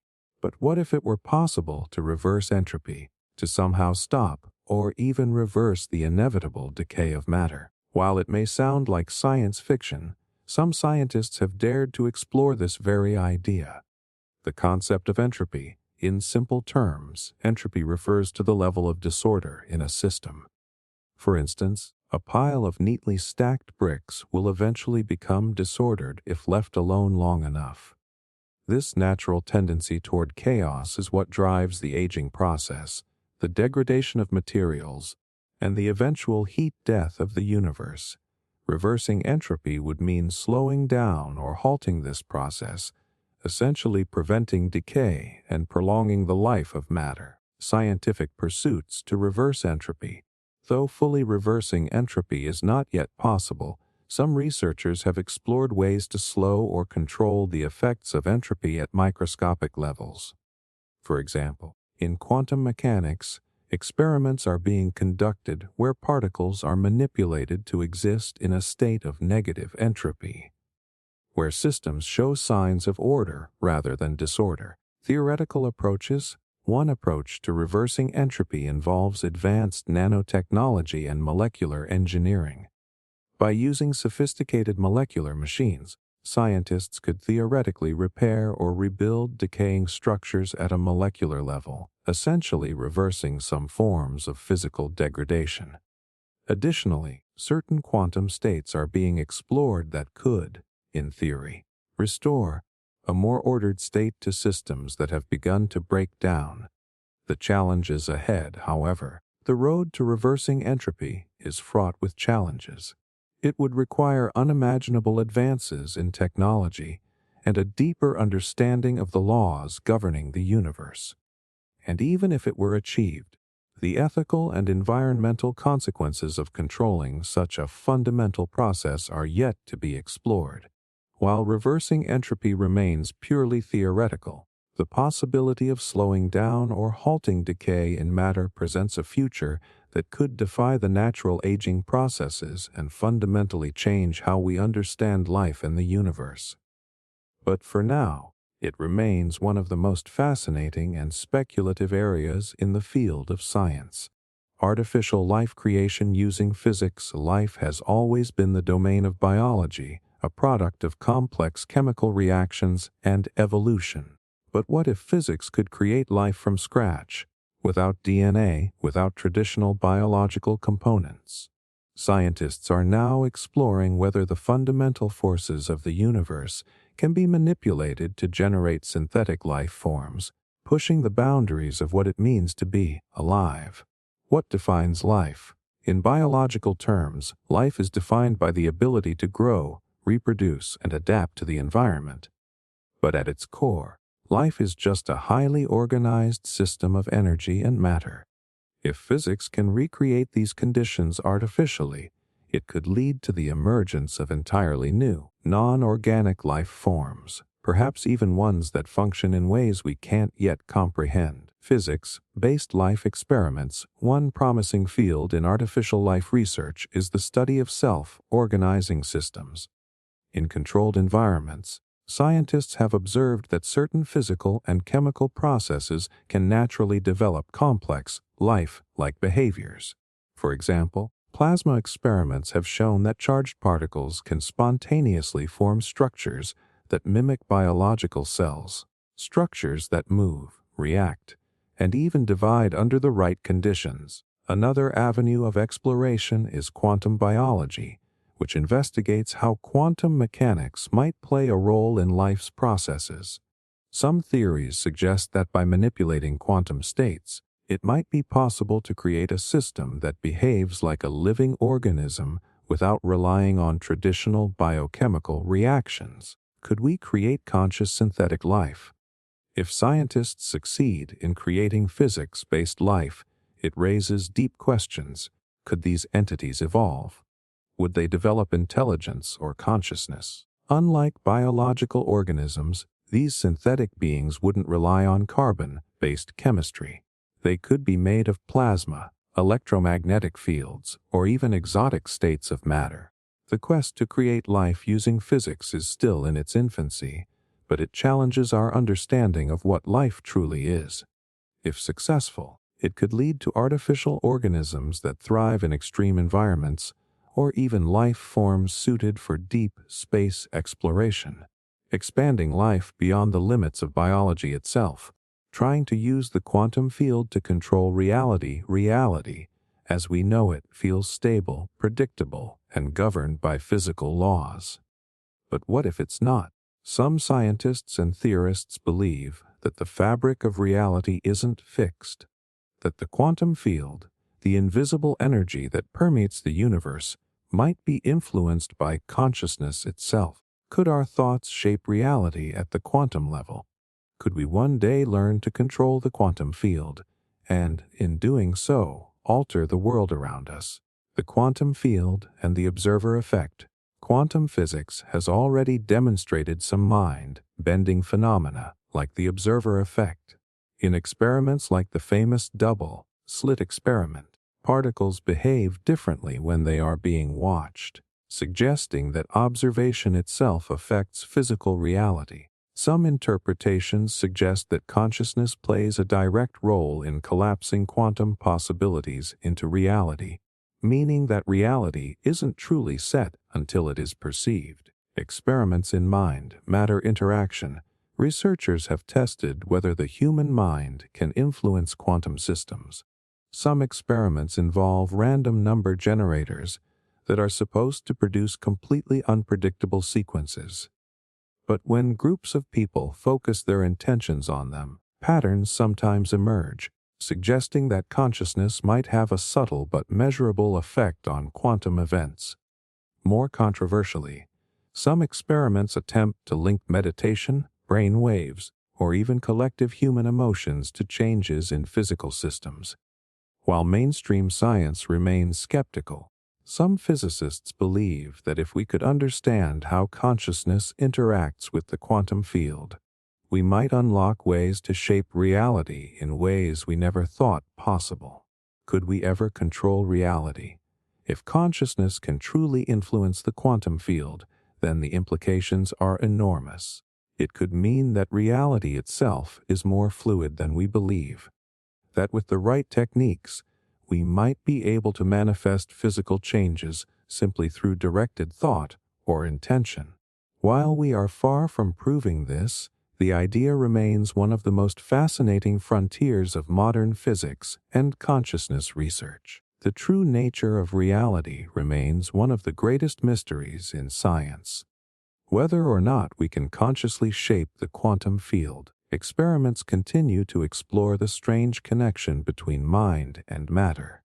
If future research uncovers a way to harness this connection, it could revolutionize our understanding of both physics and human potential.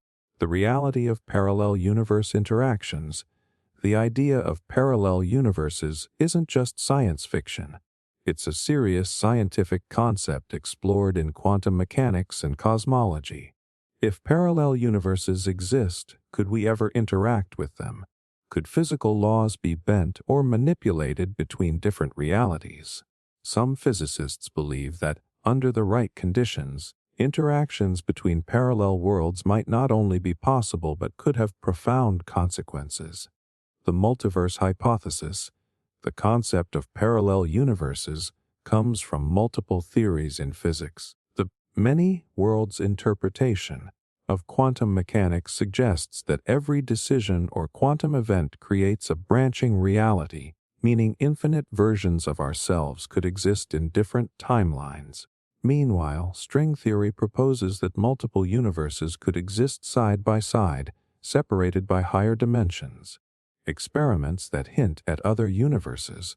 While there's no direct proof of parallel universes, some experiments suggest they could be real. Certain anomalies in cosmic background radiation have been interpreted as potential bruises from another universe colliding with ours in the distant past. Some physicists have even proposed that dark matter, one of the biggest mysteries in physics, could be the gravitational influence of matter in a parallel universe interacting with our own. Another fascinating idea involves quantum entanglement, where particles remain mysteriously connected across vast distances. Some researchers speculate that this phenomenon might be linked to information passing between universes, although this remains highly theoretical. Could we ever manipulate physical laws across universes? If parallel universes exist and interact with ours, could we one day tap into their physics? Some theories suggest that with enough energy, it might be possible to open a gateway or send signals across dimensions. Certain experiments in quantum computing and high-energy physics may one day provide evidence for these hidden connections. For now, the idea of manipulating physical laws between universes remains speculative, but ongoing research in quantum mechanics and cosmology continues to push the boundaries of what we know. If we ever prove the existence of parallel worlds and find a way to interact with them, it could completely redefine our understanding of reality itself. Testing quantum fluctuations in human cells. The laws of quantum mechanics govern the tiniest particles in the universe. But could they also influence biological life? Some scientists believe quantum fluctuations, tiny, unpredictable energy shifts at the subatomic level, might play a role in human cells, affecting everything from DNA mutations to consciousness itself. Could we harness these effects to manipulate biology at the quantum level? Quantum effects in biology. Traditionally, biology and quantum physics have been viewed as separate fields. However, recent studies suggest quantum mechanics may play a role in biological processes. For example, photosynthesis, one of nature's most fundamental reactions, exhibits quantum coherence, meaning plants might use quantum superposition to efficiently transfer energy. Similarly, some scientists believe bird migration is guided by quantum entanglement in their visual systems, altering human cells with quantum fluctuations. If quantum mechanics affects biological processes, could we manipulate human cells at the quantum level? Some experiments suggest it might be possible.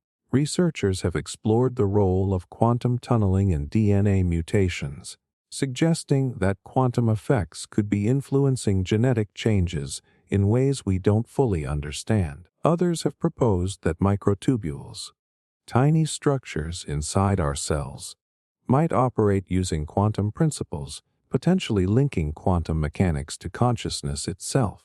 By controlling quantum fluctuations, scientists could theoretically influence cellular functions, alter genetic information, or even slow down aging. Some radical theories even suggest that harnessing quantum effects could allow for near instantaneous healing or disease resistance, though such ideas remain speculative. Challenges and future possibilities manipulating quantum fluctuations in biological systems is incredibly complex. Quantum effects are delicate and usually require near absolute zero temperatures to be observed.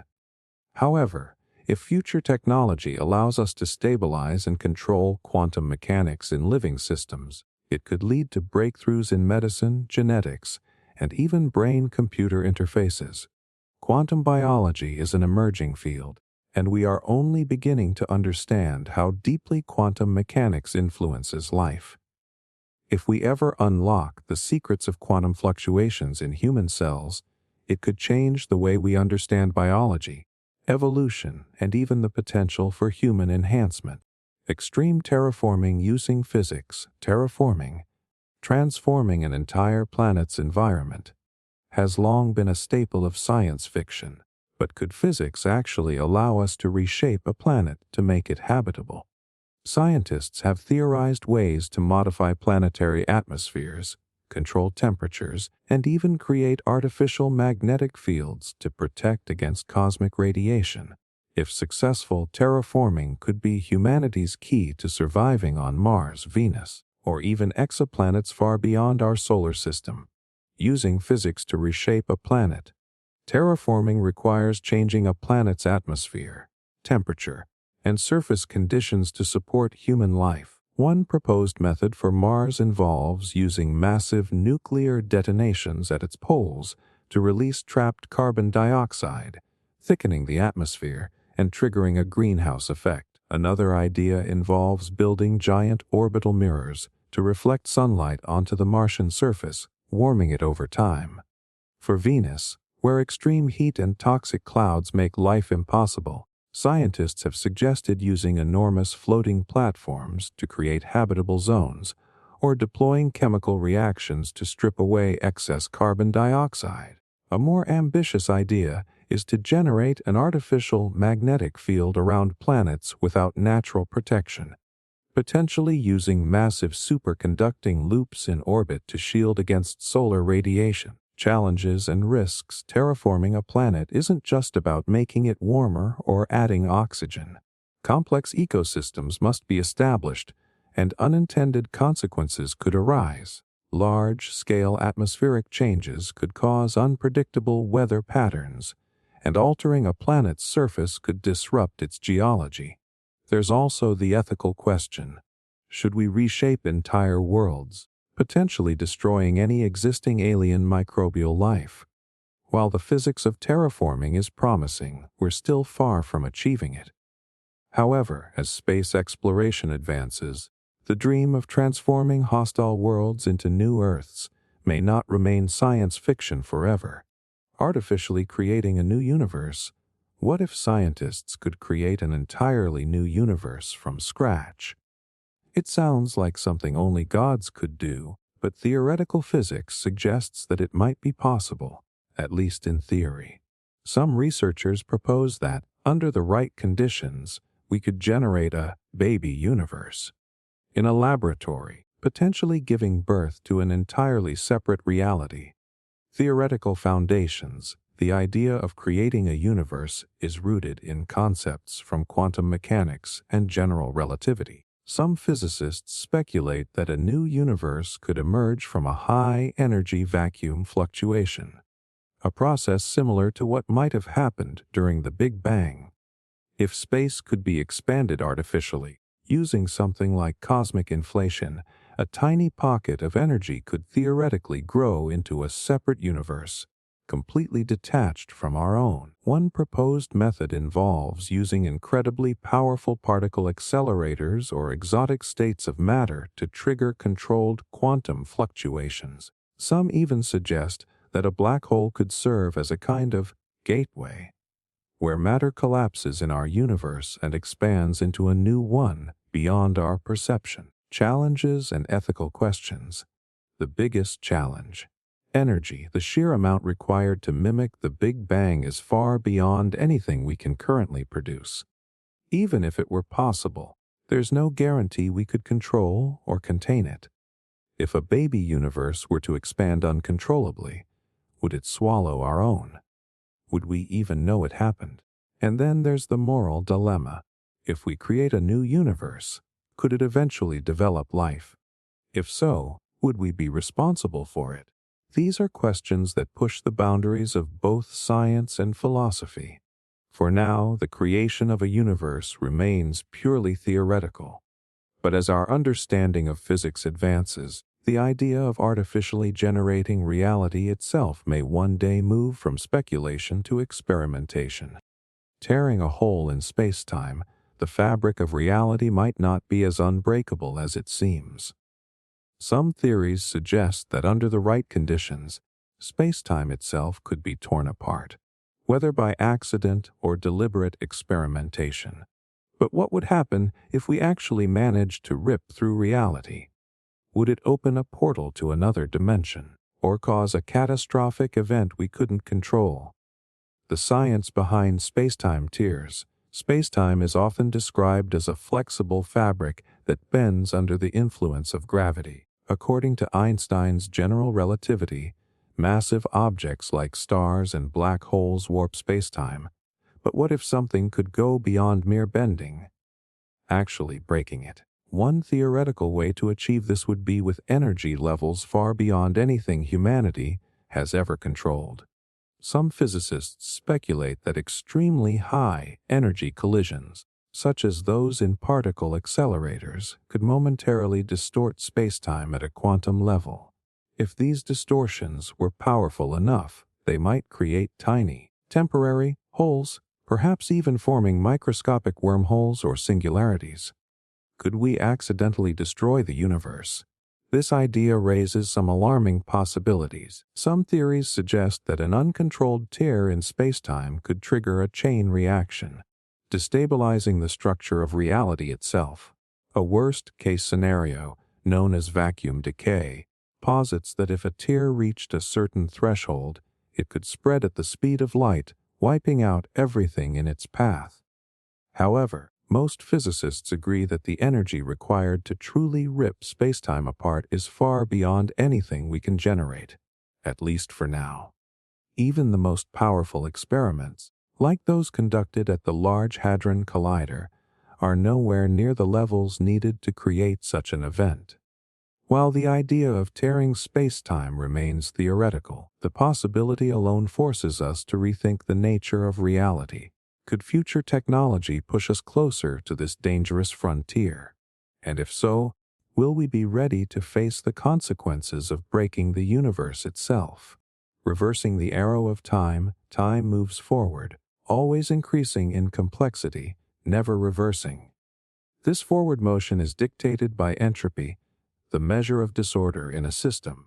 According to the second law of thermodynamics, entropy always increases, making the past fundamentally different from the future. But what if we could break this rule? Could we force entropy to decrease, effectively reversing the arrow of time? The physics of time's one-way flow. At a microscopic level, the laws of physics are mostly time-symmetric, meaning they work the same forward or backward. However, on a larger scale, entropy ensures that things naturally move from order to disorder. Ice melts, stars burn out, and memories form in only one direction. This is why we experience time as a straight path instead of a loop or a rewindable process.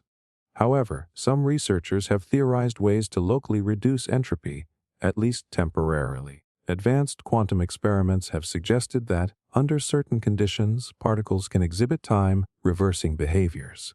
In 2019, a study using IBM's quantum computer simulated an electron behaving as if it had moved backward in time, effectively undoing entropy within a controlled system. Could we reverse time itself? On a larger scale, reversing time is far more complex. Theoretically, if we could manipulate entropy across an entire system, perhaps even on a cosmic level, we might be able to force time to run backward. Some ideas involve using exotic matter, closed time like curves, or even harnessing negative energy to create localized time reversal effects. However, these ideas remain in the realm of speculation. Even if we could force entropy to decrease in a specific scenario, the energy required would be immense, and the implications could be unpredictable. Reversing time isn't just a challenge of physics. It's a fundamental rewrite of how we understand the universe. While small-scale entropy manipulation might be possible, undoing time itself may forever remain beyond our grasp. But if the arrow of time isn't absolute, what else about reality might be flexible? Merging parallel universes. What if the reality we experience is just one of countless others? The idea of parallel universes, alternate realities existing alongside our own, has long been a topic of speculation in both science and science fiction. But what if these parallel worlds could actually merge? Could we, in theory, cross over into another universe? The science behind the multiverse. The multiverse is a concept that emerges from several areas of physics, particularly quantum mechanics and cosmology. Some theories suggest that every quantum decision creates a branching universe, while others propose that bubble universes form through cosmic inflation, each with different physical laws. If true, this would mean that infinite versions of reality exist, each slightly, or radically, different from our own. But could these universes ever interact? Some scientists speculate that if two parallel universes existed close enough together, gravitational effects might cause them to merge or even collide. Evidence for such interactions has been sought in cosmic background radiation, patterns in space that might hint at our universe bumping into another. Theoretical ways to merge universes. If parallel universes are real, what would it take to merge them? One possibility involves quantum entanglement. Some theories suggest that entangled particles might be connected across different universes, meaning that manipulating them could offer a bridge between realities. Another idea involves wormholes, hypothetical tunnels in spacetime that could link separate universes together. If such a wormhole could be stabilized, it might allow matter or even consciousness to cross over.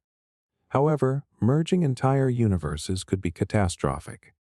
Differences in physical laws or energy states might cause massive instability, possibly tearing both realities apart. For now, merging universes remains purely theoretical. If the multiverse exists, we may one day find a way to interact with it. But whether that would be a scientific breakthrough or a cosmic disaster is still unknown. Injecting information into the cosmic microwave background. Imagine a way to send a message across the universe, one that would last for billions of years, beyond the reach of time itself. The cosmic microwave background, CMB, is the afterglow of the Big Bang, a faint radiation that permeates the entire universe. It's a relic of the universe's infancy, carrying a snapshot of the cosmos when it was just 380,000 years old. But what if we could encode information into this ancient radiation? Could we use the CMB as a time capsule to communicate with future civilizations, or even with beings in distant galaxies? What is the cosmic microwave background? The CMB is often referred to as the oldest light in the universe. It's the faint glow left over from the Big Bang, spread evenly throughout space. This radiation holds valuable information about the early universe, including its temperature, density, and the distribution of matter at a time long before stars or galaxies formed. By studying the CMB, scientists can peer into the past and better understand the origins of our universe. Injecting information into the CMB, a bold concept, the idea of encoding information into the CMB is both fascinating and theoretical. Theoretically, by manipulating the CMB's patterns, tiny fluctuations in its temperature, we could embed messages that might be deciphered by future civilizations. These messages could serve as a historical record of our time, a beacon for future explorers or advanced beings who might one day have the technology to decode it. The challenge lies in how we would inject such information. The CMB is incredibly faint and spread thin across vast distances. Even slight changes in its temperature are hard to detect. However, advanced techniques in quantum communication or other future technologies might one day allow us to encode information in these fluctuations. Could it work? In practice, it's uncertain whether this would be possible.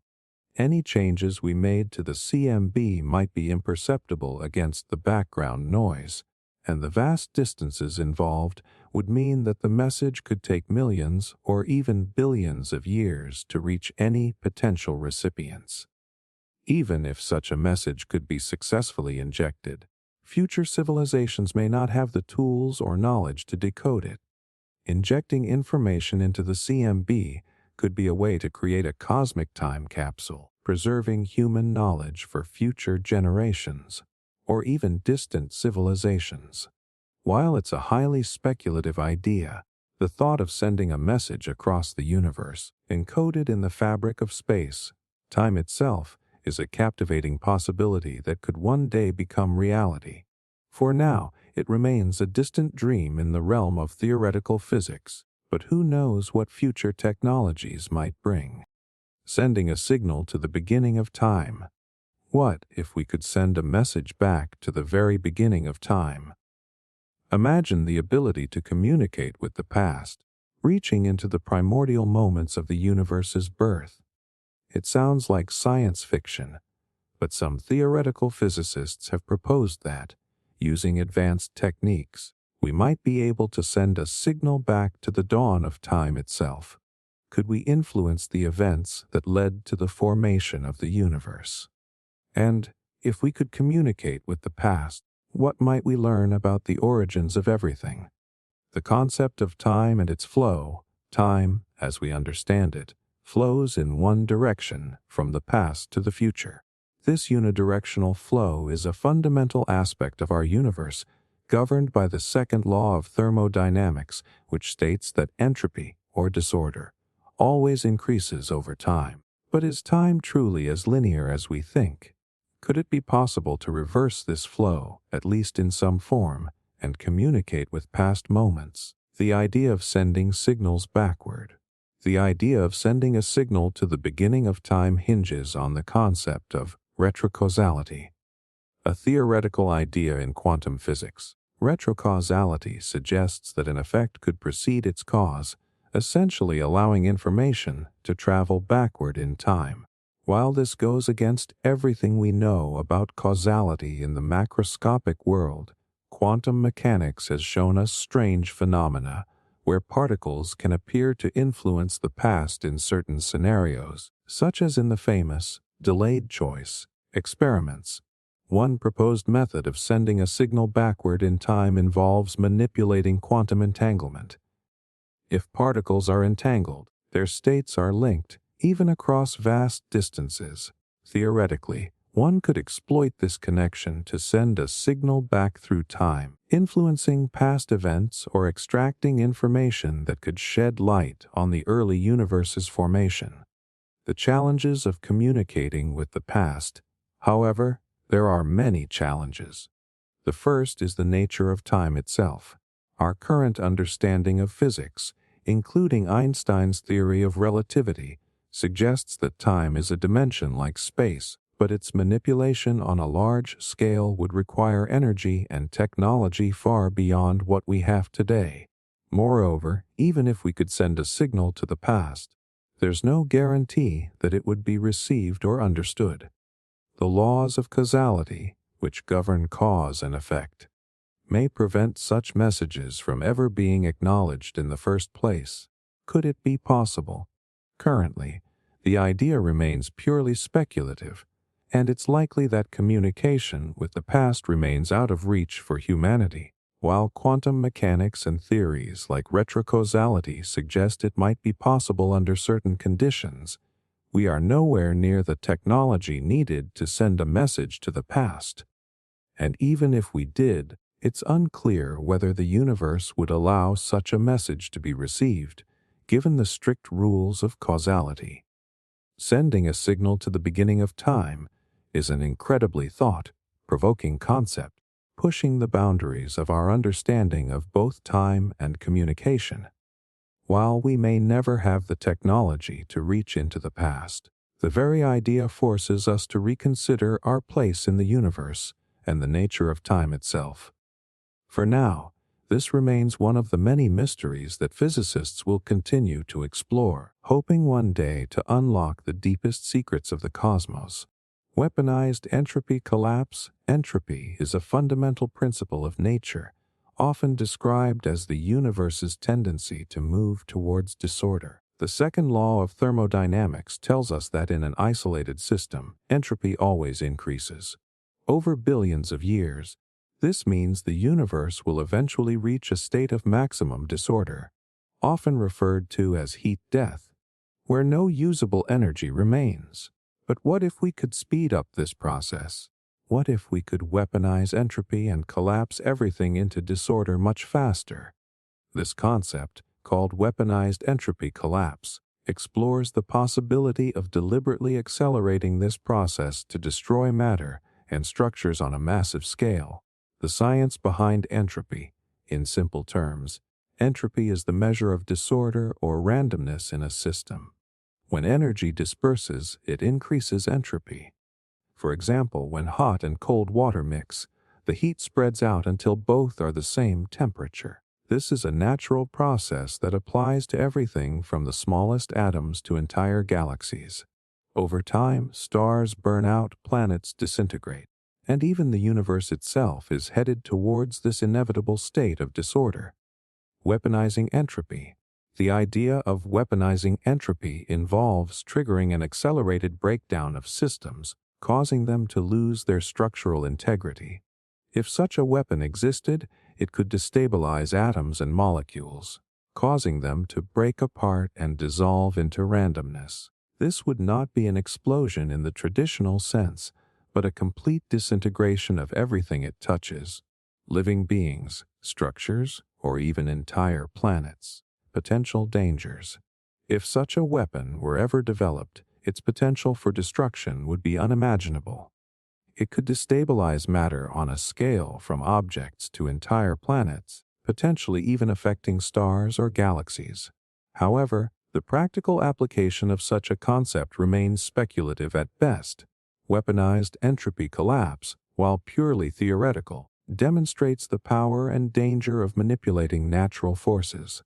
The ethical and existential risks of such a technology highlight the need to respect the boundaries of physics and the universe itself.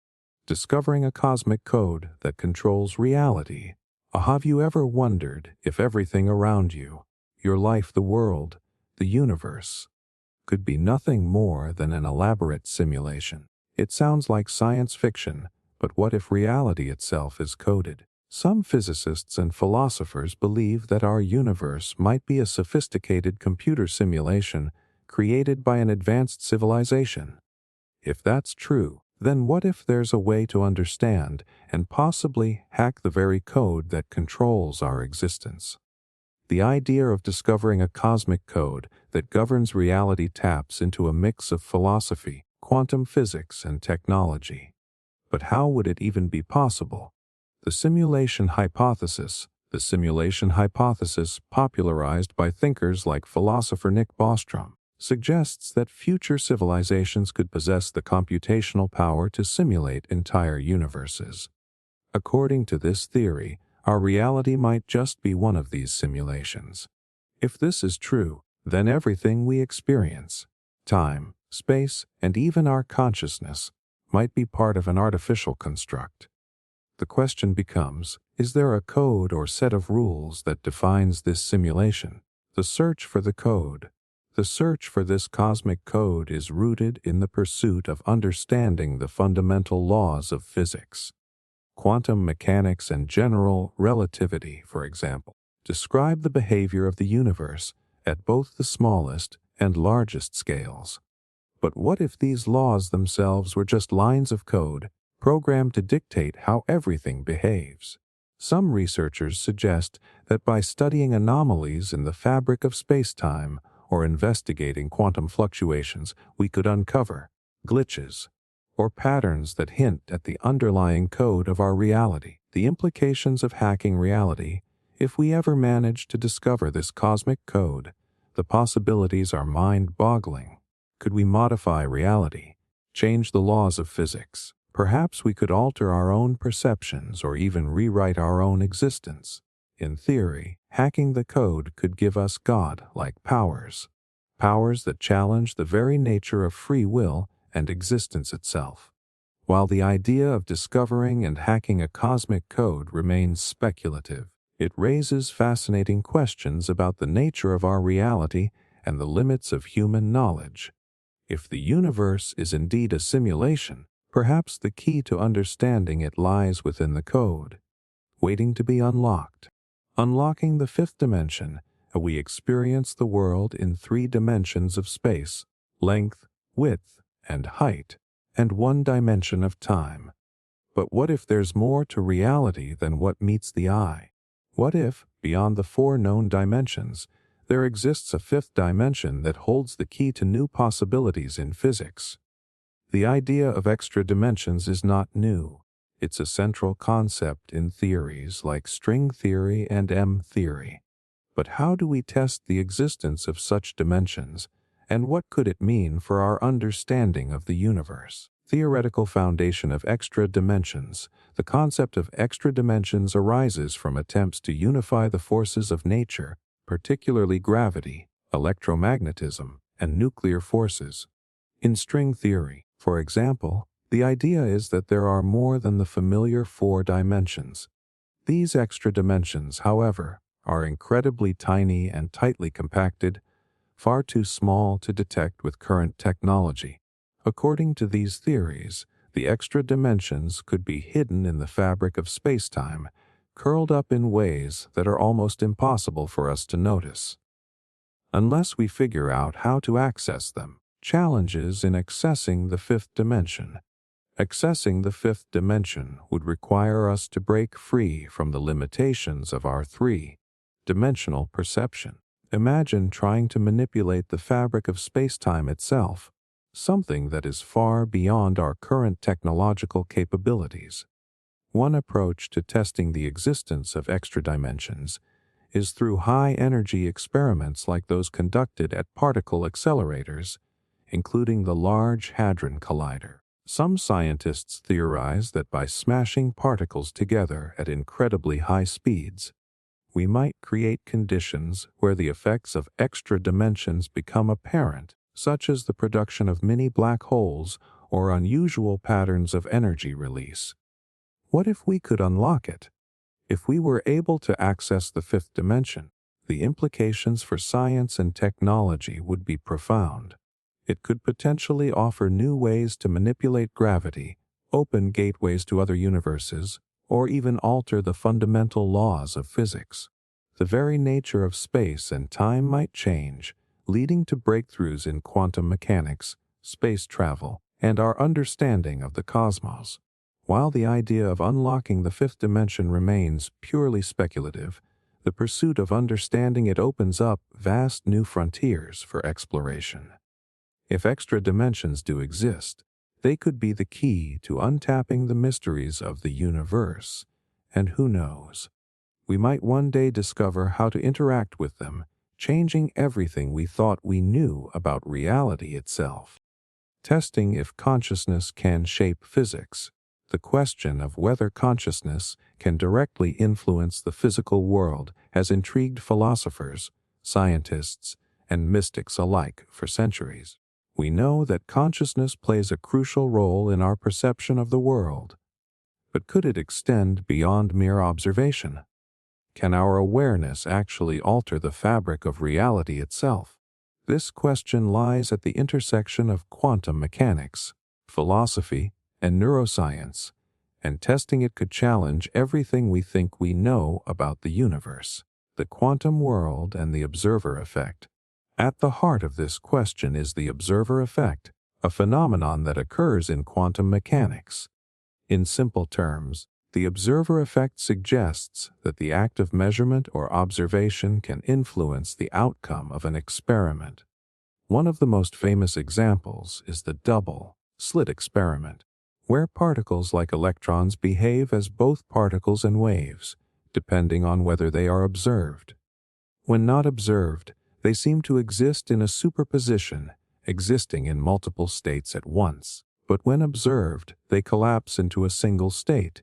Some scientists interpret this as evidence that consciousness, or at least the act of observation, influences the behavior of particles. This idea raises the question, could our conscious minds be playing a role in shaping the physical world around us? If our awareness can impact quantum events at the subatomic level, could it have effects on larger systems? Testing the limits of consciousness and reality. The scientists are still working to determine if consciousness is indeed capable of directly influencing physical events. One approach to testing this is through experiments designed to measure whether human observation can affect the outcome of quantum experiments. Some researchers have tried using devices like random number generators, which produce sequences that are supposed to be unpredictable. The idea is to see if human focus or intention can sway these random processes, potentially providing evidence that consciousness plays a role in shaping reality. What could it mean? If experiments ever demonstrate that consciousness can directly alter physical phenomena, it would revolutionize our understanding of both physics and consciousness itself. It could mean that our perception of the world is more than just an interpretation of external reality. It might be an active participant in creating the world we experience. While the idea that consciousness shapes reality is still highly speculative, exploring this possibility challenges the very nature of existence. If proven, it could open up new dimensions of science, philosophy, and personal understanding, showing that perhaps we are more connected to the universe than we ever imagined. Building a true infinite energy machine.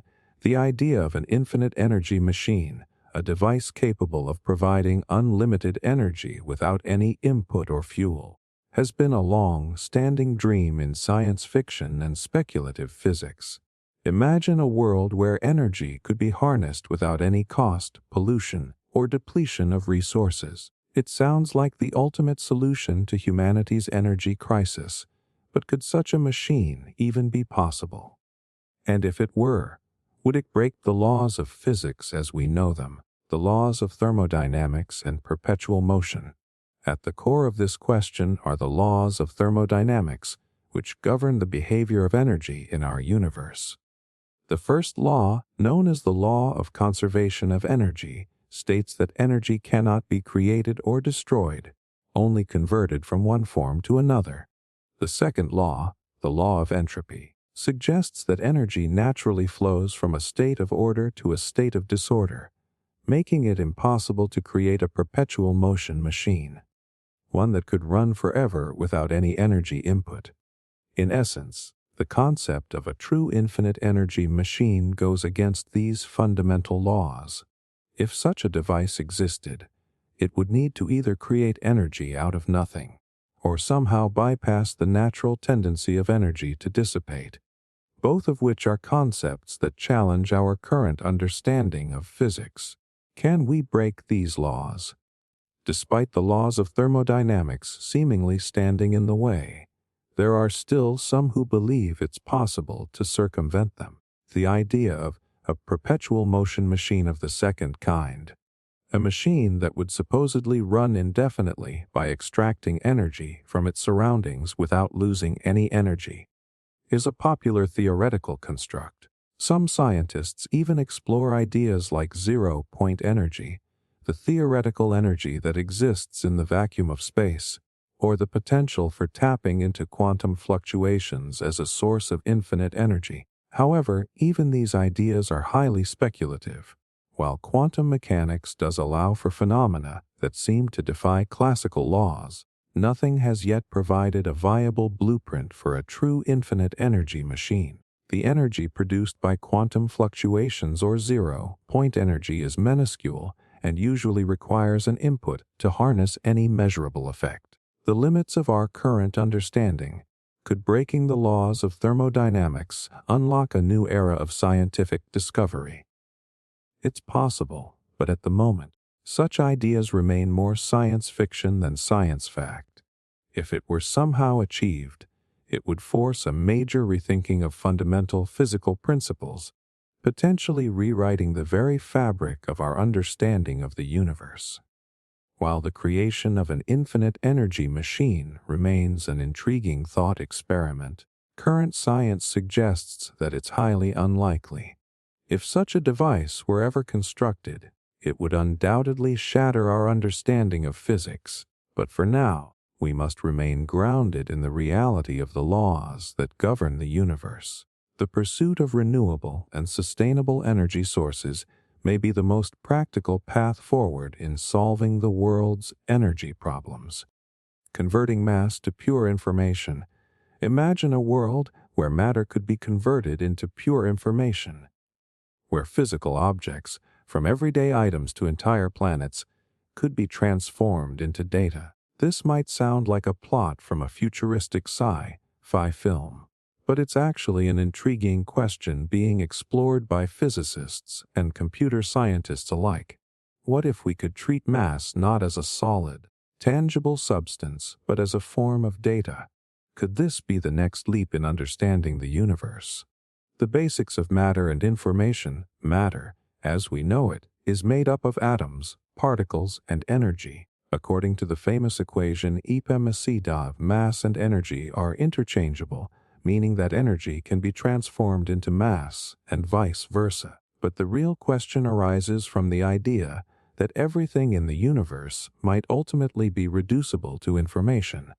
This idea is rooted in the field of quantum mechanics, where particles like electrons and photons behave in ways that suggest they could exist in multiple states at once, essentially holding information about their potential states.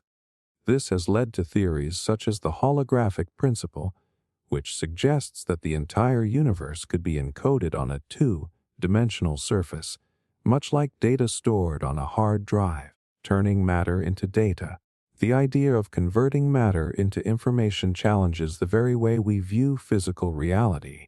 Theoretically, if we could extract all the information from the atomic structure of an object, we could potentially recreate it anywhere by transmitting that data and reassembling the atoms from the information. This process, similar to the concept of teleportation in sci-fi, would involve scanning and digitizing every atom, essentially turning physical mass into a data stream. Such a feat could revolutionize fields like computing and energy, allowing for efficient storage, transport, and even replication of matter. However, the technology and principles required to achieve this are still theoretical, and we are far from being able to manipulate mass in this way. The idea of converting mass into pure information remains a speculative concept. While fascinating, it's currently beyond our scientific reach. If ever realized, it could radically change how we interact with and understand the physical world. Artificially creating a conscious black hole. Black holes are some of the most mysterious objects in the universe. Regions of space where gravity is so strong that nothing, not even light, can escape. But what if a black hole could do more than just consume matter? What if it could think? This concept sounds like pure science fiction, but some theoretical physicists have speculated about the possibility of black holes having some form of computation, processing information in ways we don't yet understand. Could a black hole be turned into a conscious entity? The physics of black hole information. One of the biggest mysteries in physics is what happens to information that falls into a black hole. According to classical physics, anything that crosses the event horizon, the boundary of a black hole, is lost forever. But quantum mechanics suggests that information can't be destroyed. This is known as the black hole information paradox. Some theories suggest that black holes might actually store or even process this information in ways similar to a computer. Physicist John Wheeler once proposed that the universe itself might be fundamentally made of information rather than matter. If that's the case, black holes, being some of the most extreme objects in the cosmos, might be capable of processing vast amounts of information, functioning like massive quantum computers. This has led to speculation that, under the right conditions, a black hole could exhibit something akin to consciousness. Can a black hole think? If black holes do process information, could they be designed or modified to exhibit intelligence? Some researchers believe that in an advanced enough civilization, artificial black holes could be engineered to perform calculations far beyond what our most powerful supercomputers can achieve. A conscious black hole would theoretically be an entity that understands its own existence and the data it consumes. However, this idea remains purely speculative, with no known way to test it. The idea of a thinking black hole challenges everything we know about physics, information, and consciousness. While there's no evidence that black holes are aware, the possibility that they process information in some way continues to intrigue scientists. If we ever uncover the truth, it could redefine our understanding of both intelligence and the universe itself. Forcing quantum entanglement on a galactic scale, quantum entanglement is one of the strangest phenomena in physics. When two particles become entangled, their states remain linked, no matter how far apart they are. Changes to one instantly affect the other. It's been tested on small scales in laboratories, but what if we could take it further? What if we could entangle objects across an entire galaxy, or even the whole universe? The science of entanglement. Entanglement is a fundamental property of quantum mechanics. When two particles interact in a special way, they become correlated.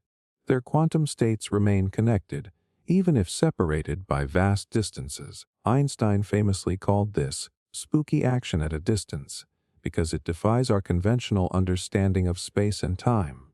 So far, scientists have entangled photons across dozens of kilometers and even tested entanglement between satellites in space. But on a galactic scale, that would require manipulating quantum states across light years. Something that seems impossible with our current technology. How would galactic entanglement work?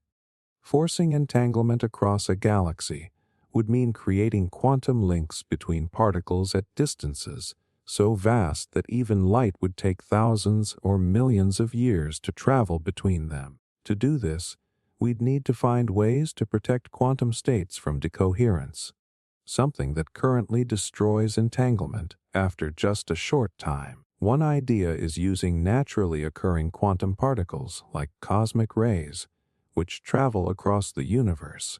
If we could manipulate their quantum states, they might serve as carriers of long-range entanglement. Another idea involves using exotic materials that could maintain entanglement for extreme durations. Could the entire universe be connected? Some theories suggest that entanglement is already happening on a universal scale. If space, time itself, has a quantum structure, then everything in the universe could already be subtly entangled. If we could control or harness this effect, it might allow for instantaneous communication across space, or even reveal new fundamental aspects of reality.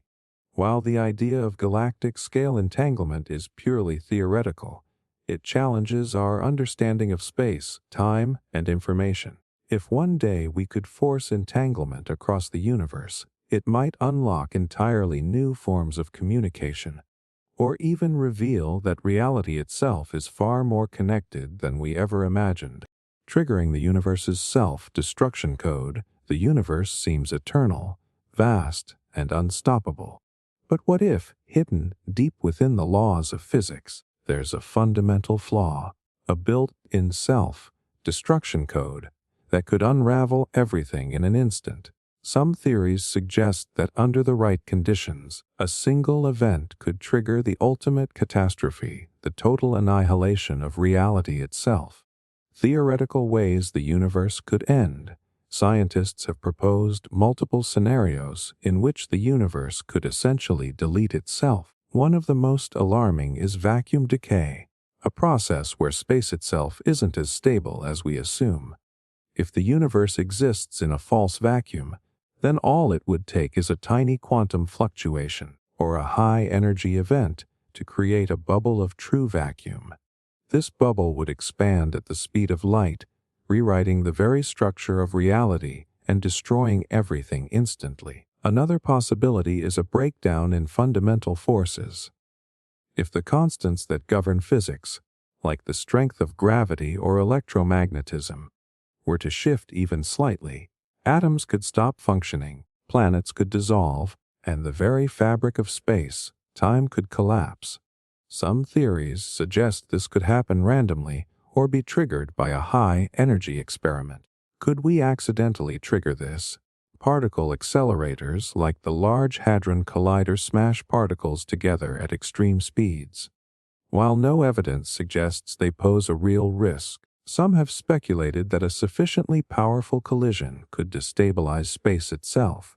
If a new collider, 1 millions of times more powerful, were built, could it accidentally initiate vacuum decay? The odds are unimaginably low, but in a universe as strange as ours, impossible doesn't always mean never. For now, the universe appears stable.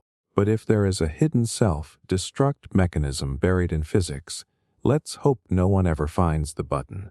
Or worse, presses it, creating a gravitational singularity on Earth, a gravitational singularity, an object of infinite density, where space and time cease to behave normally. In theory, these exist at the heart of black holes, places where gravity is so intense that nothing, not even light, can escape. But what if scientists attempted to create a singularity right here on Earth? Would it lead to a contained experiment, or could it trigger an unstoppable collapse, consuming the planet itself? How a singularity forms. A singularity is the end result of extreme gravitational collapse. In the universe, this usually happens when a massive star runs out of fuel and collapses under its own gravity, forming a black hole. However, some theories suggest that under the right conditions, singularities could be artificially created, perhaps using intense energy compression, manipulating spacetime, or even through high-energy particle collisions. Physicists have speculated that experiments at particle accelerators, such as the Large Hadron Collider (LHC), could theoretically produce microscopic black holes if energy densities reach extreme levels. However, mainstream physics suggests that such tiny singularities would evaporate almost instantly due to Hawking radiation, making them harmless. Could a singularity be contained? If a stable singularity were created on Earth and failed to evaporate, things could get catastrophic. A growing singularity would pull in matter, increasing its mass and gravitational pull, accelerating its consumption. While small at first, if it gained enough mass, it could collapse the Earth itself into a dense point, effectively destroying the planet. Some have even theorized that advanced civilizations could weaponize singularities, using them as gravity-based doomsday devices capable of wiping out entire worlds. For now, creating a singularity remains theoretical. But if one were ever successfully generated and maintained, it wouldn't just change science. It could rewrite reality itself, destroying the fabric of space, time, the invisible fabric that holds the universe together. It shapes gravity, dictates motion, and provides the very framework for reality. But what if we found a way to tear it apart? Could an advanced experiment, whether intentional or accidental, unravel the universe at its core? Some physicists have speculated that certain high-energy phenomena could, in theory, damage the very structure of reality. How could space, time be destroyed? A modern physics suggests that space, time isn't an indestructible backdrop. It's a dynamic structure that can be bent, stretched, and theoretically, even broken. There are several hypothetical ways this could happen: vacuum decay, if our universe exists in a false vacuum state, a high-energy event, such as a particle collision reaching unprecedented energy levels, could trigger a phase shift, collapsing reality into a lower energy state. This process, called vacuum decay, would expand at the speed of light, erasing everything instantly. Black hole instability. If a micro-black hole were artificially created and failed to evaporate, it could theoretically expand, warping space-time until it destabilizes entirely. Extreme gravitational manipulation. Some theories suggest that if gravitational forces were controlled in extreme ways, such as through artificially created singularities, space-time could fold in on itself, creating a cascading collapse. Could it really happen? While these ideas are theoretical, they remain untested. The highest energy experiments ever conducted, such as those in particle accelerators, have not shown any evidence of large-scale space-time destabilization. However, if we continue pushing the boundaries of physics, we may reach a point where the risk becomes real. For now, the destruction of space-time remains in the realm of speculation. But as we explore deeper into the unknown, we might one day stumble upon forces beyond our control, forces that could either unlock new cosmic secrets or bring everything to an end. Becoming a Type V civilization, humanity has come a long way, but we're still bound by the laws of nature. Imagine, however, a civilization so advanced that it could rewrite reality itself. This is the concept of a Type V civilization, a society that has complete mastery over the fabric of existence.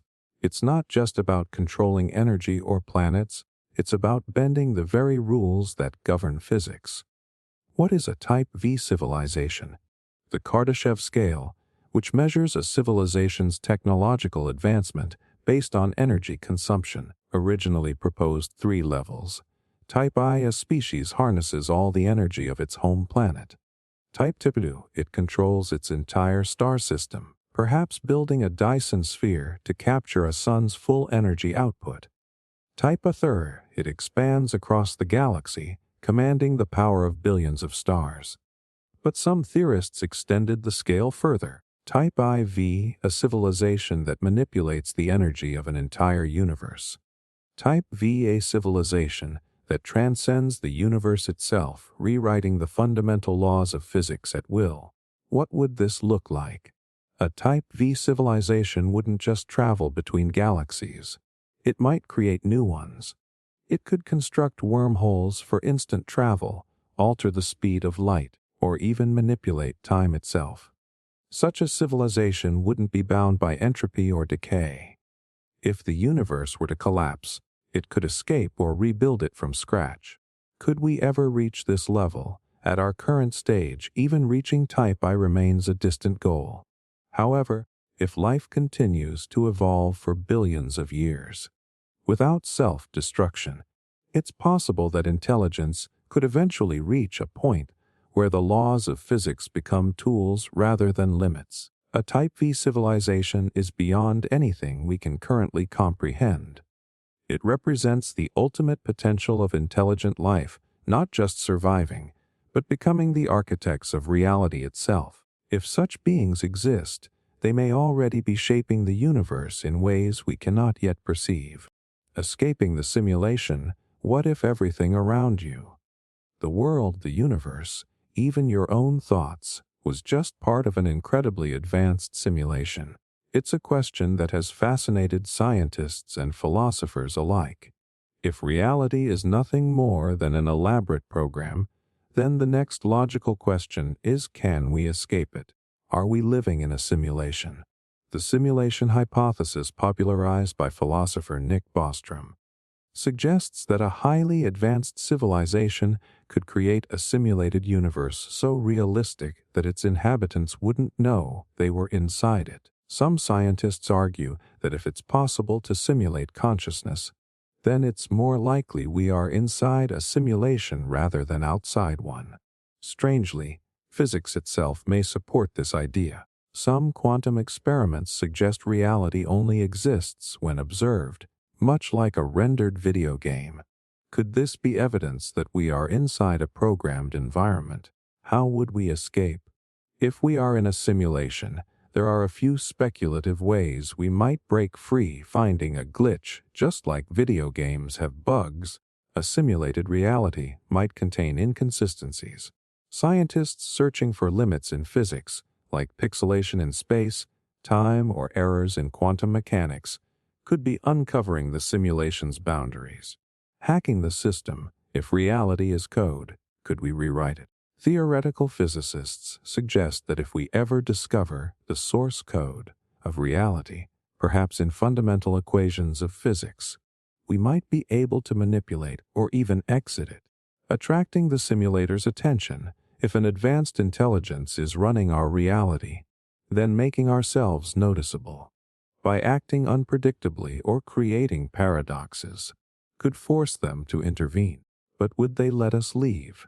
If reality is a simulation, escaping it might not be possible, or even desirable. But one thing is certain: the more we understand about the universe, the more we question the nature of our own existence.